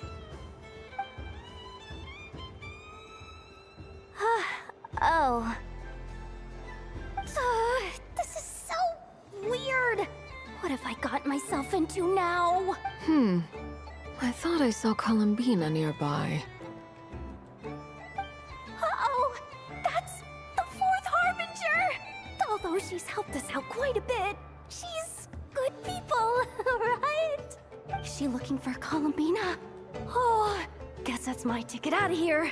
I'm not sure my heart can take being sandwiched between two harbingers. Which stall is she checking out? Oh, it's that other Frost Moon Scions one. Try on the headgear, see what it's like having antlers or animal ears for a day. I wouldn't be caught dead wearing that stuff. So embarrassing. I have enough gear to carry as it is. Wait, what? She put it on? How peculiar. This would take some getting used to. I wonder if this is what it's like for Lynette. It really suits you, ma'am. What is this? She was so intimidating a moment ago, but now, dang, she's really rocking those ears. How does she make them look so cool? I suppose I may as well keep them on for now. All part of the festive experience. She's coming this way. How do you do, Miss Yehoda?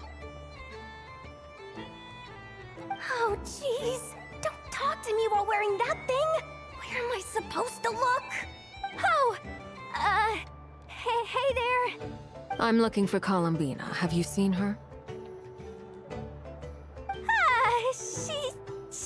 She just... Huh? Wait, is that what she meant by balloon game?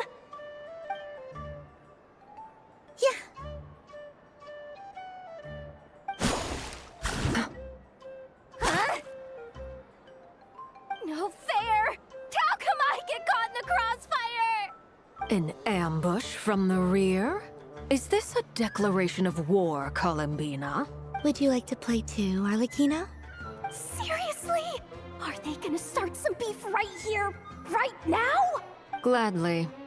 That said, I believe there is another who would like to join. Boss Nev! Thank goodness! You've gotta get me out of here! Things are kicking off big time! Hello there. I'd like 10... no, make that 20 balloons, please. Uninflated. What? Miss Moon Goddess, I hope you're prepared to pay the price for assaulting my employee. Welcome to the game, Nefer.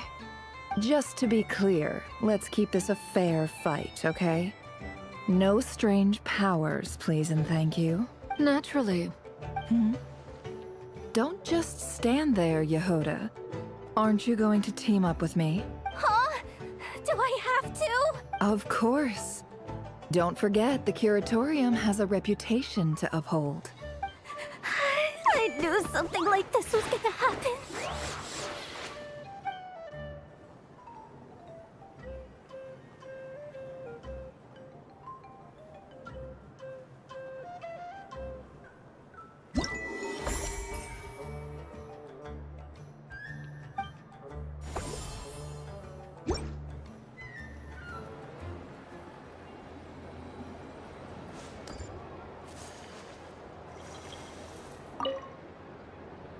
Welcome home, Moon Goddess. Would you like to try on some... I always hear Lauma saying how heavy her antlers are. I wonder how it feels. Let me give it a try.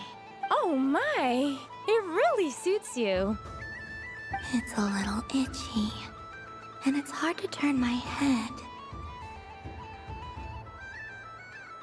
Should I keep wearing it? How does this look?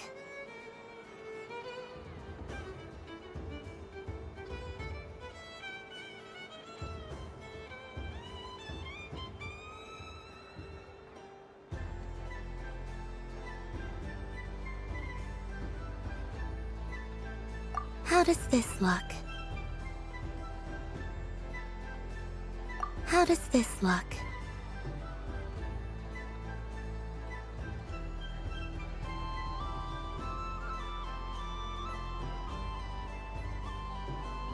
How does this look?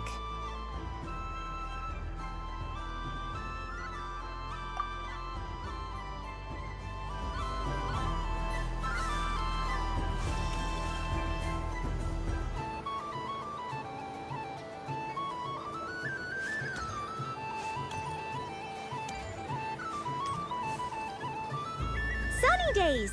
I prefer sunny days.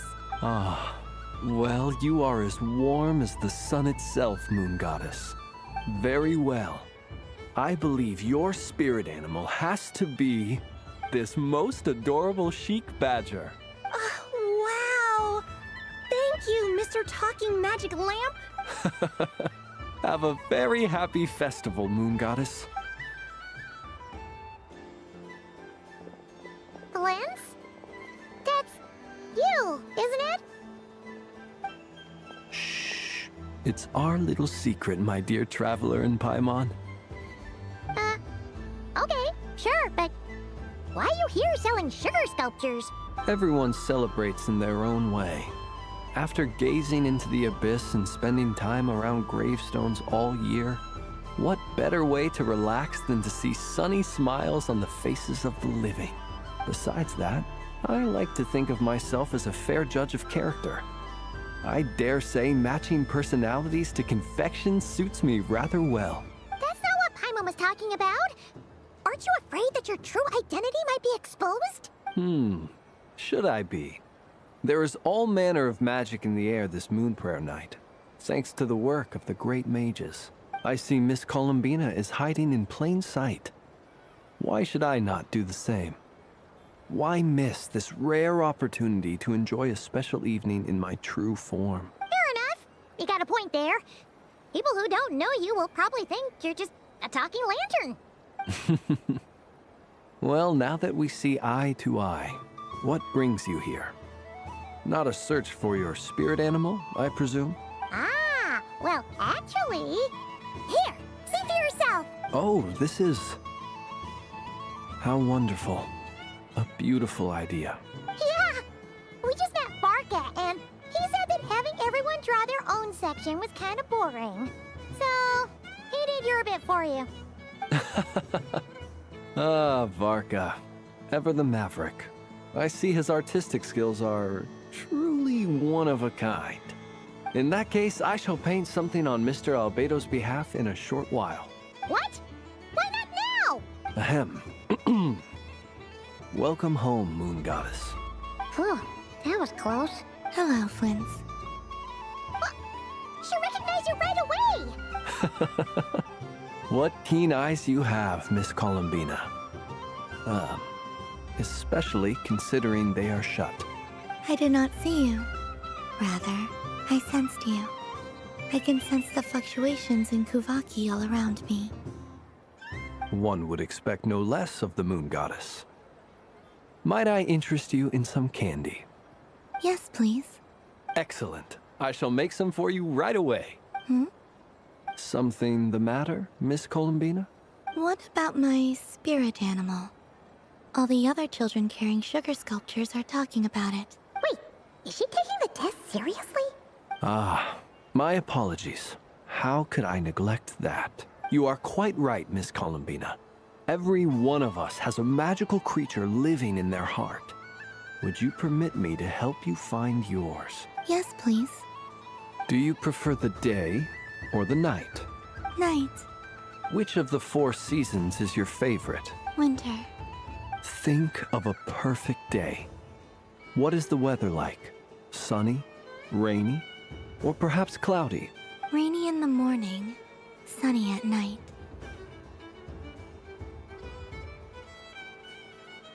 What kind of answer is that? Forests, lakes, and open seas. Which do you prefer of these? I like them all. Imagine you opened your very own shop. What would you sell there? Moonlight, I think. Wow! Paimon would totally shop there.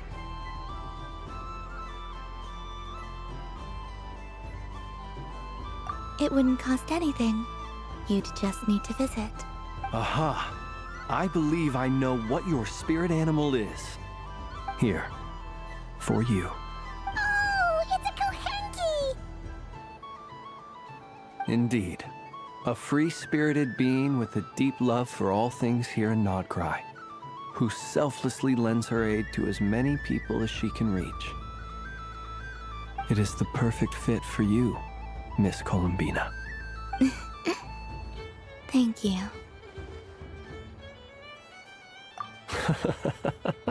It would be my honor. But you shall have to forgive me. We have known each other for quite some time. I doubt there is any answer I could give that would come as a surprise to you. So instead, would you accept this sugar sculpture as a token of our friendship? It's a lantern. Hey, why don't you two go enjoy your candy over there? Paimon wants to try out this spirit animal thing too. Right, Flint's? Come on, play ball. I get this drawing done. But I want to hear Paimon's answers. But it'll probably take ages. Paimon's a complex soul. And we don't want your candy to melt while you wait, huh? Oh. Okay then.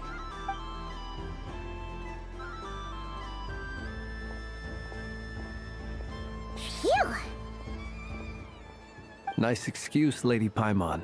That was some quick thinking. Yeah, no thanks to you. A little help next time?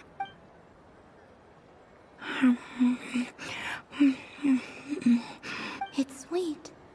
Is that Lockaberry? I wonder what flavor the traveler got.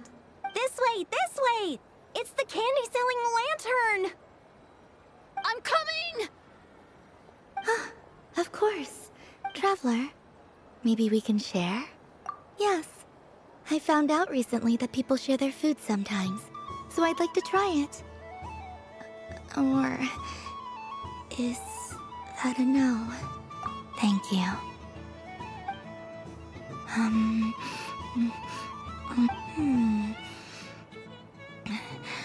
Yours is a little more sour than mine. Here, you try it.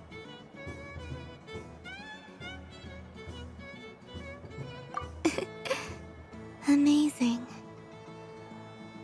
My sugar sculpture has shrunk, yet my heart is filled with feelings of sweetness. I will remember this feeling. Sure.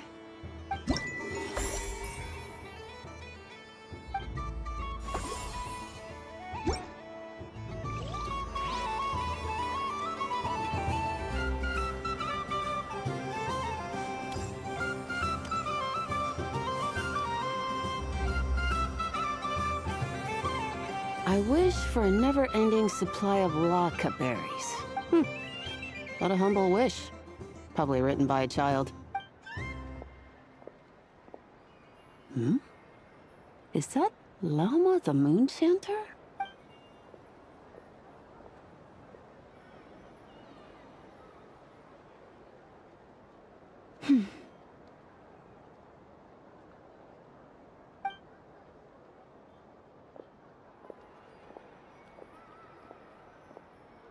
I wish that the long plume ibises would stop biting me. Oh dear, poor Llama. All right, I'll write that one down for you. I got it. While everyone else is celebrating Moon Prayer Night, you're as busy as ever. I don't mind. It's rewarding work. A good kind of busy. My antlers are at their heaviest tonight, and the Kuvaki waves are especially strong. But as I help these dear friends hang their wishes up, I feel a great peace within myself that is hard to describe. You see, they are all such beautiful wishes, and they are ones that we can fulfill by our own strength. Do you blame me, Llama? I want to hear your honest answer. It is by the help of so many people that I can return to the moon. But I feel as though I've hardly done anything in return.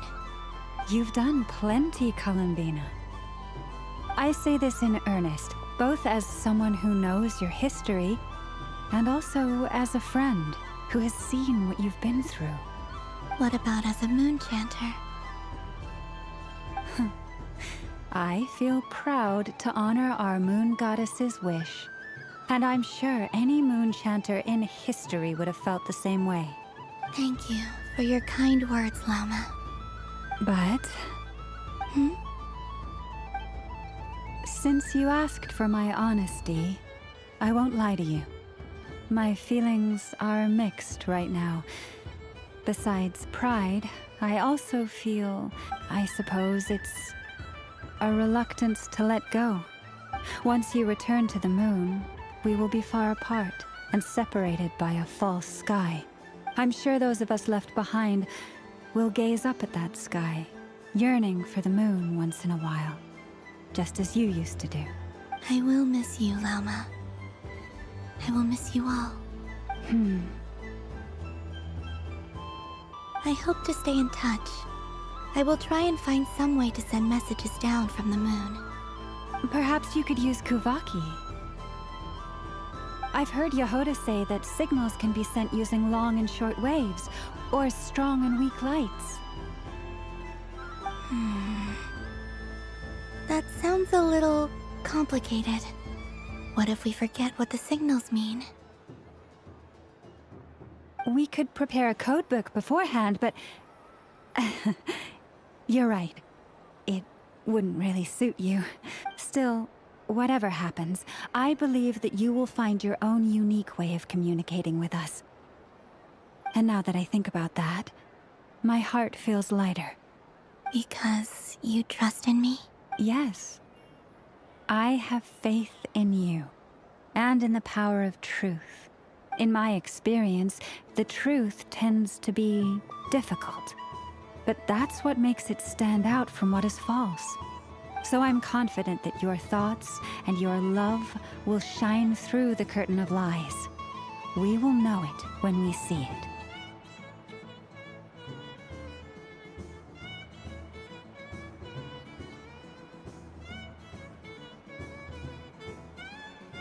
Thank you. Now, could you help me hang up my wish? Is this?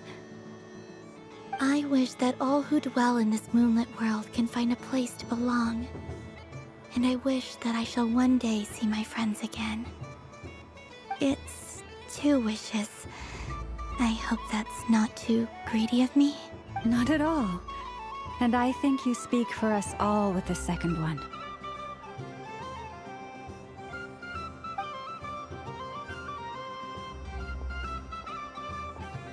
I shall continue to pray until the day that all of these wishes come true.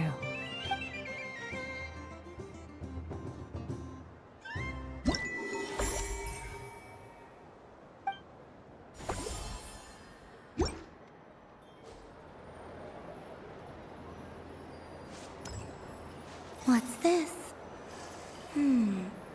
Should I give it a try?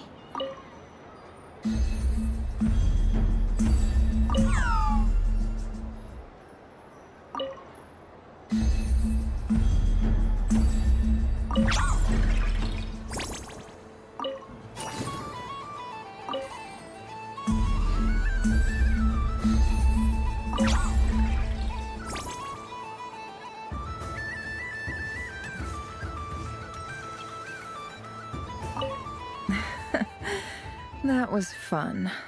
It's a shame Ashru doesn't like playing with water, or I'd have roped him in as well.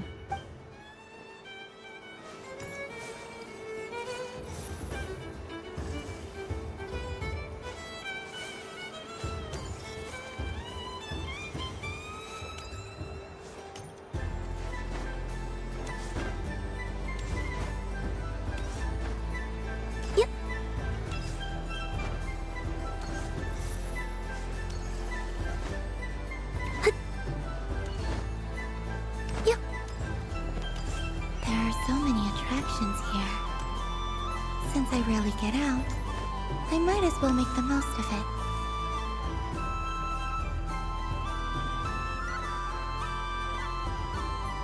This doesn't make any sense! How am I losing every single time?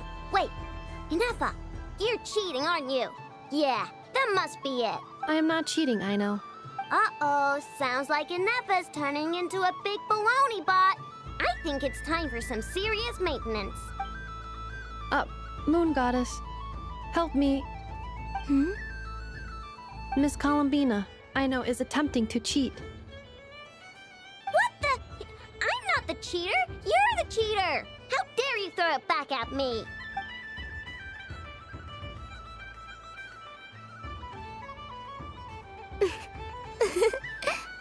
Alright, fine. Let's all laugh at I know. Just you wait till I get home, because I'm gonna make a game bot that can win 100% of the time. Let's see you laugh when I come back and beat your butts. You'll all have your heads covered in stickers when I'm through with you. We came to check everything was okay after all that yelling, but,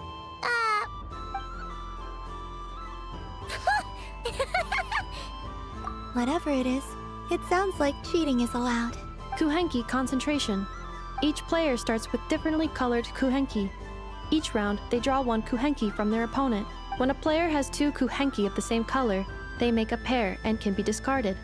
Any that can't form a pair must be kept. The round ends when a player can't form any more kuhenki pairs, and that player gets a sticker. ooh, can 4 people play as well? That is fine, so long as the turn order is fixed beforehand. Alrighty then. In that case, the 2 of us will join as one team. Okay, but if you lose, you're both getting stickered. I don't want to hear any excuses. Sure. And if we win? If you win, only one of you gets to sticker someone else. I have taken to calling this. I know logic. Hey, lay off me, all right? Okay, so we're starting the game from scratch again, which means all my stickers so far don't count. Looks like Luanatar is the Kuhenki of honor for this game. Anyway, let's go clockwise, starting from Inefa.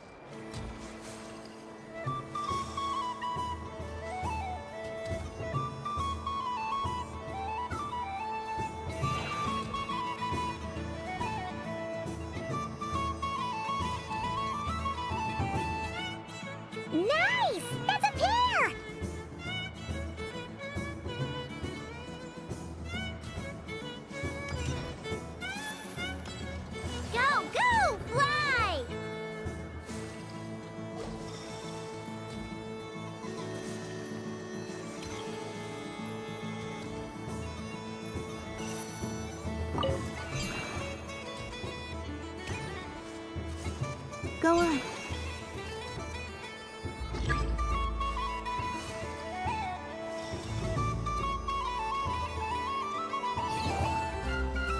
I have a pair.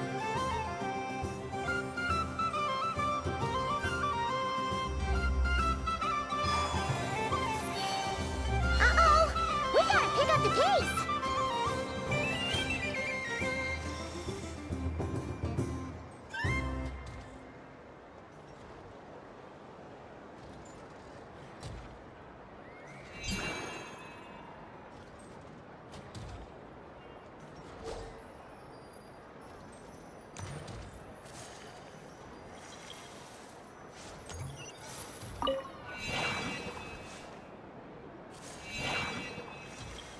I win.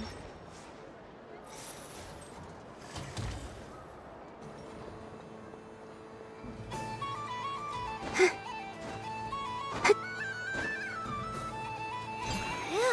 that was too close. I thought I was gonna lose. Good luck, everyone. Ah, we're out!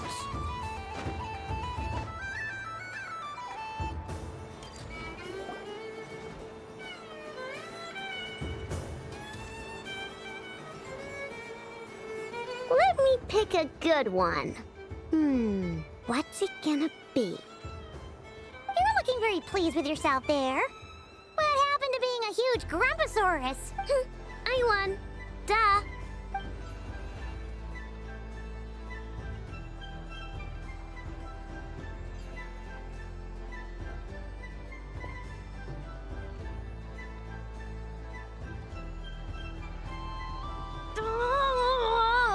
Me again?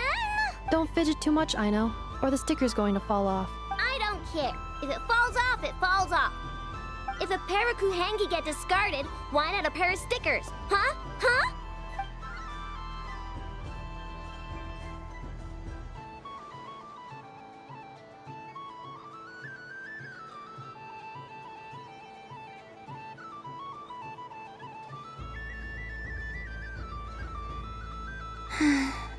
I've lost. Sticker, sticker, sticker!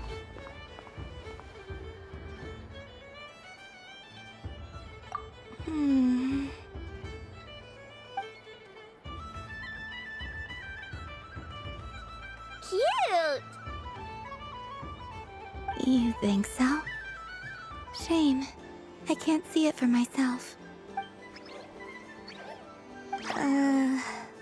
What did Luanatar say? She said it looks so cute that she wants me to lose a few more rounds.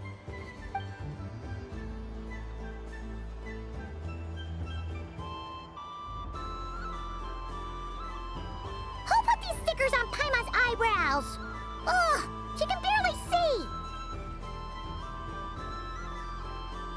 Alright, now, I think we got enough evidence to prove that there's a serious problem here.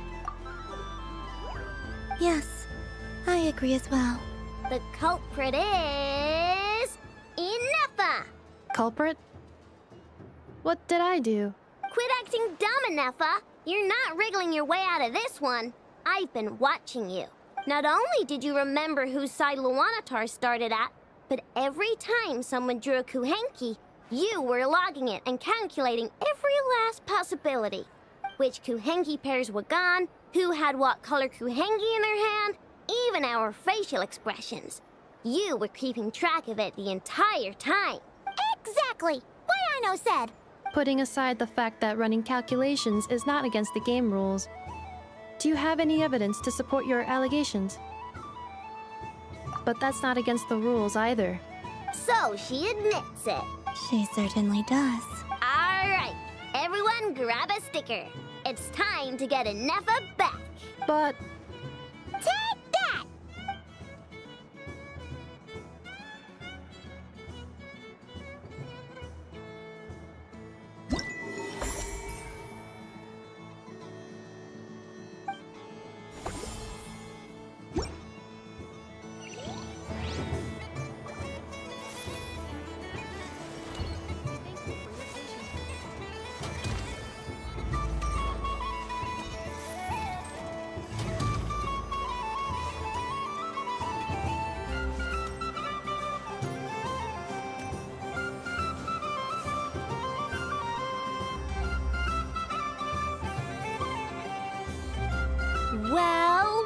Well, look who it is. I heard someone went and disappeared on us the moment we let her out of our sight. They looked all over for you. Frankly, I didn't think you'd be back for Moon Prayer Night.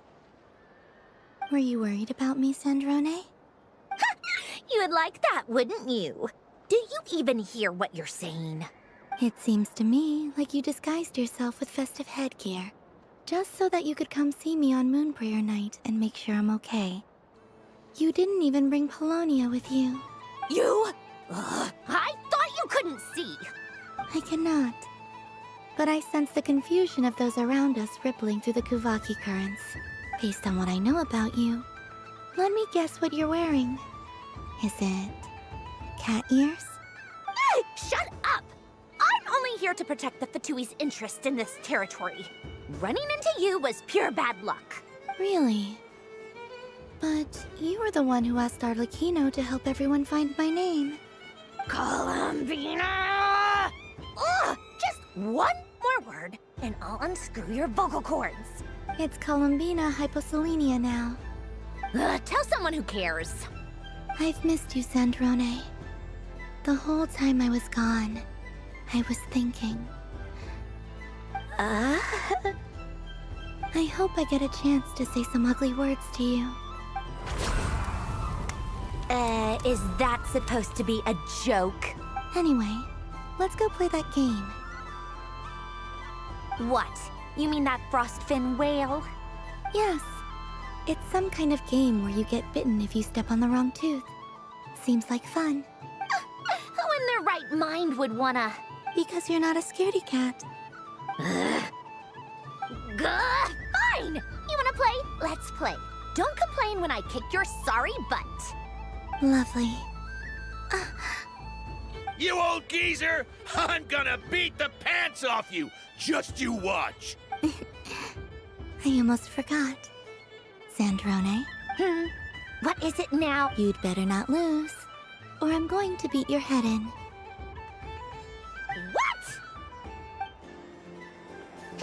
Allow me to demonstrate since I'm feeling so nice. You just step on the teeth, like this.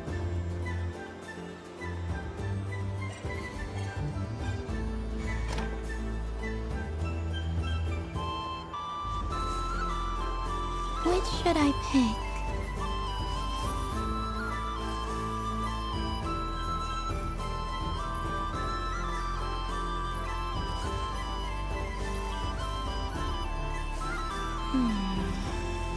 I'm getting a bad feeling from this one. Sensing Kuvaki doesn't count as cheating, right? I want to switch. Your turn, Sandrone.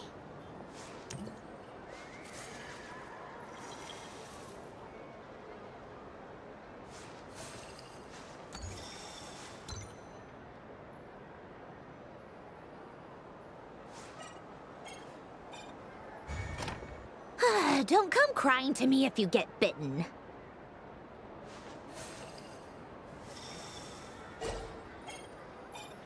There are less and less teeth remaining.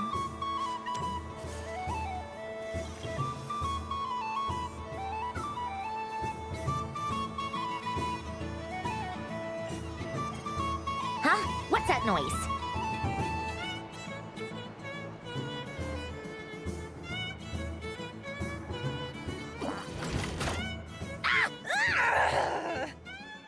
I think you might have picked a bad tooth, Sandrone. Shut it! Do you need any help? It seems like you're stuck. No! It's just a blasted... toy! How is its grip this strong? Stop laughing! All right. Well, you lost. So just like I promised... Hey! What are you doing? Are you seriously? Hiya! Why, you... Oh, just you wait! Rematch! Are you all right, Sandrone? That was quite a strong bite. are your clockwork parts. Quit your fussing! I don't need it! All right. I'll go first this time.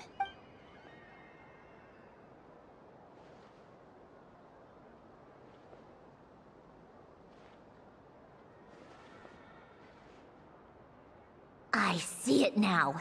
She can sense which teeth are rigged. So I just need to avoid the same ones that she does.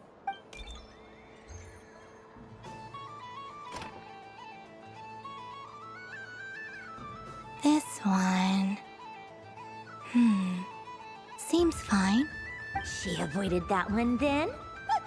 Now I've got you. All right, my turn.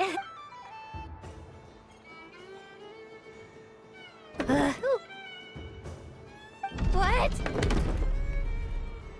Looks like you lost again, Sandrone. Wait! There's more than one bad tooth!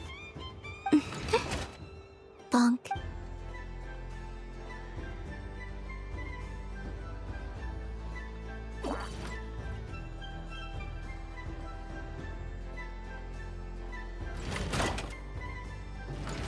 Stupid game! What idiot came up with this? Are you alright, Sandrone?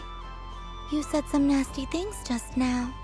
Oh, I'm peachy. Should I let you bonk me on the head as well? Ah, forget it! Come on, bonk away. It can be your consolation prize for losing so badly. I told you, forget it! Gah, you've always been so annoying. Singing right outside my door, inviting yourself to my tea parties, going AWOL. And now you're off to the moon or something. Of all my days with the Fatui, the times I spent with you, Arlecchino, and Rosaline, they were my favorite. I will not forget them, just as I shall not forget this moment. We'll always be friends, no matter where we are, right? Who'd want to be your...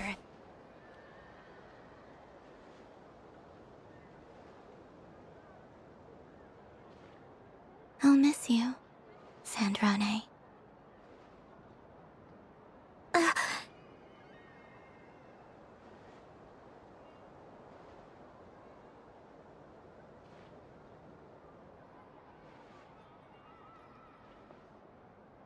Goodbye, Sandrone.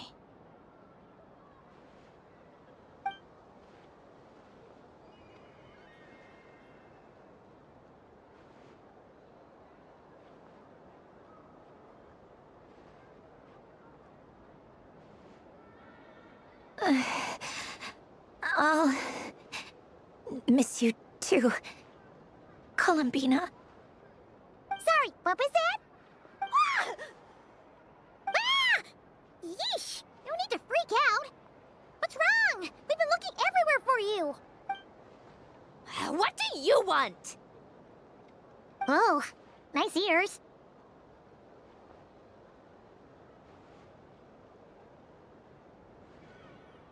What do you want? This! Huh? It's your turn to draw something.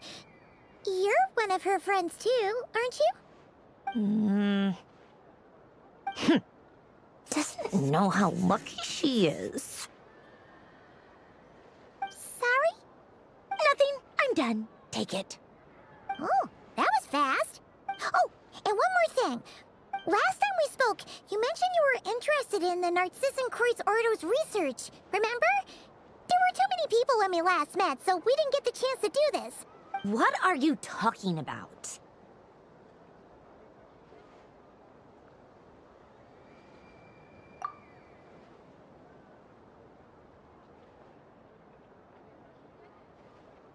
This is... Oh. Alain, Renee, and Marianne. Huh. The Holy Blade. A savior's plaything.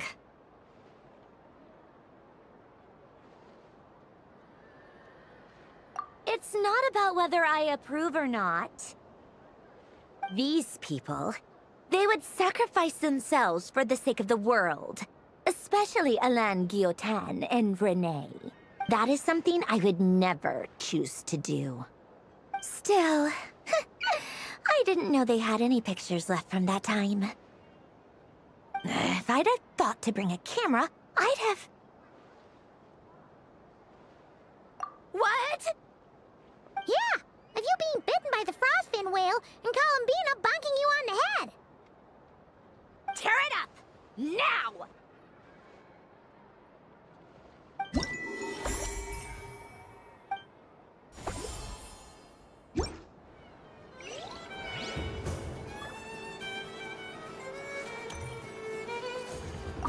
What's there to see on that moon anyway? Let her go up there and cry alone. See if I care.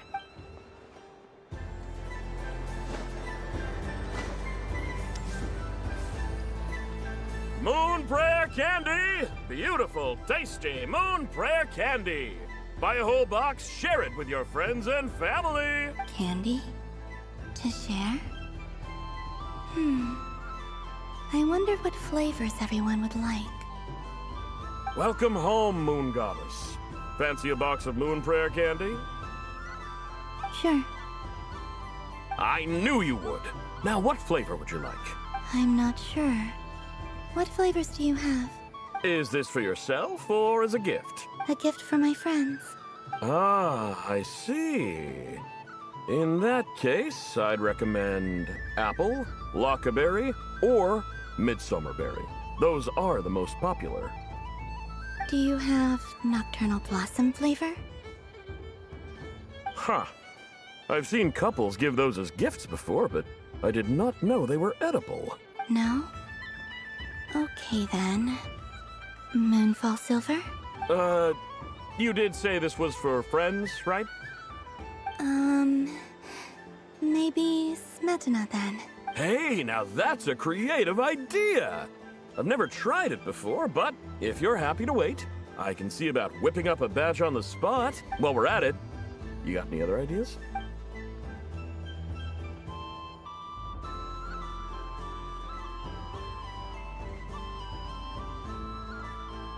Here you go. Every flavor you asked for is in there.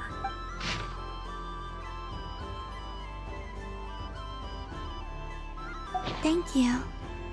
I should be the one thanking you! You brought me a whole bunch of new business. It's like a genuine blessing from the Moon Goddess. I hope you and your friends have a lovely night.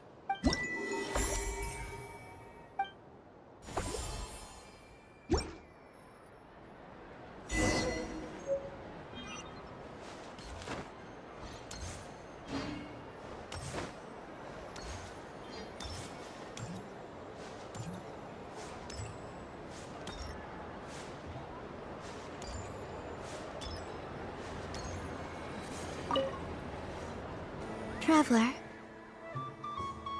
there, Columbina!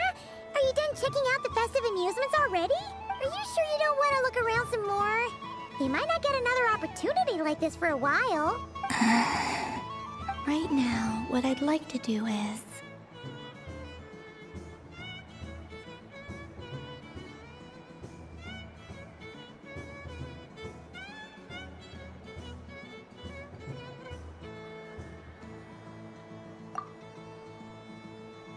Oh, candy for us? Thanks a bunch, Columbina. Don't mind if we do. Whoa, this one's intense. But it's so tasty. What about you, Traveler? How does yours taste? Oh, sounds good. I'm drooling now. Are there any more Smetana candies in the box? Yes, I believe so. Okay, gotcha. Let's see. Sure. This one, and yep, this one looks right too. Okay, that's 3. Here we go. 1 per person. It's so sweet.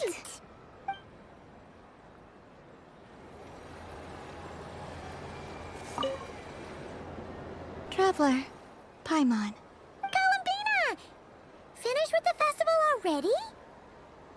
Okay. No need to rush. Just take it easy.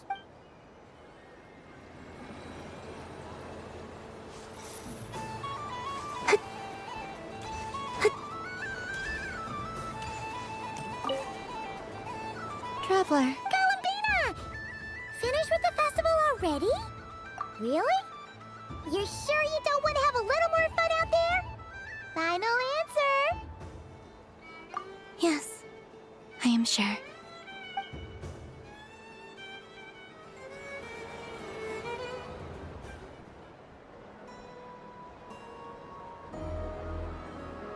This was the most fun I've ever had on a moon prayer night. Everywhere I went, people were saying, "Welcome home," and there were friends at every turn.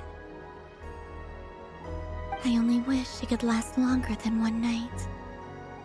Oh.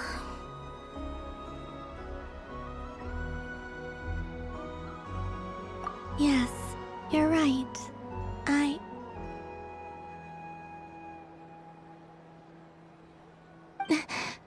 The moon prayer blossoms. Ooh, look! Look! Moon prayer night has come.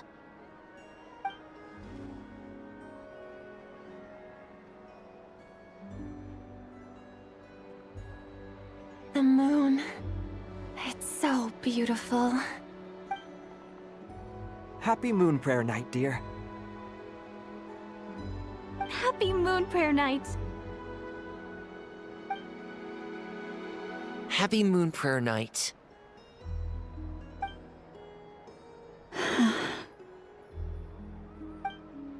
Aww. Huh.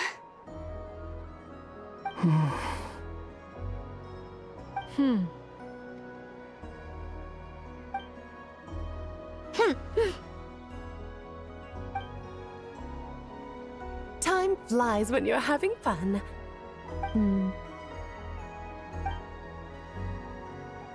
Oh. Looks like the time has come.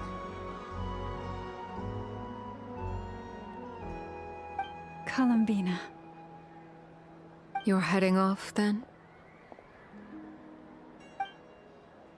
Yes, to the ruins you mentioned. And from there, back home to the moon. Wait! I know? At least...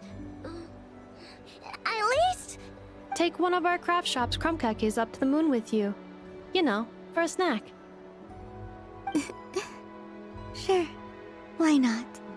The Curatorium of Secrets believes in proper farewells. No story should be left without a satisfactory endnote. Never. Farewells are an important affair for the Ratniki, too. We never know when we might meet again.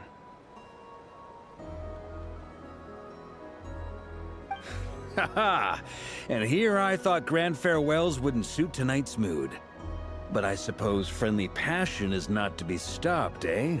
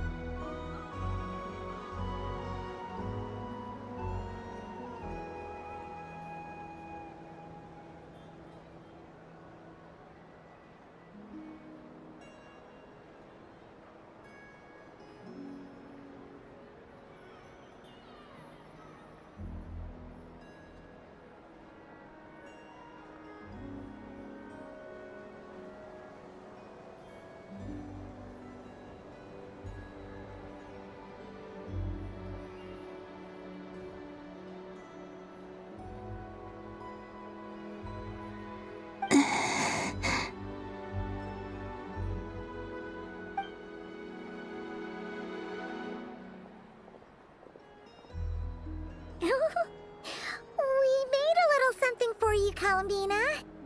Ta-da! What is it? A Moon Prayer Night greeting card.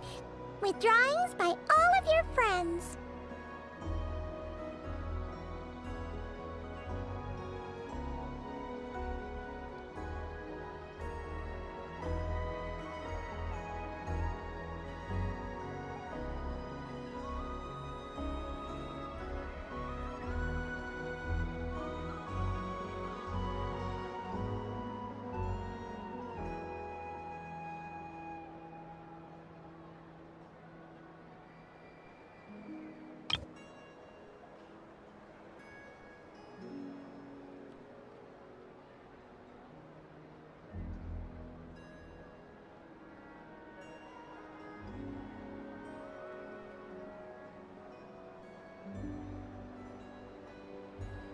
You did mention that you'd like a portrait done, so I took the liberty of creating one for you.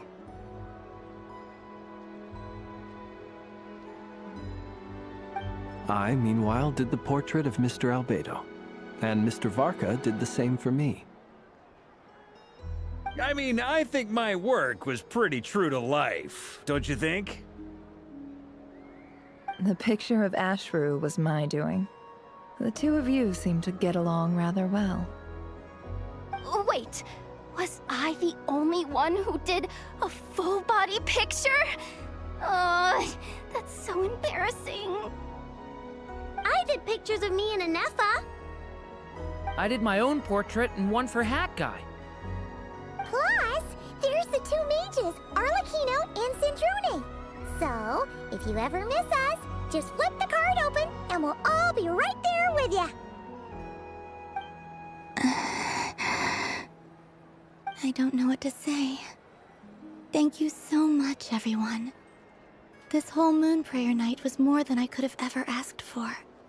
It is the greatest gift I have ever received. Lama, I figured it out. Figured what out? Remember how the Frost Moon Scions used to use milk as invisible ink to write hidden messages? That was a very long time ago. Oh, are you saying? Yes. When I miss you all, I shall use moonlight in the same way, to write words that only you can see upon the moon itself. Wow, that sounds lovely. Quite. But how will we see them?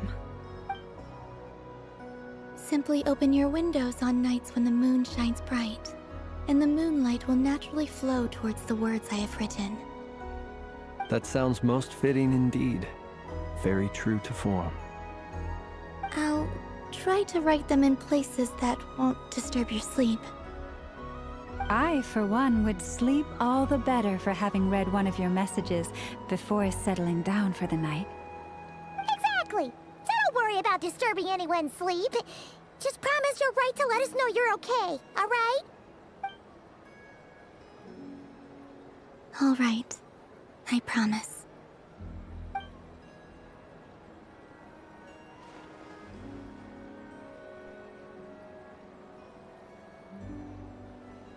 In that case, Columbina? I'm ready.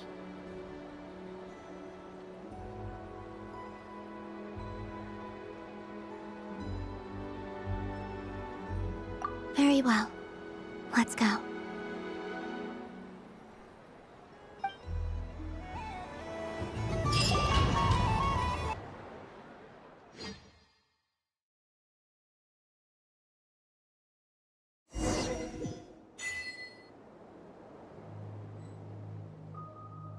In just a few moments, I will be gone. I still don't know what to expect on the moon. Will I really be able to send messages to my friends? The Kuhenki, the animals of Not Cry. I'll never get to see them again. I wonder where I'll be when the next moon...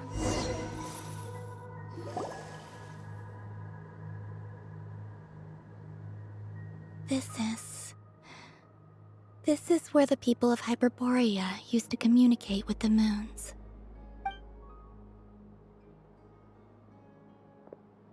Eternal moon, frost moon, iridescent moon.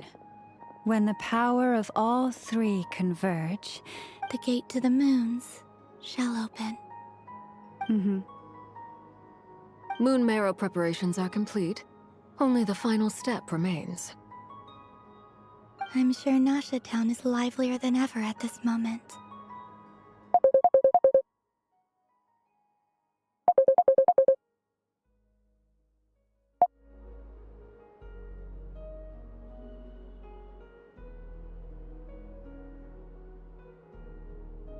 Yeah, it's a shame you couldn't be there for it, but it's now or never, right?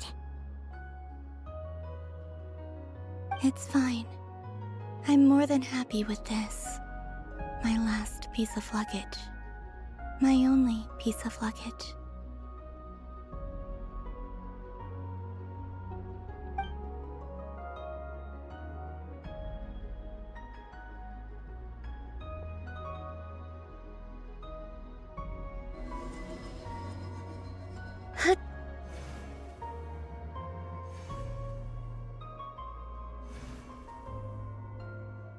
I can already feel the moon calling to me.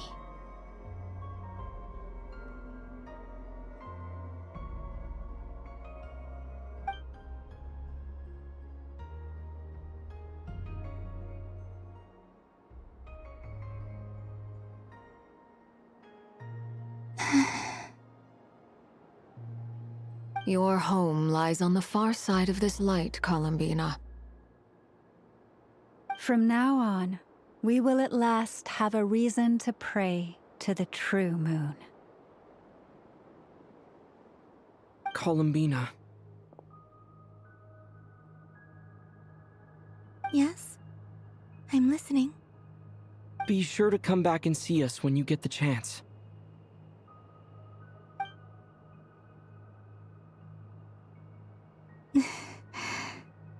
Of course. But if that chance doesn't come, then remember that you have friends on this planet.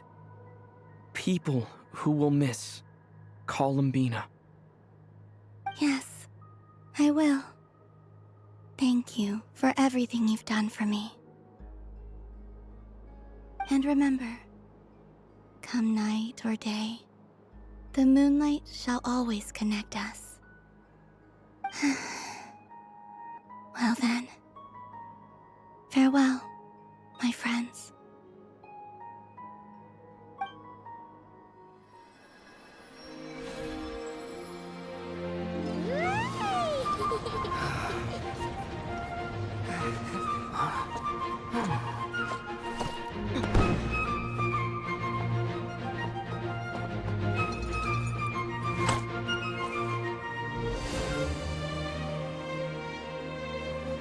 Thank you. This was my happiest night in Tevat. Farewell, Columbina.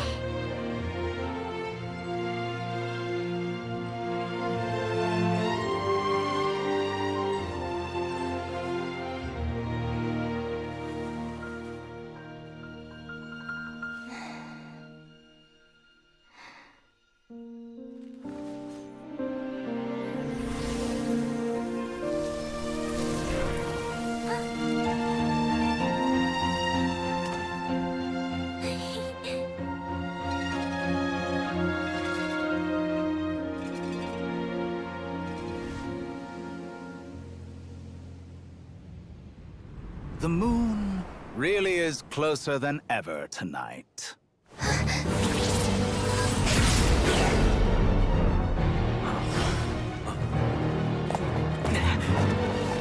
Columbina. All three moons in one place. Time for one final experiment. Reason, life, death, time, and space. They all believed I would fail.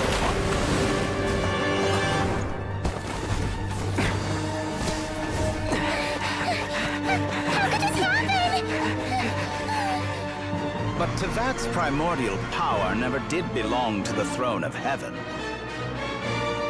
And now, they are mine.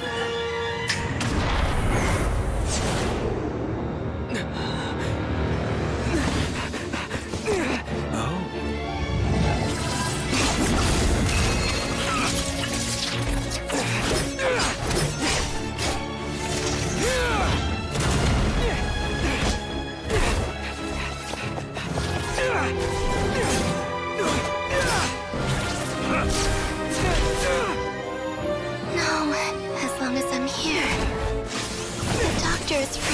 the Three Moons' power.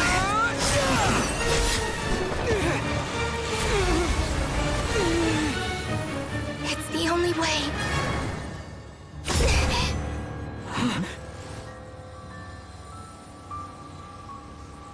I guess I won't be going home today.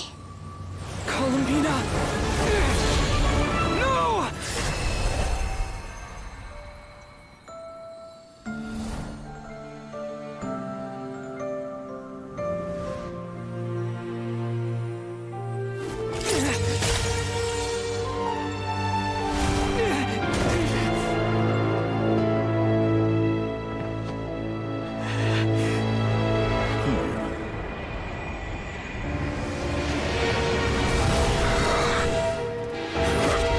Stubborn world, do not try to control me!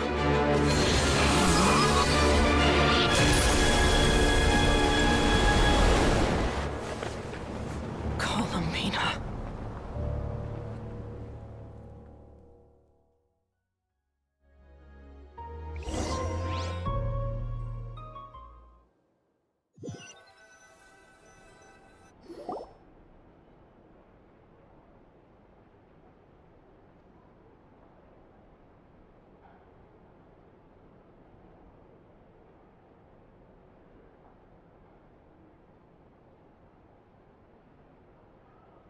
Are you all right? Do your wounds still hurt? I had someone prepare a little medicine that could prove effective. Take it if you need to.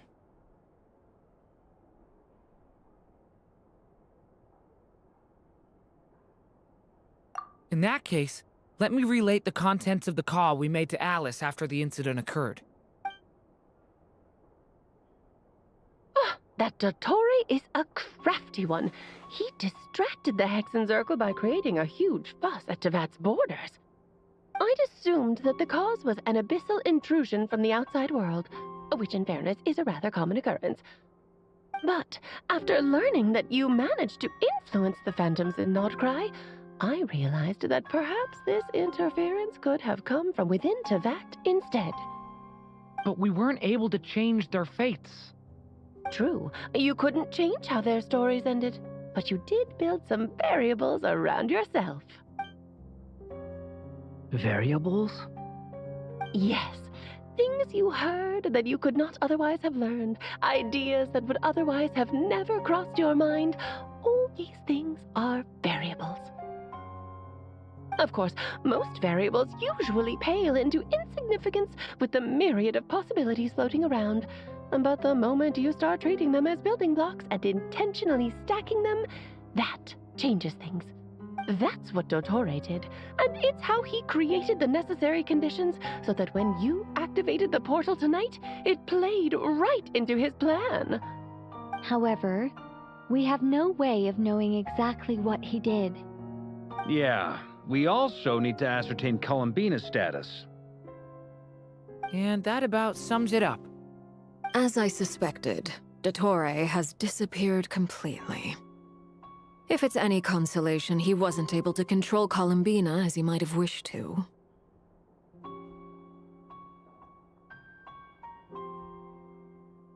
Oh no!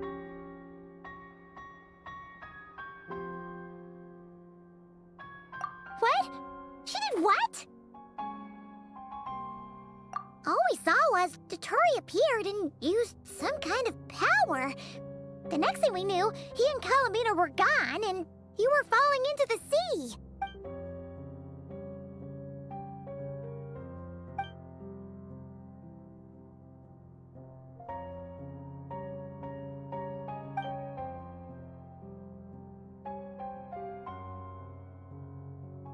So, Columbina intentionally opened the Moon Gate and escaped into the same mysterious world as Rerir and Thalindus. Sounds like bad news.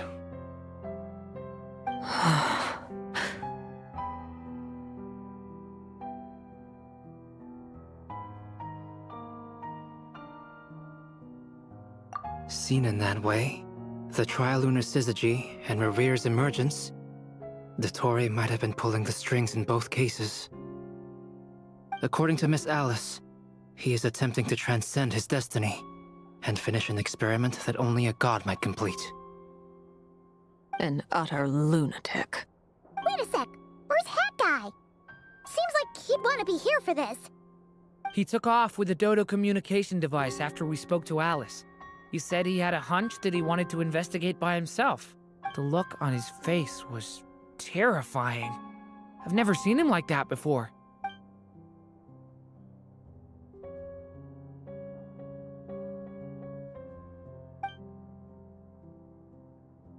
I'm back. Hat Guy! I went to look for the Hyperborean phantoms again. I think I've gotten to the bottom of it. I got them to talk to Nicole on the other end of the communications line. Turns out, the history they describe is different from how Nicole remembers it. Really? But how? Surely Nicole can't have been wrong. Because the phantoms are the ones who were deceived. They speak of a savior who appeared in their history. One who never should have existed. This savior promised to create a new moon within the false sky, and even bring back their moon goddesses. Foolishly, they believed in him, and told him everything he wanted to know about the moons. It's obvious that this was Dottore's doing. Now you mention it, the first time we entered the Hyperborean ruins, we heard the phantoms discussing their history, and I remember Nicole commenting that something sounded a little strange. But Dottore shouldn't have been able to get in there in the first place. He didn't. Nicole said that this was an anomalous state triggered by disruptions in the causal connections between phantoms from the same era. The variables that Dottore put in place were substantial enough that they even affected phantoms that he never met. So it's not that their memories were unclear. They'd been tampered with. That's exactly the possibility Dottore was trying to manufacture. He turned these variables into knowledge and engineered the situation so all that knowledge would fall into his hands. Then, he harnessed that knowledge on Moon Prayer Night to truly create a false moon. How is that even possible? To be precise, he exploited a weakness in the way the spell works. The spell senses Kuvaki to detect the moon's location. So, as long as the false moon more strongly resembled a moon than the frost moon beyond the skies, the gate would teleport Columbina to the false moon's location. In other words, to Dottore's side. Once he had her under control, the teleportation spell remained active, and he manipulated her power to seize both moon marrows. At that moment, the moon marrows disappeared right before our eyes. It was already too late, even as we were leaving the ruins. By then, Dottore had already amassed the power of all 3 moons. So, where does that leave us? What do we do now? I'd certainly like to know what Her Majesty thinks, now that the concerns I expressed to her have come to pass. But we cannot simply sit and wait for her to decide the matter. And in any case, it is not the Fatui Harbinger Damselette who sees us as her friends, but rather Columbina Hyposelenia. If, even in such extreme circumstances, Her Majesty will not lift the prohibition on Harbingers drawing steel against one another, then I will do as my heart demands. I will fight as Peruware instead. Oh, Arlecchino! Time is short, so I'll make the first move.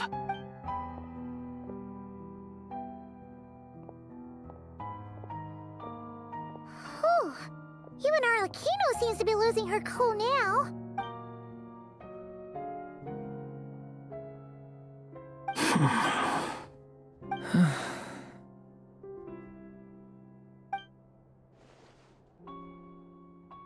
All right. Lose those dejected looks for a moment and let me get a word in. It looks bad, I won't lie. Very bad, in fact. So Dottore's pulled some real dirty tricks to gain the upper hand. For now. And yeah, it's to the point where even the mages say that his variables have affected destiny. I'm not so sure, though. Many have told me that Tevat's destiny is fixed, and that does appear to be the case. Well, what makes Dotori so sure he'll be the exception? And since he was able to stack these variables up, who's to say we can't do the same? You of all people should not be discouraged, traveler from afar. This isn't over yet.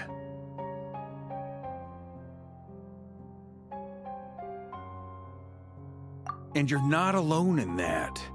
Everyone here does, whether they've spoken thus far or not. But none of us are the type to sit back and wait for the sun to shine again. That's exactly how a knight should roll. If they knock you down, you get back up and get back in it. Don't forget, Honorary Knight, you're a legitimate member of Mondstadt too. Mark is right. This is far from over. Dotori's already way overdue a butt-kicking given his past shenanigans. And after this, he's earned himself a double dose. That's what I'm talking about. How's everyone else feeling? I'll use Kuvaki to investigate Columbina's whereabouts. I am not ready to give up either. Leave the intel gathering to me. Whatever happens within Nodcry's borders, when the Curatorium of Secrets wants to be in the know, we always find a way. Aino and I will do all we can to support you. We will attempt to reverse engineer Dotori's actions and seek a breakthrough that way. Alice and Nicole are busy dealing with an emergency at Tevat's borders, so they can't return just yet. But they're both very angry about this. They've asked Albedo and me to act on the Hexen Circle's behalf and do everything in our power to fight back against Dotori. Are you ready then? We're going to have to conduct a lot of research, even in the early stages. I'll do my best. As for me, I'm pretty familiar with Dotori's way of doing things, so I can try to predict his next move. I'll help with your investigation. Nice! Looks like we have our basic division of labor. I'll get in touch with Flints and Itlua, get them to have a chat with their Starshiner. It couldn't hurt to bring the Lightkeepers on board as well. At the same time, I'll pass on instructions to the knights present in Nodcry to assist the Lightkeepers and other organizations in ensuring the safety of those living here. Yeah! We'll show him! That's it then. Good luck, everyone.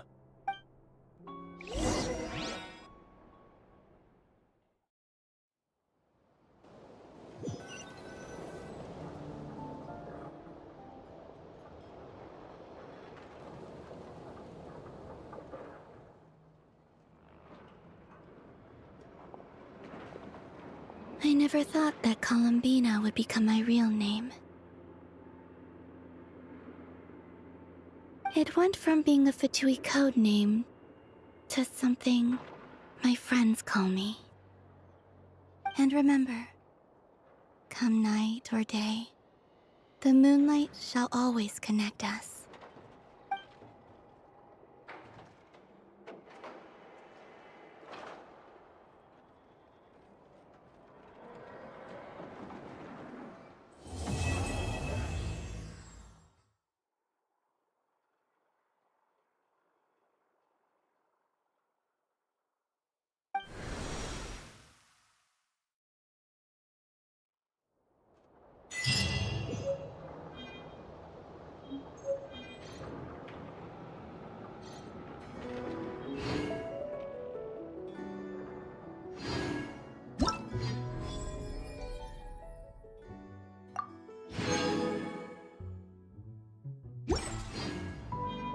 Many insects the compulsion to follow the light, and humans are the same. Except we call that light hope.